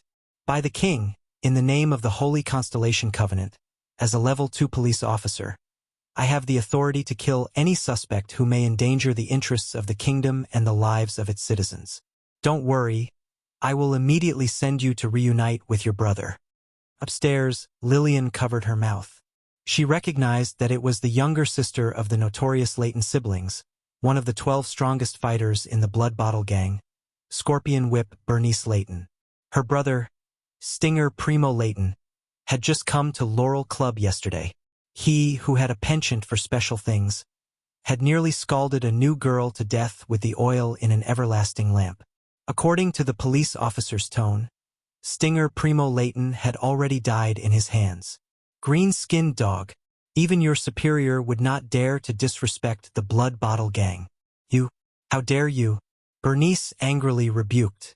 As a maverick among the 12 strongest fighters, she had shaved off the left side of her head and combed the rest of her hair to the right side.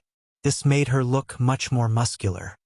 "I will whip every piece of flesh on your body until it becomes mush." As soon as she finished speaking, Bernice swung her whip in a circle and curled it towards Cohen. The barbs on the whip seemed to come alive as they flew out and attacked Cohen at the same time. "I see." Cohen's figure suddenly became blurry. Only an expert would be able to see that he was moving at a speed that could not be seen by the naked eye. He quickly changed his position. Ding! Ding ding! Ding! The phantom of the long sword swiftly turned, and the approaching barbs slashed down. If your brother was still alive, with his ability to control these barbs, the two of you might have been able to create some trouble if you two worked together. But Bernice's whip was as flexible as a snake. The tip of the whip and the flying barbs formed a continuous attack without any blind spots. "If I had arrived 10 seconds earlier, Primo would not have died," Bernice said with hatred. "And you, green-skinned dog, will be torn apart by us." Cohen's expression did not change. He slashed down 5 barbs at lightning speed, but the whip was already in front of his eyes. At this moment, Cohen's expression suddenly turned serious. He charged forward without even looking at the whip that was lashing at him. "Idiot who doesn't want to live. Rip." Bernice grinned as she looked at the charging Cohen. Her whip mercilessly tore open his right shoulder. At the same time, 3 barbs shot out. "My barbs are poisoned with pain-amplifying poison. There are many barbs, and there are thorns in the barbs. Once they are grazed, the pain will be..." Cohen did something that Bernice did not expect. The police's figure rushed forward to meet the 3 barbs. His momentum did not decrease. He raised his left hand and blocked the barbs that were flying towards him. The barbs pierced deep into the police officer's arm. One of them even pierced through his palm.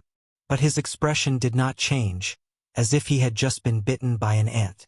Bernice looked at Cohen in surprise. Many of her enemies had suffered from the pain of the poison barbs. Their faces contorted as they wailed and rolled around under her body. But why did he not react at all? Did he not feel pain? Street performer. Let's end it here, Cohen said coldly. Bernice looked at Cohen, who was charging towards her at lightning speed. She quickly reacted and lashed out with the whip in her hand, trying to build a shield in front of her. However, a copious amount of power instantly erupted from Cohen's sword. Bernice's expression changed instantly. No. In an instant, Cohen's sword seemed to have become several times sharper. It flashed and cut the barbs into several pieces. In front of Bernice's eyes, Cohen's cold face and sword became bigger and bigger. The next moment, the plain but sharp sword ruthlessly pierced through her left chest, and the tip of the sword came out from her back.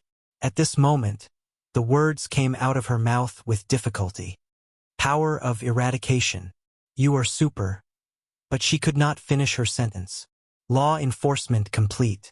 Cohen gently pushed the shocked Bernice away from the sword, as if he had done something insignificant. Let me give you a suggestion. Next time, if you have a trump card, use it right from the start. He gently pulled out the barbs from his hand. That powerful force once again surged into his palm, forcing out a few drops of green liquid. If I was wearing armor, even if it was light armor, you would have died 10,000 times. In the eyes of those who have experienced war, even superclasses are as childish as street fights. But you guys are like children's games. Bernice closed her lifeless eyes and fell to the ground forever. Not far in front of her, her brother leaned against the wall, his throat pierced by a sword. Cohen bowed to Lillian, who was still in shock, and headed deeper into Red Street Market. Although this man looked like a gentleman, Lillian covered her mouth and thought, but he really doesn't know how to show mercy to women. In another alley of Red Street Market, Jayla coldly pulled out the wolf limb blade from the abdomen of the last thug in front of her. She shook off the blood on the blade in disgust. Thales tried his best not to think about Jayla's massacre. It always reminded him of Quide's widened eyes before he died. Those people were aware of the consequences of joining a gang. Thales felt much better when he thought about it this way. Thales pressed down on the black cloth covering his mouth and nose. He watched as Jayla slaughtered a small team of 7 or 8 blood bottle gang thugs. Then, he skillfully and tacitly crawled out of his hiding place and lay on Jayla's back. How did you overcome it? The kind of disgust and guilt from killing people? Jayla sighed. I was taught since I was young.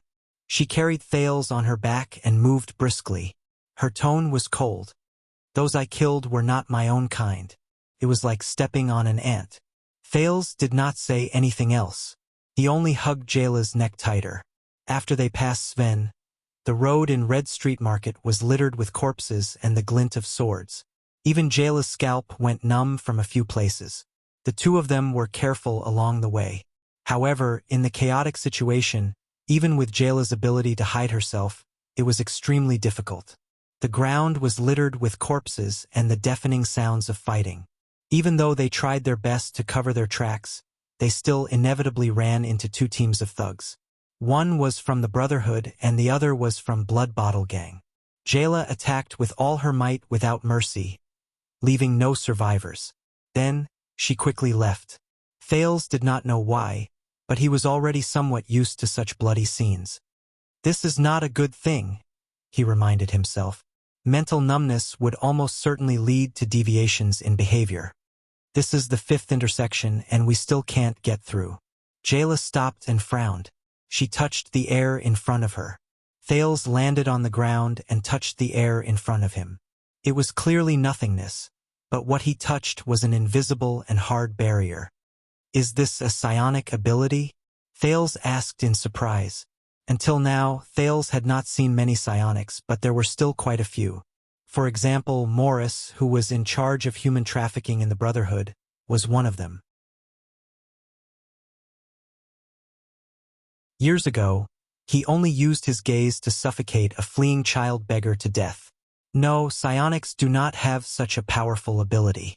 Blocking 5 or 6 intersections of such a large street at the same time, I suspect that the remaining intersections are about the same. Even psionics would find it difficult to do so. Jayla pushed up the goggles on her face and said with a solemn expression. The female bartender carefully observed the transparent barrier in front of her. She remembered the old man and that man. When Jayla thought of this, she could not help but pause for a moment. They told her about the terrifying legends. She put on the goggles again. From now on, we have to be more careful and try our best to avoid all battles to avoid exposing our whereabouts. Based on what I know, this is most likely the work of a mystic. I hope that our luck is not so bad that we will run into him face to face. Thales widened his eyes. Mystic.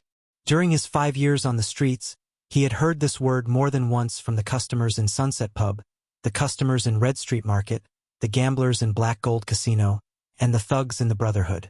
At first, the boy thought that this was similar to the magicians and wizards in the fantasy novels he read in his past life. But later on, he realized that this was not the case. No one would provide Thales, who was a lowly child beggar, with knowledge about the world. Even if there was, what he could come into contact with were mostly hearsay and terrifying ghost stories. However, with the professional field research experience he found in his past life, Thales was able to learn a lot of general knowledge through observation. The following were his observations about the word mystic. Firstly, almost all the times when mystic was mentioned, the people who talked about it would be accompanied by negative emotions such as fear, hatred, and curses.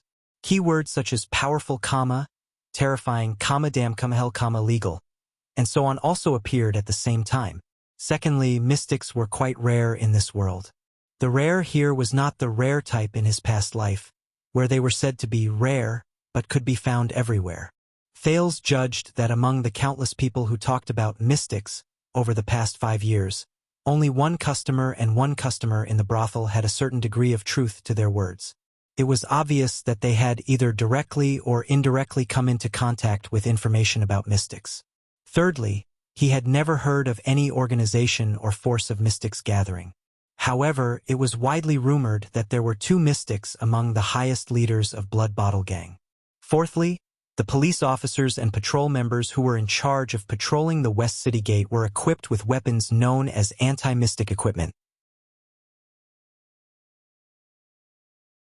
Fifthly, mystics were completely different from the psionics.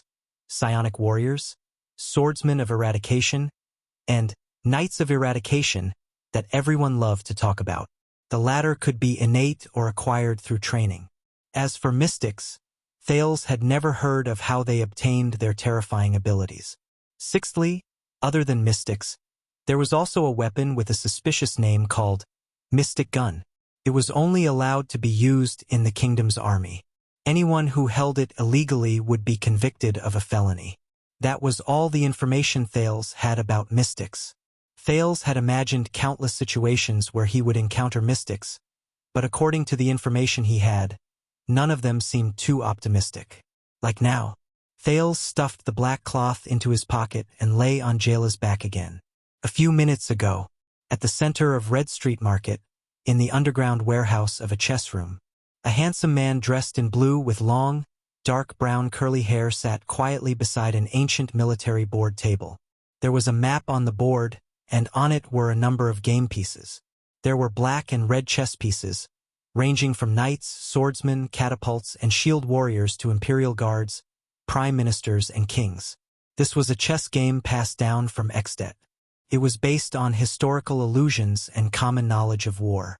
It was currently the most popular game among the nobles, rise and fall of the empire. It simulated the battles between the human kings and the armies of the ancient empire. For the nobles who lived like princes, it was the best way to show off their manliness and attract the attention of women. It was also a pastime that did not have to risk their lives. Of course, there were also a few nobles with unique hobbies. It was said that they liked to use real people as chess pieces. Under the illumination of the everlasting lamp, if one looked closely, they would find that the map in the middle of the military board was a street map of Red Street Market. The handsome man moved the chess pieces with ease with his right hand. One by one, he removed the black and red chess pieces from the map. However, among the chess pieces he removed, there were far more black chess pieces scattered around than the red chess pieces, which were concentrated together. 2 black prime ministers were in the middle of the map. There were many black imperial guards and swordsmen around them, and a few red knights were restraining them. Further away, many black knights and shield warriors were being defeated by the 2 red prime ministers, who were leading the swordsmen and imperial guards. In the middle of the map, there was a dark red king who stood out like a crane among chickens. Beside him was a red imperial guard. The handsome man in blue was happily playing his own game. If one were to look closely, one would notice that a light blue energy ball was gathering on his free left hand. It was breathing slowly as if it was alive, and there seemed to be a storm hidden within the energy ball. The man in blue would occasionally open his mouth to say something. One could clearly see the trajectory of the air vibrating around his mouth, turning into ripples and dissipating in the air. However, strangely, no sound was made. This scene was even more eerie in the dark and lonely silence. At this moment, the man in blue suddenly furrowed his brows. Then, without changing his expression, he reached out his hand and removed a red catapult from the edge of the map. However, after a few minutes, the man in blue furrowed his brows again. He slowly reached out his hand and removed the only remaining red swordsman from that spot. The blue energy ball in the man's left hand flickered for a moment. The storm inside was showing signs of instability. He took a few deep breaths, and for the first time he spoke with a voice. "Who is in charge of keeping watch and intercepting in the direction of downtown?" He seemed to be asking the air. In the terrifying darkness, a strange but certain answer came: Dorno the Shapeshifter and Sven the Undying. The man in blue closed his eyes and shook his head. Then, he moved the 2 red swordsmen from other places to the 2 chess pieces that were eaten. He moved one of them deeper, as if he wanted to catch the thing that ate him, Dorno and Sven. The ripples in the air spread out from his mouth again. His lips opened and closed silently for a while. Then, gradually, he spoke with a voice into the air. "The Talon brothers and Moria were eaten by us an hour ago. So they are reinforcements," he mumbled. He hesitated for a moment and moved one of the only 2 red prime ministers on the map over. "That's good." However, in the next moment, the man in blue's expression changed again. He moved his right hand to the edge of the other side of the map and removed the 2 red swordsmen almost at the same time. The man in blue's expression did not look good. "Who is in charge of the Inner West Ring's security mission?" "It's the Leighton siblings, Stinger and Scorpion Whip." This time, the voice in the darkness seemed to be a little more cautious. The man in blue did not speak. His gaze wandered back and forth between the 2 ends of the map. His face showed doubt and dissatisfaction. "Is it a chess piece from outside? What a headache. Didn't I tell the police station that there would be a curfew?" In the end, he sighed helplessly. "Is it because I haven't played these human games for too long that my level has dropped?" Sigh. The man in blue raised his head slightly, his expression complicated. "Groudon, do you know? The purpose of traps and mazes is to block the entrances and exits, and trap the rats that walk right into the trap. But if the entrances and exits of the traps are cleared, then how are we going to catch the rats?" Then, the man in blue's expression turned cold. He decisively moved the guard next to the Red King in the center of the map to the place where the 2 red swordsmen were eliminated. In the darkness, the sound of wind rang out. Then, there was no more sound.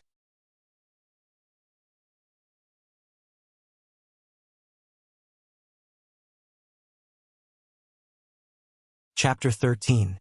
Damn it! In the night filled with the sounds of killing, wild laughter could be heard continuously. On the blood-red street, the leader of the Brotherhood, Morris, leaned against the door of a grocery store. He panted heavily and pulled out a dagger without a handle from his shoulder with difficulty. Beside him, an elite of the Brotherhood had already fallen. A similar dagger without a handle was stuck in the back of his head. Morris, the leader of human trafficking, panted and waved his hand to stop the killer, Leork, who was about to rush to the rooftop. "Don't chase him. Max just wants us to run for our lives." In the distance, Blood Bottle Gang's flying dagger clown Max flew on the rooftop, leaving behind a wild laugh. "But if this goes on, we will be harassed to death by him. The clown is a psionic warrior. He is much stronger than the average psionic." Leork jumped down the street and looked at the remaining 5 elites beside him. All of them were injured. He frowned and said. Morris took a deep breath and analyzed the situation with a clear mind. He and the Phantom Wind follower were carefully chosen to use the uniqueness of their abilities to restrain us and prevent us from regrouping with the others, so that their superclass elites could slaughter our elites. Moreover, even if they were killed by the clowns throwing knives, they would not be able to do anything. It is still better than being lured to the air mystic by him. Those people are calamities that cannot be provoked. Morris stood up and waved his hand. The retreat order should have been sent out. Senza will probably give the same order. How many of our people can survive will depend on their luck. Leork looked at Morris and waved at the elites. The group continued their journey. Because of these air walls, we have been taking detours. The others are probably doing the same. If we meet the mystic, Morris interrupted Leork in the middle of his sentence. He will not attack so easily, and we should not even think about finding that calamity. It is not easy for the mystic to maintain this kind of air wall, but since he has chosen to divide and surround us, he will rely on his lackeys to kill us. This is our only chance. Morris gritted his teeth and revealed a ferocious expression. Let's let those hypocrites who think they're high and mighty see the brotherhood and the strength of us lowly people. We have killed our way out of a mountain of corpses and a sea of blood.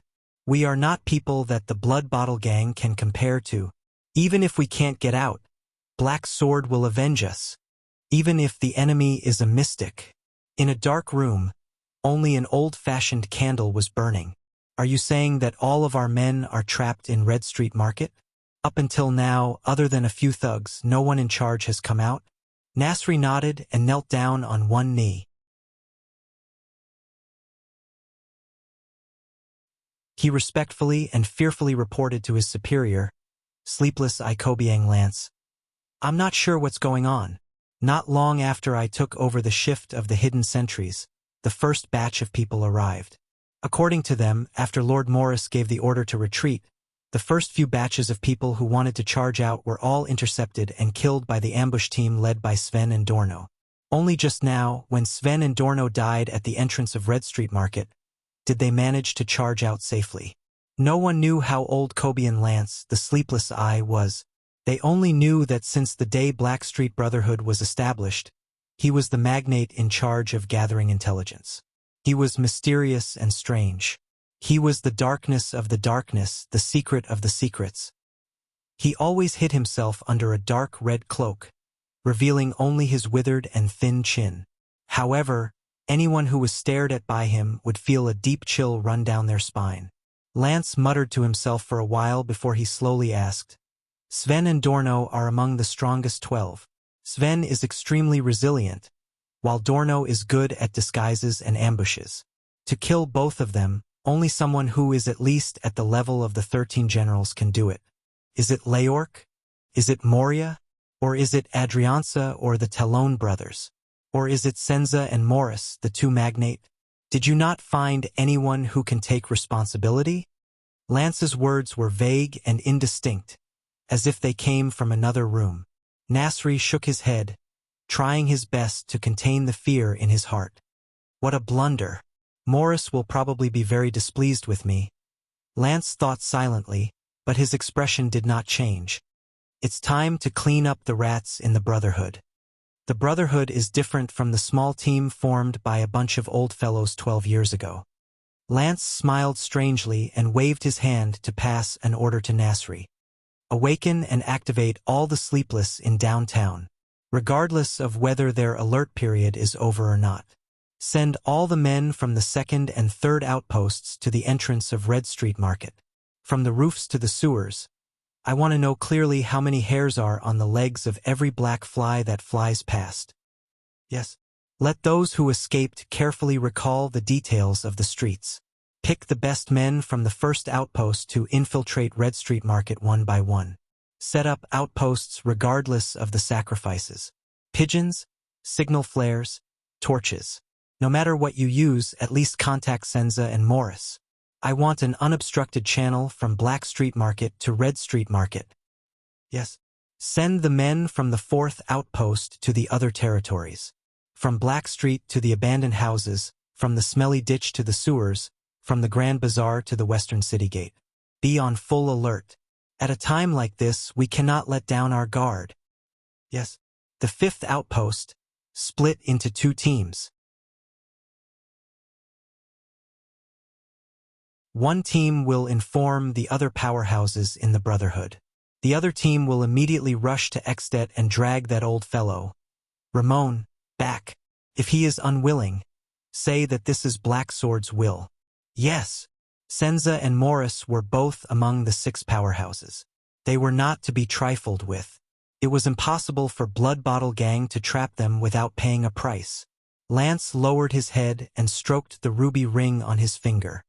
That damned fatty was, after all, someone who could become the leader of Black Sword Temple in the past. As for that tall Senza, humph, the only thing harder than his fist is probably his personality. And, Lance thought to himself, and that damned chef Edmund? The outcome has not been decided yet. Lance's expression suddenly changed under his cloak. He noticed that his subordinate was acting strangely. What else have you not said? Yes. Nasri lay down on the ground, drenched in cold sweat. He gritted his teeth and said, Our patrolling brothers have just discovered that all the child beggars in abandoned houses have escaped. We have only captured a portion of them. They are now locked up in the water prison and are prepared to be interrogated by torture. Lance's chin moved slightly. The sleepless, I asked calmly. Interrogate what? Nasri clenched his fists tightly and lowered his head. With great difficulty, he spat out the news that made things worse. Quide Rhoda died in abandoned houses. His assistant, Nair Rick, is outside right now. He wishes to see you, my lord. Go down and hide. Jayla's tone became cold again. This battle cannot be avoided. Thales quickly slid down and lay down beside a hidden stone block. He took out a black cloth and covered his nose. Even though the surroundings were already filled with the smell of blood. Thales had just taken 2 breaths when Jayla, who was beside him, dashed forward and leaped onto the roof. The female bartender did a backflip and bent her upper body backward. She pressed her hands on the ground as if she was avoiding a hidden weapon. Asterisk swoosh. Asterisk as Jayla flipped over and stood up. Thales heard the sound of rushing wind ring through the streets. Immediately after, Jayla fell from the roof to the ground. The blades on her legs had long since moved to her hands. The wolf limb blades slashed out continuously. A few gusts of wind rushed past. Thales could only hear the sound of clothes fluttering in the wind, and he did not know whether Jayla had managed to cut him or not. Then, a thin gray figure appeared on the street. Oh, isn't this the female bartender from Sunset Pub? You're wearing goggles. Are you here to swim? Don't be so surprised. After all, I've hidden my face before and drank in Black Street. You're also wearing gray today? It's a pity that the weather is bad. Otherwise, we would be wearing matching outfits. It was a feminine yet strange voice, frivolous and rude tone. Jayla never spoke much during battles.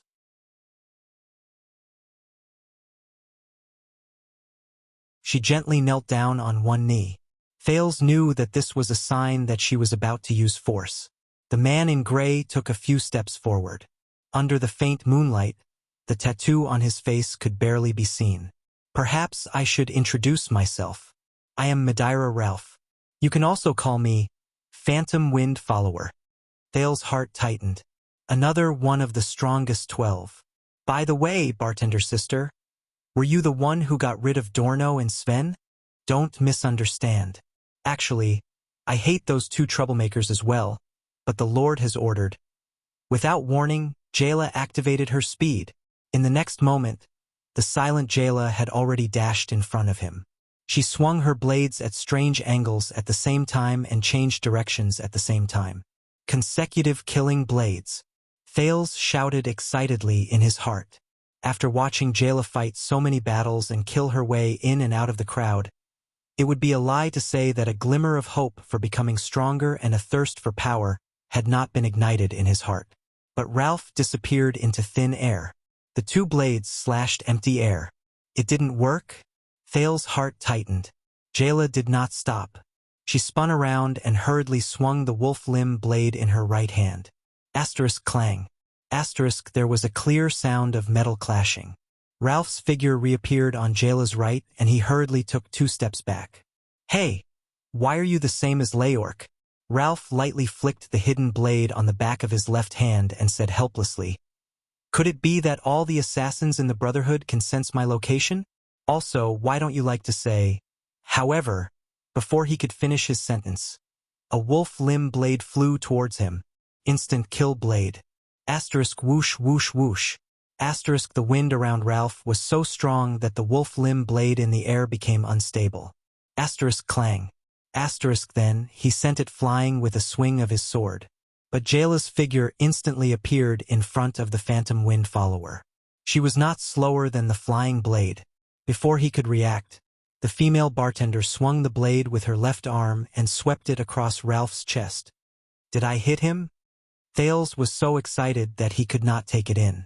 He was waiting for this instant kill blade to succeed. But he was disappointed to see that Ralph's gray robe fluttered and he flew upwards against gravity at an unbelievable speed. He narrowly dodged this sure kill strike. But Thales felt that Ralph's dodging this time was a little clumsy, because his figure could be seen indistinctly. He was no longer as traceless as before. Jayla wanted to continue attacking, but her feet seemed to be tripped by something invisible. She could not continue her unstoppable attacks. The power of the wind? Thales lowered his head and silently recalled the knowledge from his previous life. The female bartender quietly took a step back and picked up the other wolf limb blade on the ground, waiting for the next opportunity. That was close. Even a bartender from the Brotherhood has this kind of ability. Ralph gently rubbed the wound on his abdomen. He did not look happy. The wound was deeper than he imagined. The angle of the blade was strange. The speed and strength of the slash were beyond his expectations. A blade technique that can even threaten superclass elites? I seem to have heard of it somewhere before. Jayla adjusted her goggles. She held the blade in her hand and knelt down on one knee. Hey bartender.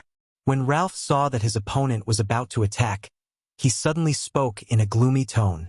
Before I came to Constellation, I traveled around the continent for a while. I once witnessed an assassination in Saradukedom. That was the most direct, riskiest, and most difficult assassination I've ever seen in my life. The assassin used dual blades. He exerted force from the roof and dashed out. His attacks were continuous and unstoppable. Ralph lowered his head. His feminine voice was filled with solemnity and seriousness. So, Flying Locust Blade Bennett Charlton. Who is he to you? Jayla did not reply, but Thales instinctively felt that something was wrong. Bennett Charlton? In the next moment, the female bartender's graceful figure dashed out and instantly appeared in front of Ralph. Thales had a feeling that the silent female bartender's emotions changed after hearing that name. The female bartender, who had been silent for a long time, roared as if she had gone mad. Stranger! Jayla Charlton attacked in anger. Until now, Thales had seen Jayla attack many times. She had always been quiet, low-key, direct, and fatal. But this time it was different.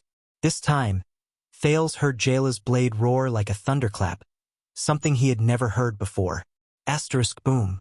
Asterisk Ralph's expression changed drastically. Asterisk clang. Asterisk the two swords collided with each other like thunder. Energy shone faintly from the bodies of the two figures. One was starry blue, and the other was slightly red. The noble police officer with a bright future, Caribbean, gritted his teeth with difficulty as he sensed the power coming from his enemy's sword. His opponent was not weaker than him and was at least a superclass swordsman. How long had it been since he met such an opponent? Ever since he left the battlefield with the orcs? Or was it that time when he challenged Miranda? The two forces intertwined and entangled, but Cohen knew that he was already at a slight disadvantage. The starry blue power began to flash on his silver-white sword. Cohen knew that if this continued, he would lose sooner or later. So, his body suddenly trembled, and the vibration caused him to miss the two people who were fighting with their swords. The two figures abruptly separated and took a few steps forward due to inertia. Cohen only managed to stabilize his body after taking 6 steps. His enemy, on the other hand, used 2 steps to maintain his balance. Cohen's expression was solemn. He began to feel that he needed to reconsider Director Lorbeck's words. Then, he turned around and looked at the troublesome enemy in front of him. He questioned, "You are also a swordsman of eradication and have trained in the Tower of Eradication. You obviously have a better place to go. Why are you willing to lower yourself to be a gangster in the Blood Bottle Gang, commit crimes, and bully the weak? The Tower of Eradication gave you the heart of the sword. Is it because you are a lackey who bullies the weak and fears the strong?" His enemy slowly turned around. His left shoulder was equipped with a black half-body armor, and his right arm was wrapped in a red bandage. Under the red and black clothing, the clear lines of his muscles could be vaguely seen. This was a man with a fair complexion, but he did not give people the impression that he was elegant or delicate, because the gaze in his eyes was now full of murderous intent. The swordsman in red and black quietly sized up the police officer from head to toe. "Is this the green-skinned rat that broke through the Sirs trap? This green-skinned rat, this stance and this stance. Is he from the army?" The red and black swordsman twirled the green longsword in his hand, which only had a single side guard, and said nonchalantly, "I'm not afraid." He said indifferently, "Hey, green-skinned rat, since when did the police dare to meddle in the affairs of the Blood Bottle Gang?" Cohen took a step forward and closed the distance between him and the swordsman. He said coldly, "I am not a police officer now, but a swordsman of eradication, Caribbean. I am questioning another sword. Answer me." The scene was silent for a few seconds. Then, the expression of the swordsman in red and black gradually became serious. "My heart of the sword is an unruly will and freedom of choice, as well as the pursuit of power. As long as I am satisfied, the Blood Bottle Gang, the Brotherhood, Shadow Shield, the Kingdom's Secret Intelligence Department, the Royal Guards, and even the Tower of Eradication do not matter to me. So, your question is completely meaningless. As for you, green-skinned rat, you are willing to be the traitor of a country. You must have gained the consciousness of a traitor from that conservative tower, right?" Cohen's expression finally turned solemn. He was surprised and shocked when he heard that the swordsman in red had no respect for the Tower of Eradication and was even slightly hostile towards it. He remembered the story his teacher told him over drinks when he was training in the tower. The tragedy of brothers fighting against each other and brothers fighting against each other. Cohen gritted his teeth in disbelief. "You are the successor of the swordsman of eradication from outside the tower. You are a member of the Disaster Swords." As soon as he finished speaking, the red-black swordsman moved. The reddish power of eradication surged around him like a tidal wave.